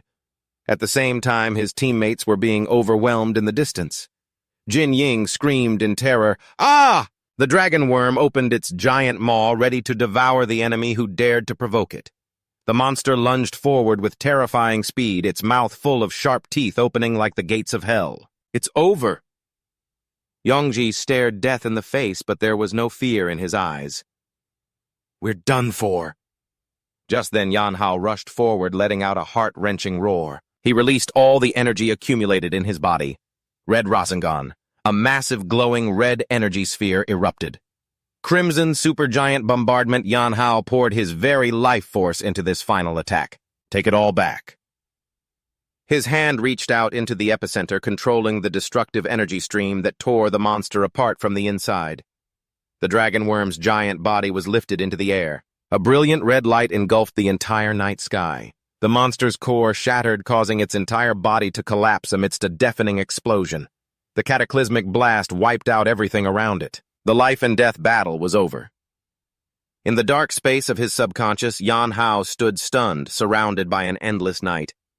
Suddenly, a familiar voice called out. The figure of his younger sister ran towards him. Big brother, Xiao Shui. Yan Hao hugged his sister tightly, tears of regret streaming down his face. Big brother, Xiao Shui, where have you been? I'm sorry I failed you. But he suddenly pushes Xiao Shui away, his eyes becoming suspicious. That's right. Why are you here? Xiao Shu is stunned by the question. What does he mean? The space around them begins to warp. She looks around in a panic. Where is this suddenly fierce flames erupt from Yan Hao's body? Xiao Shui watches in horror as her brother is engulfed in fire. Brother! His body begins to disintegrate. She screams in despair. Ah! Her figure vanishes into the sea of flames, leaving only an echoing cry for help. Brother Xiao Shui, no come back. Suddenly, Yan Hao jolts awake, drenched in cold sweat, his eyes wide with terror. Gasp! Gasp! Gasp! He sits bolt upright in the hospital bed, screaming in despair, "Xiao Shui! You shouldn't have saved me." He pants, trying to steady himself after the horrific nightmare. Was that a dream? Or did it really happen? "Where am I?" A calm, steady voice speaks from the corner of the room. "This is the Medical Research Institute headquarters of the Emergency Response Team. Instructor Lin. Why are you—" Lin Yongxin is sitting there. He's still holding a book. "Because your condition is special. If anything were to happen, someone needed to be here to handle it promptly." He closes the book, looking at his student with a complex expression. "Kid, you've been asleep for 3 straight days. Seeing you in that state, I thought I might have to—" Lin Yongxin gives a slight smile, but it seems that won't be necessary now. Yan Hao gives a bitter smile, fully understanding the meaning behind this care. "I completely agree, Instructor Lin. You were prepared to put me down if I lost control and turned into a beast, weren't you?" He lowers his head deep in thought. After all, the military can't completely trust a humanoid aberrant that just appeared out of nowhere. I have to find Xiao Shui and fast. He looks up and asks about the others. "Where is everyone else? What happened to that huge red bone base?" Instructor Lin replies, "You destroyed the aberrant beast. Everything from the base's underground bunker has been moved to this research institute." Yan Hao steps out of his hospital room and spots a familiar face sitting in the hallway. "Shuo, how are you doing? You're the guy from the Liudeng underground base." Just then, the door bursts open, and Jin Ying rushes in with a knife and some food, looking flustered but overjoyed. "Yan Hao, you're awake." "Huh. No signs of infection, and no mutations either," while Yan Hao is being roughly checked over by Jin Ying and her teammate who are pulling up his shirt. "Hey, what are you doing?" "Hey, he absorbed that high-concentration red bone and he's totally fine." Jin Ying's jaw drops, her face a mask of astonishment. "What in the world are you made of? You're not even human anymore." Yan Hao helplessly pushes her hands away, brushing off their excessive curiosity. "Stop messing around." He immediately becomes serious again, turning to ask the most important question on his mind. "How is Shuo?" The scene shifts to a sterile isolation room where Shuo lies motionless, hooked up to countless medical wires. A doctor explains, "There's a large amount of concentrated red bone in Shuo's body, although there are no mutations or infections." Looking at his friend through the thick glass, Yan Hao muses worriedly. His consciousness won't recover that quickly. I never thought it would turn out like this. He clenches his fist on the doorframe, grinding his teeth in fury as he thinks of his enemy.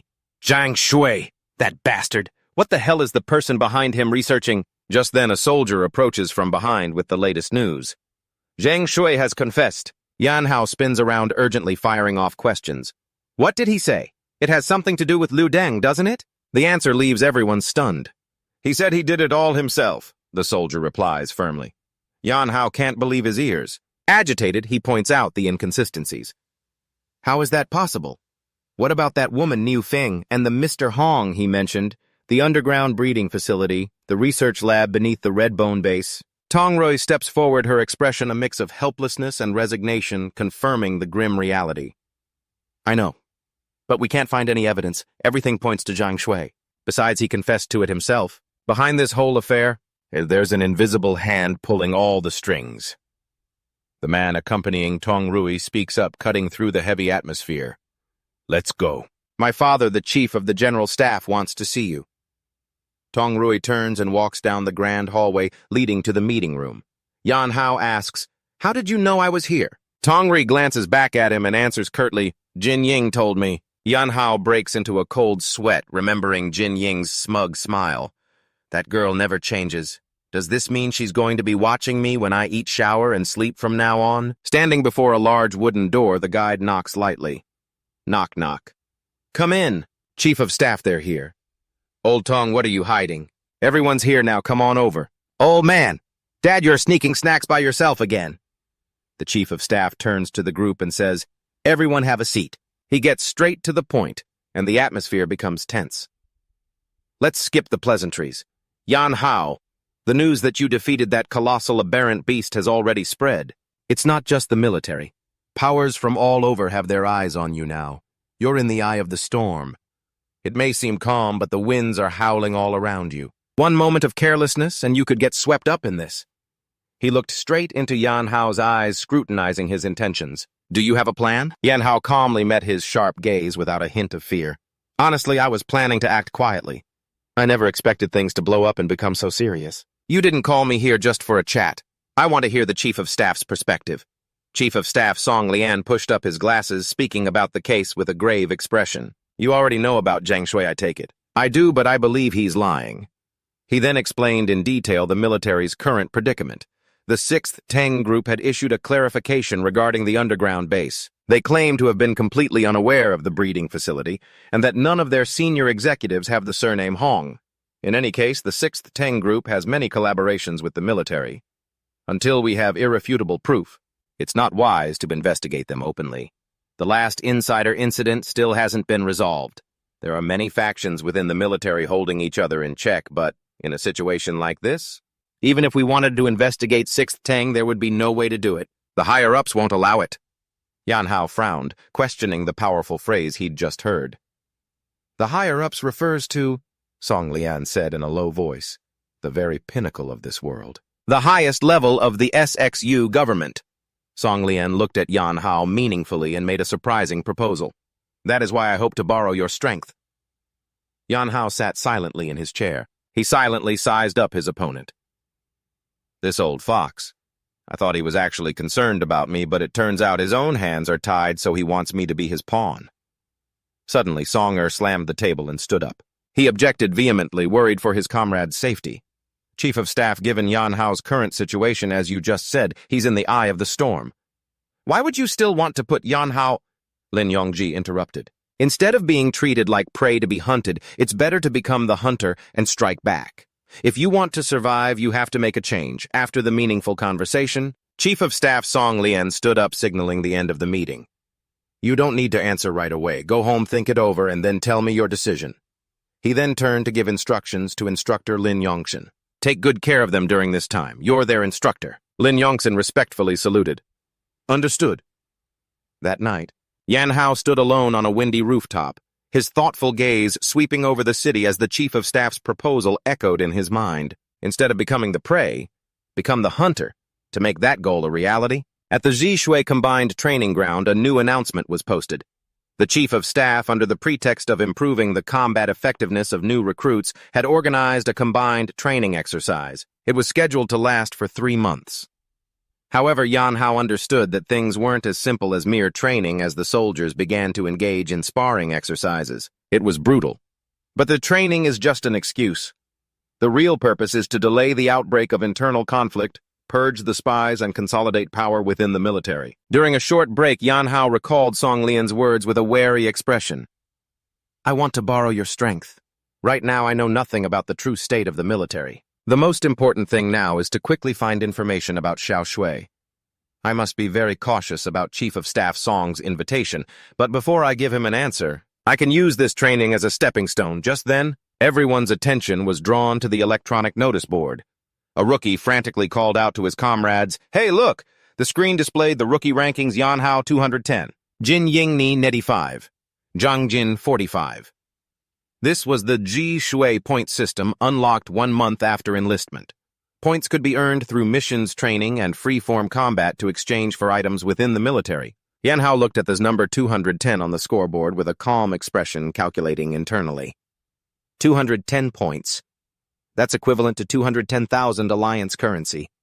They must have included the rewards from the 2 previous incidents. However, his ridiculously high score made the others burn with envy. The soldiers started whispering. One guy. I worked myself to death for a few dozen points. How is that fair? Another soldier asked, doubtfully. I heard he took down a colossal class beast. The guy next to him sneered contemptuously. That's bullshit. If he really had that kind of skill, he would have been promoted long ago. Zhang Jin stood in the middle of the crowd with his arms crossed, a challenging and sarcastic look on his face. That fight, you say. Just think about it for a second and it's obvious. Instructor Lin must have carried him the whole time. Some people only know how to ride on others' coattails and then put on airs. Unable to stand the insult, Song Rui and Jin Ying immediately stepped forward to confront Zhang Jin. Song Rui snapped coldly, Zhang Jin, you'd better swallow those ridiculous assumptions. Yan Hao is more than strong enough to crush you, Jin Ying added sharply. That's right. You're all talk? Just as the atmosphere grew tense, a tall figure stepped forward, causing the crowd to part. Someone shouted, "It's Captain Tang!" He was known as the Top Master. With a confident but dangerous smile, the captain of Z Shui Squad 7 Tang Ye spoke up to explain. Yan Hao's points were calculated by the system based on the rules. I've already confirmed it with Instructor Lin. However, it's understandable that everyone is curious about the person with the highest score. Tang Ye suddenly turned to look directly at Yan Hao and issued a dramatic challenge. How about I, on behalf of everyone, ask you for a few pointers? What do you say I'll put up 40,000 alliance currency as a wager? Hearing the large sum of money, Jin Ying's eyes lit up. She urged him on excitedly. 40,000. That's enough to upgrade to a dorm room with a private bathroom for a whole year. Yan Hao fight him? After you win, I'll show you how to spend all that money model. Ngim Hao smirked. He realized this was the perfect opportunity to squash the rumors. Trungtun's scheming wouldn't stop, so he might as well use this to establish his authority. Since the captain is interested, I'll be happy to oblige. The match was quickly organized. The soldiers gathered around, buzzing with excitement. Captain Dung is our acknowledged strongest B rank. His combat experience is off the charts.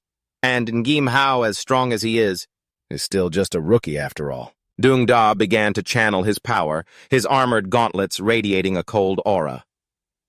Ngim Hao, my beast core ability is water-based. Allow me to see. He threw a punch. A series of sharp ice spikes shot up from the ground, hurtling straight toward his opponent.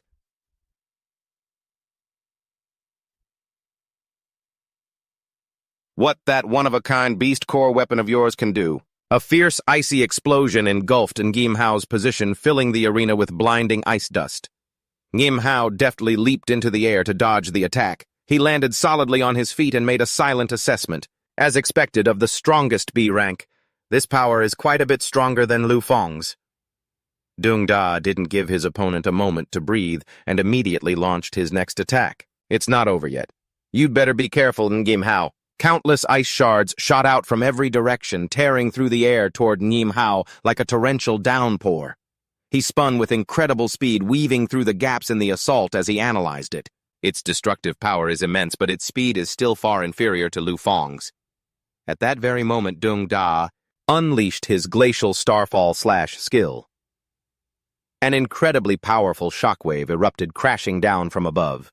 In the midst of the dust cloud, Ngim Hao released his beast transformation power. His arm transformed, turning a menacing fiery red. He closed in on Dung Da at terrifying speed, unleashing a flurry of sharp claw strikes that horrified his opponent. So fast. A beast transformation. Claw attack. Just as the fight reached its climax, Instructor Lum suddenly appeared between the two. A pillar of fire shot up, blocking them both. That's enough. Lum Jungtin withdrew the flames and declared in a stern voice, Ngim Hao, you've won this match. Dung Da, do you have any objections? Wiping a scratch from his face, Dung Da graciously retracted his weapon and laughed heartily. None at all. I lost fair and square. I accept it. Hearing this, Ngim Hao also reverted from his beast form and nodded at his opponent. The spectating soldiers whispered in shock at the sight of Dung Da's defeat. Captain Dung actually lost to a rookie? He's too strong. How did he do that? The captain turned back and asked coldly, Gentlemen, I trust you have no further doubts now. In stark contrast to the tense atmosphere, Kim Wan cheered excitedly. Awesome 40,000 in the bag. Tong Yui sighed in response. You say that as if you're the one who won 40,000. Hey, I'm the one who looks after him. So he has to give me the money. Right. From a distance, Trungtun watched Ngim Hao's retreating figure, his fists clenched with jealousy. Is the gap between him and me really this wide? The anger brewing within him turned his gaze venomous. I have to get stronger. No matter the method, I will kill him. 1 month later, in the commander's office, an assistant walked in and asked, Old Tong, what's the big rush? Chief of Staff Tong Lim held up a photo of a mutated entity, his voice grim. There's been a vicious beastman attack in the northwest sector. The local patrol team tracked it, and its last known location was Tuk Am Town. The doctor took the file, stunned, and exclaimed in disbelief, A beastman? Don't tell me this is... That's right. The analysis confirms it's my missing younger brother, Tong Quan. Tong Lim asked pensively, Old Kim, based on current research, what are the chances of a beastman regaining its sanity? Less than 1%. The beast transformation doesn't just ravage the body, it also invades the mind. The doctor pointed to the photo concerned. For someone like Ngim Hao to be able to retain his consciousness is a miracle among miracles, but no one knows how long he can maintain it. What are you planning to do if a live capture isn't possible? Are you going to eliminate him, old Tong? You listen to me carefully. If that kid Tong Nui finds out about this, she'll never forgive you for the rest of her life. That year you sacrificed family for the greater good. The girl has already suffered enough. Tong Lim replied, pushing up his glasses, his voice chillingly cruel. To protect the greater number of innocent people, there are prices that we are forced to pay. The scene changes to the bathing area. Tong Nui was drying her hair when she was startled by her phone ringing non-stop. Huh? An urgent voice came from the other end. Nui, is it safe for you to talk? I've discovered some critical intelligence. She frowned and replied, Go on. Without even having time to properly put her uniform on, Tong Nui sprinted down the main headquarters corridor to find her father. She kicked open the door to his office and furiously confronted him. Dad, you have news about Uncle, and you didn't tell me, Tong Lim snapped back coldly. Kim Wan told you, didn't she, foolishness? You are not to get involved in this. I am dispatching a special operations team to handle it. Tong Nui yelled, her eyes filled with determination. Please let me go with them. She couldn't just stand by and watch another family member be hunted down. Tong Lim stood up, his gaze stern as he looked at his daughter. If I were to order you to kill Tong Quan, would you have the courage to pull the trigger? The question left Tong Nui frozen in agony. But he's my uncle. Tong Lim was decisive. Effective immediately, you are relieved of your duty protecting Ngim Hao. Without a direct order, you are not to leave headquarters. Tong Nui trudged through the underground parking garage, her heart heavy with sorrow. Unexpectedly, Kim Wan was already there waiting for her. With her arms crossed and a confident look, she said, I knew you'd show up. Kim Wan tosses a supply backpack to you. In here are emergency supplies. I'll find a way to stall my dad's people. Thank me later. A favor from me is very expensive, you know. And remember, you owe me for this. For a moment, Tong Nui flashed back to a horrifying memory from years past. The image of a giant spider screaming, Little Nui, I have to run quick at the same time. Yan Ha was driving through the streets, his mind troubled. So this is why Tong Nui was so eager to pull me into the Chief of Staff's faction. Maybe things could have been different if I had been brave enough. He stepped on the gas, his eyes filled with resolve. This time I won't back down. Uncle, wait for me. I will find a way to turn you back into a human. The scene shifts to the base's bustling cafeteria filled with the noise of dinner after a training session. Kim Owan stuffs her face with food, grinning smugly. Well, now, Yan Hao, you're finally treating us. You'd better know how to thank me properly for this. Lam Dung Tree was eating and crying tears of joy. Brother Yan, this is too extravagant. I haven't had a meal this good. As in half a year. Are you sure the world isn't ending tomorrow or something? You're exaggerating. Yan Hao smiled calmly. You all helped me out a lot before, and I happen to have some extra money lately. Don't hold back. By the way, why aren't Captain Tong and Adjutant Lam here? Kim Wan shrugged and replied, Tong Er said she had something to do, so she took a few days off. And Adjutant Lam seems to have been assigned to another mission. Is that so? Yan Ha was lost in thought, pondering the hidden secrets. I thought Tong Nui was pulling me into her father's camp, but her attitude before clearly suggested that wasn't it. So what on earth does Tong Nui want from me? Suddenly, Kim Owan's phone buzzed repeatedly, making her drop her chopsticks in surprise. She stared intently at the screen, her expression becoming extremely tense. Kim Wan showed her phone to Yan Hao, who looked on in shock. Yan Hao, look at this! Yan Hao shot up from his seat, asking urgently, What's wrong? Athak is awake, we can't wait any longer, let's go now. He ordered the whole group, get Athak to come with us. Why? Because Brother Yan promised to help Athak find his brother.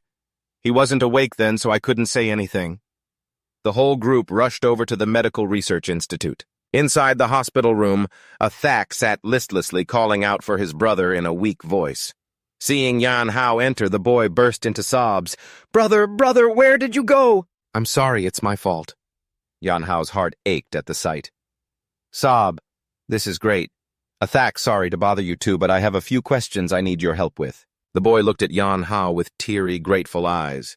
You're the one who saved all of us. Brother Yan Hao, you are our greatest benefactor. Yan Hao held out an old photograph in front of the teenager. He asked in a low voice, "Do you remember anything about this girl?" The blonde-haired teenager stared intently at the photo and replied hesitantly, "This girl?" Yan Hao gave him a reassuring look. "Don't be nervous. Just try to remember carefully." Kim Wan, standing beside them, helped by repeating the important date, March 11th, 2088.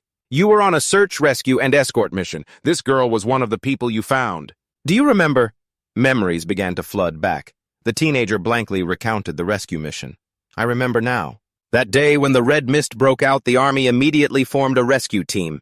I was dispatched to the city center to search for survivors." He closed his eyes in pain, recalling the tragic scene from that year. The scene was horrific. It was full of mutated infected monsters and dead bodies lying everywhere. The picture of the past became clearer through his words. "We found this girl right next to a crashed helicopter."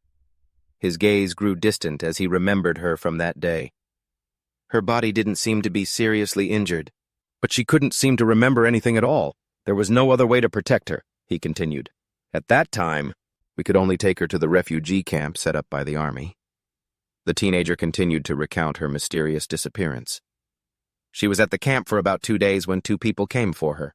They carried orders from a superior with all the proper paperwork saying they had to take her for psychological trauma treatment." Worried for his sister, Yan Hao pressed him anxiously. "And then what? Where did they take her?"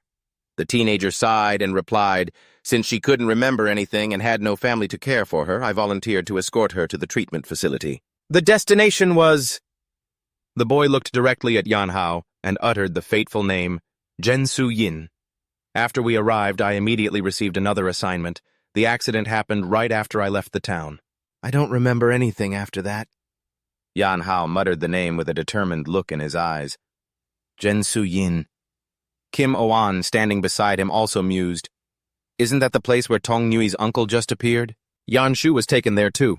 This is definitely not a coincidence. What kind of secret is Zhensu Yin hiding?" The scene shifts to the remote mountains surrounding their target. Zhensu Yin, the outskirts mountain area. Tong Er was currently observing alone from a cliff, her heart filled with anxiety. "I've searched the entire town all this time, but there's still no news of Uncle. Oh, could he be in this mountain range? What are those guys on the lookout for?" From the nearby bushes, 2 guards were whispering, "Why did the boss suddenly make us step up security like this?" The other replied, "Lately someone's been snooping around town digging for information. The boss is afraid what's happening here will be exposed." Song Er squinted, looking at the trucks filled with strange packages. What are they doing down in the valley? She ducked behind a rock to stealthily watch their mysterious activities. Whatever's on those trucks definitely isn't normal cargo. Suddenly, a hidden sensor app detected her presence. Damn it, they actually have a surveillance system here. The guards below immediately got the signal. They pointed at her and shouted, "Over there! There's a strange woman!" One of the guards immediately drew his gun and started firing wildly, ordering his comrades, "Don't let her escape, inform the boss now." Song Er quickly jumped and into a run amidst the hail of bullets tearing up the ground. "Notify the outer perimeter. We have to catch her." She nimbly darted across the rugged cliffs. Trying to escape the closing perimeter, henchmen appeared from every mountain pass to block her path. "Hurry up, she's over here!" "Damn it, Song!" Er stopped in her tracks, surrounded. Her eyes flashed with menacing purple sparks of electricity. "I can't let them hold me up here." A powerful surge of electrical energy erupted from her body, knocking down those who were trying to close in. They collapsed in pain. She steadied her breathing and looked at the equipped gauntlets on her hands. "This was a stealth mission, so I only brought my Beast Core gauntlets. I can't go all out, but it should be more than enough to deal with these small fries." The guards backed away in terror, seeing the electricity arcing around her. "She's an ability user." Suddenly, a large man in a red cloak swooped down from above. He roared authoritatively, "Get out of my way, damn it! How dare you sneak into my territory? Do you have a death wish?" Song Rui stood firm amidst the encirclement, her cold gaze fixed on the dangerous new enemy.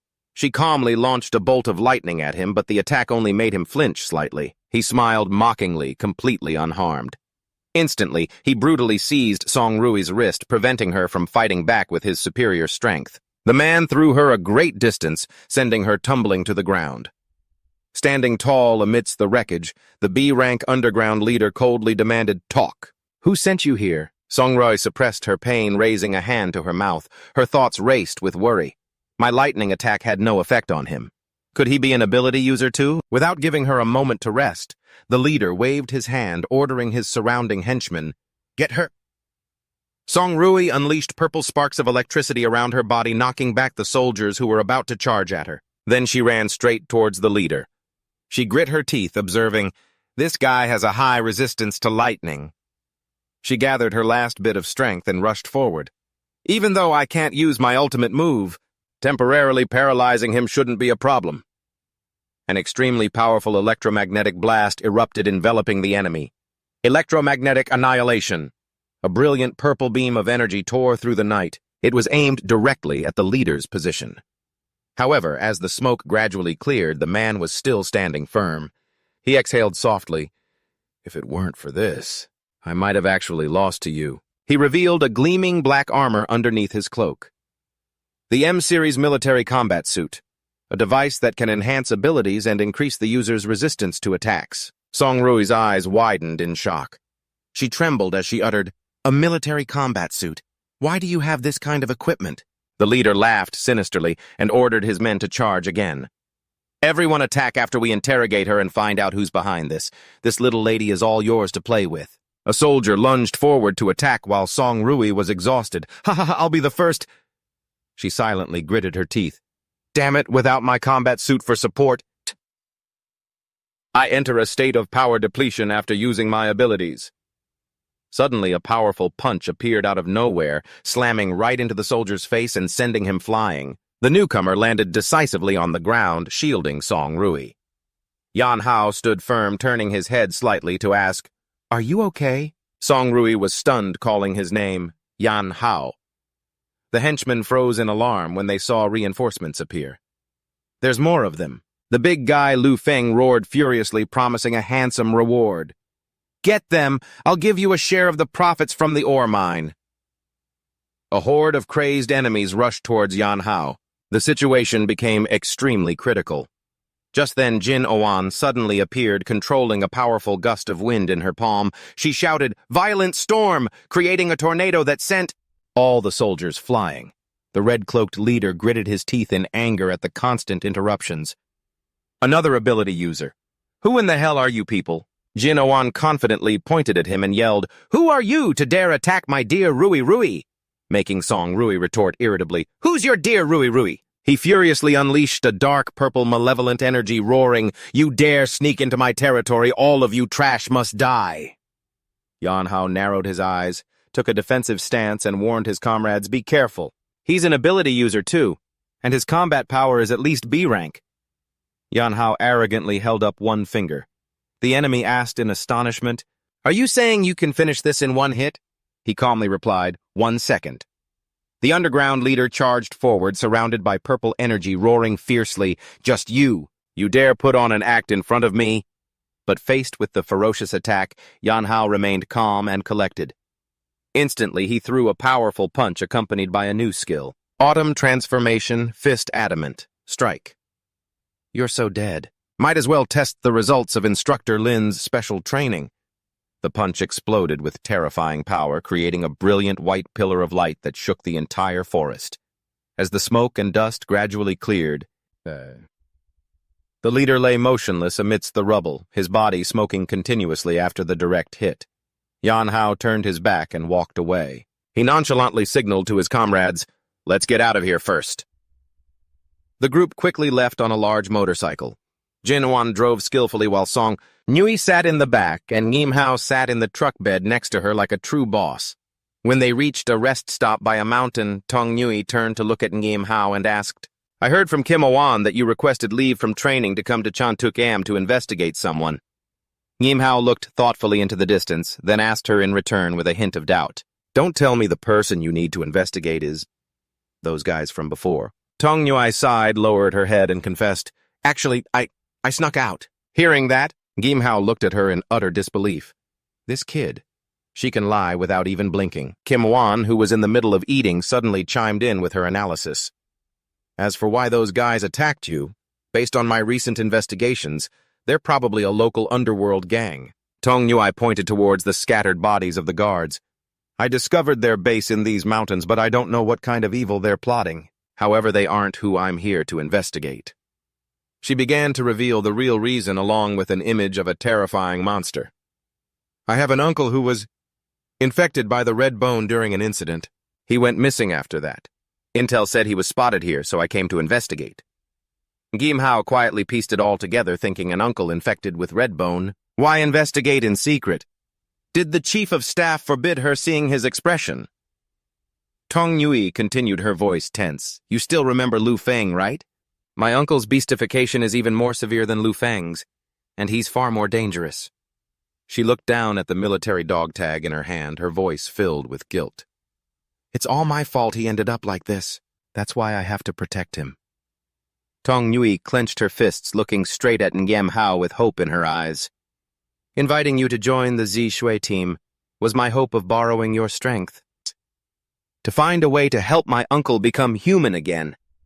Gim Hao recalled her vague offers from before, and it all clicked. So that's what this was all about. Tong Yui was willing to defy the chief of staff to save her uncle. So the deal she mentioned back then was this. He smiled gently and agreed. Ethax situation. I'm confident I can handle that. But a beastification like Lu Feng's, I honestly don't know if I can do anything about it. But I'll do my best to help you. That's our agreement. Hearing his promise, Tong Yui showed a rare, radiant, and gentle smile. Thank you. Kim Wan suddenly shivered. He cheerfully broke the romantic atmosphere. All right. Now that everything's settled, let's get going. Tong Yui suddenly remembered something important and asked, Oh, right, but why did you guys come here? Gim Hao looked at her and briefly explained his own goal. Thak is awake. He told me that my little sister Xiao Shui was brought here half a year ago. The group advanced together into the gloomy mountain forest. Gim Hao thought to himself, For the past few days, I've tried everything to get information, but most people here are hostile towards me. I have a feeling that all of these events are connected somehow. He clenched his fist, his eyes shining with determination. No matter what, I have to find my sister. Before them, the landscape of Chan Tukam appeared desolate and mysterious under the twilight sky. Suddenly, a fight broke out in the town. Kim Awan unleashed a whirlwind attack that sent an opponent flying. This is bad. They just keep coming. It's like we kicked a hornet's nest. Tong Yui immediately got into a fighting stance, her cold eyes scanning the area. I didn't want to waste time getting tangled up with them. We're breaking through now. Kim Wan unleashed a powerful glowing whirlwind. There's still a straggler. An enemy soldier was blown away by the immense wind pressure, in absolute terror. Gim Hao stood amidst the rubble, watching a strange figure approach and asked, Who's there? From the shadows, Duangda appeared. He raised a hand in a peaceful gesture. Don't attack, I'm one of you. Captain Duangda looked around, then urged the group to move. Why are you here? This isn't the place to talk. Follow me. He quickly explained while leading the way. I'm under orders from the Chief of Staff to find your Uncle Tong Quan and also to ensure your safety. I heard the fighting earlier and figured it was you all, so I came to find you. Tong Yui was a little skeptical. She asked quietly, Are you alone? Duangda pointed towards the distant mountain ranges. The rest of the team is at a temporary camp in the mountains to report on the situation. We've detected the movements of a beastman, but there's an overlord-class variant beast active in the mountains. We're trying to find a way around it to proceed. He looked at Tong Yui with an extremely serious expression. The Chief of Staff's intention is this. If you all turn back now, all punishments may be lessened. Leave the search mission to professionals like us. Tong Yui flatly rejected the offer, her eyes burning with resolve. That's my uncle. We already have a lead. I have to go. If they try to use force against him, I can still be there to stop them. We're good friends, aren't we? We stick together.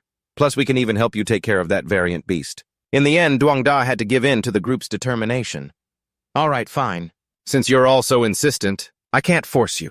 I just hope that after we're done, you'll all definitely follow me back. I'll just let my teammates know.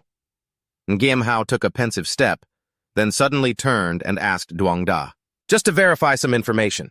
When you guys were searching in the mountains, did you see any structures that looked like a research lab? Duangda paused for a moment, a hint of surprise in his eyes before replying, a research lab. We did see an abandoned structure that looked a bit like one. How did you know? Gim Hao narrowed his eyes. He inwardly confirmed Henry's intel. The lab Athak mentioned wasn't in the quake zone, so it must be hidden in the mountains. This time we definitely have to go in. The group stopped in front of a pitch-black cave nestled deep between steep cliffs. Duong-da confirmed, "This is the place." "Just as I thought. No one's guarding this place. Not even any electronic devices are set up." Just then, Kim Oan suddenly called out, "Wait a minute!" Captain Tong Tong too took out a long cloth bundle from the back of the car. He seriously handed it to Ngim Hao. "I just went back to Kim Oan's car. I didn't get a chance to take this out earlier. This is for you." Ngim Hao asked, stunned, "Could this be?" Kim Oan gave a mischievous smile, enthusiastically explaining the surprise gift. "This is a grand gift for Ngim Hao. We used the Thunder Beast's core and 150,000 alliance points to upgrade your weapon." Ngim Hao gave a slight nod of thanks. Duong-da, standing nearby, looked on with envy at the new equipment. "So when do I get mine? I'm the one who risked my neck to bring you all here." Tong Tu cut him off decisively. "Business first. Everyone, you must stay alert after we go in." They began to enter the dark tunnel. As they walked, Duong-da guided them. "Just go straight ahead.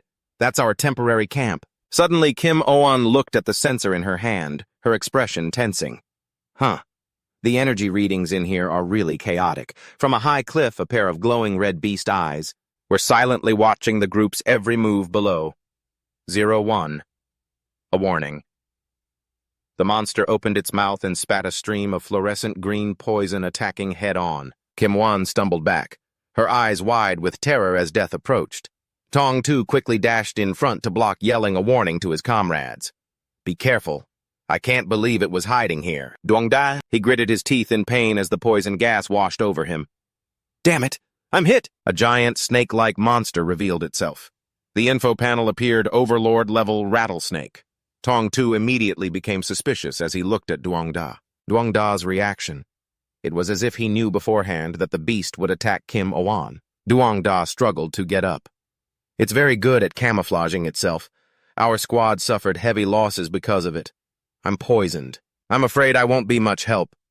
Ngim Hao stepped forward with a cold, resolute expression and said, "Let me." He braced himself, then shot forward like an arrow tearing through the poisonous smoke. With his newly reinforced gauntlets, Ngim Hao unleashed thunderous blows, making the giant monster writhe in agony. Duong-da was stunned, witnessing the boy's overwhelming power. "So, Ngim Hao can take on an overlord-level beast all by himself. And I actually thought I could compete with him." Kim Wan replied proudly, "Of course." Ngim Hao unleashed his full bestialization state, his hands transforming into glowing red demonic claws. "He's our ace." Suddenly, Ngim Hao felt an immense pressure bearing down on him from above. A massive collision occurred, sending rocks and dust flying across the battlefield. From within the flames, a fiery bull-headed monster emerged, standing tall. Overlord-level blazing flame minotaur. But it didn't stop there. A spiny steel lizard also burst up from the ground. Overlord-level steelback earth-burrowing lizard. The whole group was shocked. What is going on? Surrounded by 3 high-level monsters, Duong-da panicked and explained, I don't know what's happening. There's only ever been one Overlord-level beast active here before." From above, the leader in red appeared, looking down arrogantly at Ngim Hao. "You people actually dared to run in here and offer up your lives?" He sneered, his eyes filled with cruel vengeance. "Last time I was careless. Let's see how arrogant you can be now." Ngim Hao silently observed his enemy, his mind racing with questions. He can also control mutant beasts. But compared to the ones in Red Rock City, the obedience of these beasts is even higher. Just how does he do it? Duong-da looked worriedly at Ngim Hao and instructed everyone. "I'm sorry for leading you all into danger. I'll hold off that snake for now. I'll have to leave the others to you guys," Kim Wan asked back. "Can you handle it? Don't push yourself too hard." But he replied firmly, "I promise to get everyone back safely. I have to fulfill my duty." Ngim Hao turned to Tong Rui with a determined look. "Captain Tong, looks like if we want to find our person in peace, we'll have to clean up these obstacles first. Let's split up and move out. Leave that ape to me. This is a good chance to test this move." Tong Rui immediately responded. The whole group shouted in unison, "Move out," and then charged forward, leaving a determined silhouette heading towards the coiled monster. Ngim Hao instantly deployed a wide-area freezing ability. Ice Age. It completely swallowed the beast in sharp blocks of ice. Witnessing the scene, the red-clad leader sneered from above. Heh, with me here this time, kid. Let's see how you break through the defenses. That little windblower next to you is useless too. It's 4 against 1 now, get ready to cry. Gim Hao lowered his head slightly, his gaze cold. Facing the pressure of 4 against 1, huh? He unleashed his red bone power, growling threateningly, causing the fiery monster behind him to roar as well. I suggest you take back what you just said. Tong Yi stood defiantly with a giant machine gun, her body covered in purple lightning. When Captain Tong is this furious, even I wouldn't dare to cross her. She swung the powerful weapon, her sharp gaze affirming her choice. This thing is definitely a beast. The giant red flame ox demon threw a fiery punch toward Tong Yi at incredible speed. A massive explosion erupted as Tong Yi deftly dodged. Dodging the attack by a hair's breadth, she leaped into the air, shouting, "Taste this!" and fired a brilliant purple energy beam. The direct hit created a powerful shockwave. The monster groaned in pain amidst the smoke and dust. At the same time, Gim Hao with his sharp claws had already closed in on the beast. Gim Hao concentrated his red bone power into his hand. He delivered a heavy blow, knocking the giant monster back. Kim Oan flew down from above her hands, controlling sharp green gusts of wind to support her teammate. The leader smirked deviously. As he watched the fierce battle from the shadows, he suddenly appeared, unleashing a stream of dark energy. Kim Oan was shocked to realize his special ability. Huh. That guy can nullify elemental attacks. How? What a pain in the neck. The barbed steel monster opened its mouth and spat a blazing stream of fire directly at Kim Oan's position. Gim Hao rushed over just in time, pulling her away from the heat. The two stood firm amidst the desolate battlefield. Gim Hao turned to Kim Oan with complete trust. Kim Oan, we've got it. Leave it to me. She immediately prepared to coordinate. Gim Hao unleashed his maximum power, a dense stream of red bone energy condensing in his palm. Kim Oan shouted as she unleashed her ultimate move. Watch this, earth-soaring dragon fist. It formed a massive whirlwind. The combined attack created an earth-shattering explosion that engulfed the monster in a blinding light. The beast's colossal body was torn apart, revealing deep bleeding cracks as it collapsed. Bright red energy beams erupted violently from the dying monster's body. Amidst the wreckage, the red-clad leader was stunned. Blood trickled down his forehead. Cough, cough, cough. Gim Hao suddenly appeared behind him at incredible speed, his eyes blazing with killing intent. He coldly delivered the final blow, grabbing the man's face tightly. He dragged him along and threw him towards the monster that was spewing red energy. He then quickly flew in close behind and swung his beast-like arm, slashing a sharp line into the monster. Meanwhile, the red flame ox demon roared furiously as it was restrained by Tong Yi's electron gun. Standing amidst the smoke and dust, Tong Yi shouldered her giant rifle. Proud of her achievement, she thought, I actually defeated an overlord-class beast all by myself. Kim Oan ran over cheering. Yi, you finished it too. Meanwhile, the rattlesnake monster was still growling and struggling, trying to break free from the thick ice. Duong Da focused all his strength, creating a massive wall of ice to imprison the beast. He gritted his teeth, sweat pouring down his forehead as he struggled to maintain his power. I can't let you interfere with the others, and Gim Hao and Tong Yi shot through the air. They coordinated their attack on the restrained rattlesnake monster. Two streams of energy, one red and one purple, intertwined, delivering a fatal blow to the monster's head. The powerful impact made the creature collapse. Gim Hao landed nimbly and maintained a defensive stance. The group gathered. Tong Yi looked at Gim Hao gratefully. The weapon you gave me works great. He smiled back. I'm glad you like it. Kim Oan quickly interjected, There they go again. You two hurry up and check on the injured. Duong Da forced a smile, trying to act calm. I'm fine. You guys really are something else. That was a beautiful fight.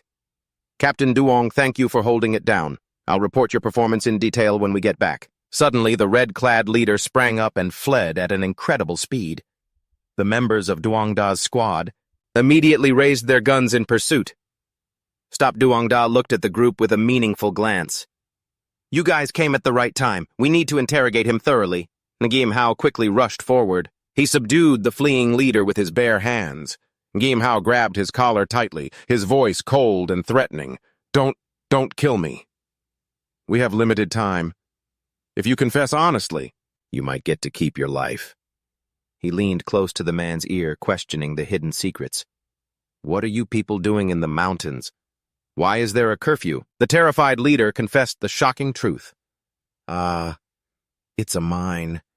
There's a type of red energy crystal in the mountain, but the military doesn't know about it. We've been secretly mining it to sell on the black market. He pointed towards a distant cave, begging for his life. Over there. That's the mine. The crystals. They can all be yours, Captain. Just spare my life. One of Duong Da's soldiers confirmed the information. So that's what the dump trucks were for mining. Captain, when we set up camp, we did see fragments that looked like some kind of crystal on the ground. Ngim Hao narrowed his eyes, his voice low as he asked a more important question. The mine can wait. What I want to know is how you're able to control these beasts. And you... Where did you get that military combat uniform? The leader stammered, afraid to tell the truth. Ngim Hao lost his patience and tightened his grip on the man's neck. Speak. He panicked. It was someone who has been supporting us. They provided everything. Suddenly the ground began to tremble. The beast let out a ferocious roar, its red eyes staring intently at the people standing at its feet. Ngim Hao exclaimed in astonishment, "It's still alive!" The leader quickly broke free, a sharp knife in his hand, ready for another fight. The scene shifts to the Zhenzu Yin mine, where glowing red crystals emit an eerie light. A figure cloaked from head to toe walks silently among the jagged rocks. The stranger stopped before a cave filled with energy, whispering to themselves, "This is the place." A gloved hand touched the crimson energy crystal. Inside it began to vibrate violently. A wave of deep red light spread out intensely as the figure began to absorb the energy into their body. The cloaked figure endured the pain, thinking, this should suppress the erosion for a while. The red light from the stones illuminated the deep corridor leading outside. She took off her cloak, revealing a girl with fiery red hair and demon horns. Tilting her head slightly, she thought, The girl narrowed her eyes, sensing a strange energy fluctuation. She demanded in a low voice, "Who is controlling the anomalous beasts?" The scene shifts to a sunset sky enveloping the entire Zhenzu Yin Valley. At that moment, the leader charged forward. "First I'll kill this brat, then I'll use the chaos to escape." Kim Awan gasped in horror, her pupils shrinking as she failed to react to the surprise attack. Splat fresh blood sprayed everywhere. Tang Yi. He had instantly rushed forward, catching the man's blade with his bare hand. With a cold gaze burning with killing intent, Tang Ye threatened his enemy in a low voice. "You're that eager to die. Then I'll grant your wish." The leader, drenched in sweat, trembled as he watched Tang Ye unleash his power. Just as the finishing blow was delivered, Yan Hao and Song Rui had taken down the demon ape. Song Rui, stunned by her teammate's decisiveness, shouted at Tang Ye. "But why did you kill him?" Tang Ye gave a detached smile, calmly wiping the blood from his glove. "Just a reflex. I didn't think much about it." Kim Wan, still trembling, protested, but there was still so much he hadn't told us. Standing over the enemy's corpse, Tang Ye calmly explained to reassure everyone. He was about to kill Kim Wan. The situation was too dangerous, so I couldn't hold back. "Is there a problem?" Song Rui thoughtfully observed Tang Ye's attitude. She was filled with doubt. "From what I know about Kim Wan, she could have definitely dodged an assassination attempt of that level. It seems Captain Tang is being a bit overprotective." Tang Ye smirked, a knowing smile on his face. "You're not wrong. I know everyone in Ji Shui is an outstanding member, but even if there's just a sliver of risk, I'm not willing to take that gamble," he stated firmly. "I'd rather make a mistake than let a comrade fall into danger." Song Rui sighed, accepting it. "All right then. Is your hand okay? We should head back to the temporary camp and get that treated." Meanwhile, Yan Hao silently watched them go. From a cliff top, a mysterious figure in a red cloak quietly observed the group. Military personnel, the girl thought.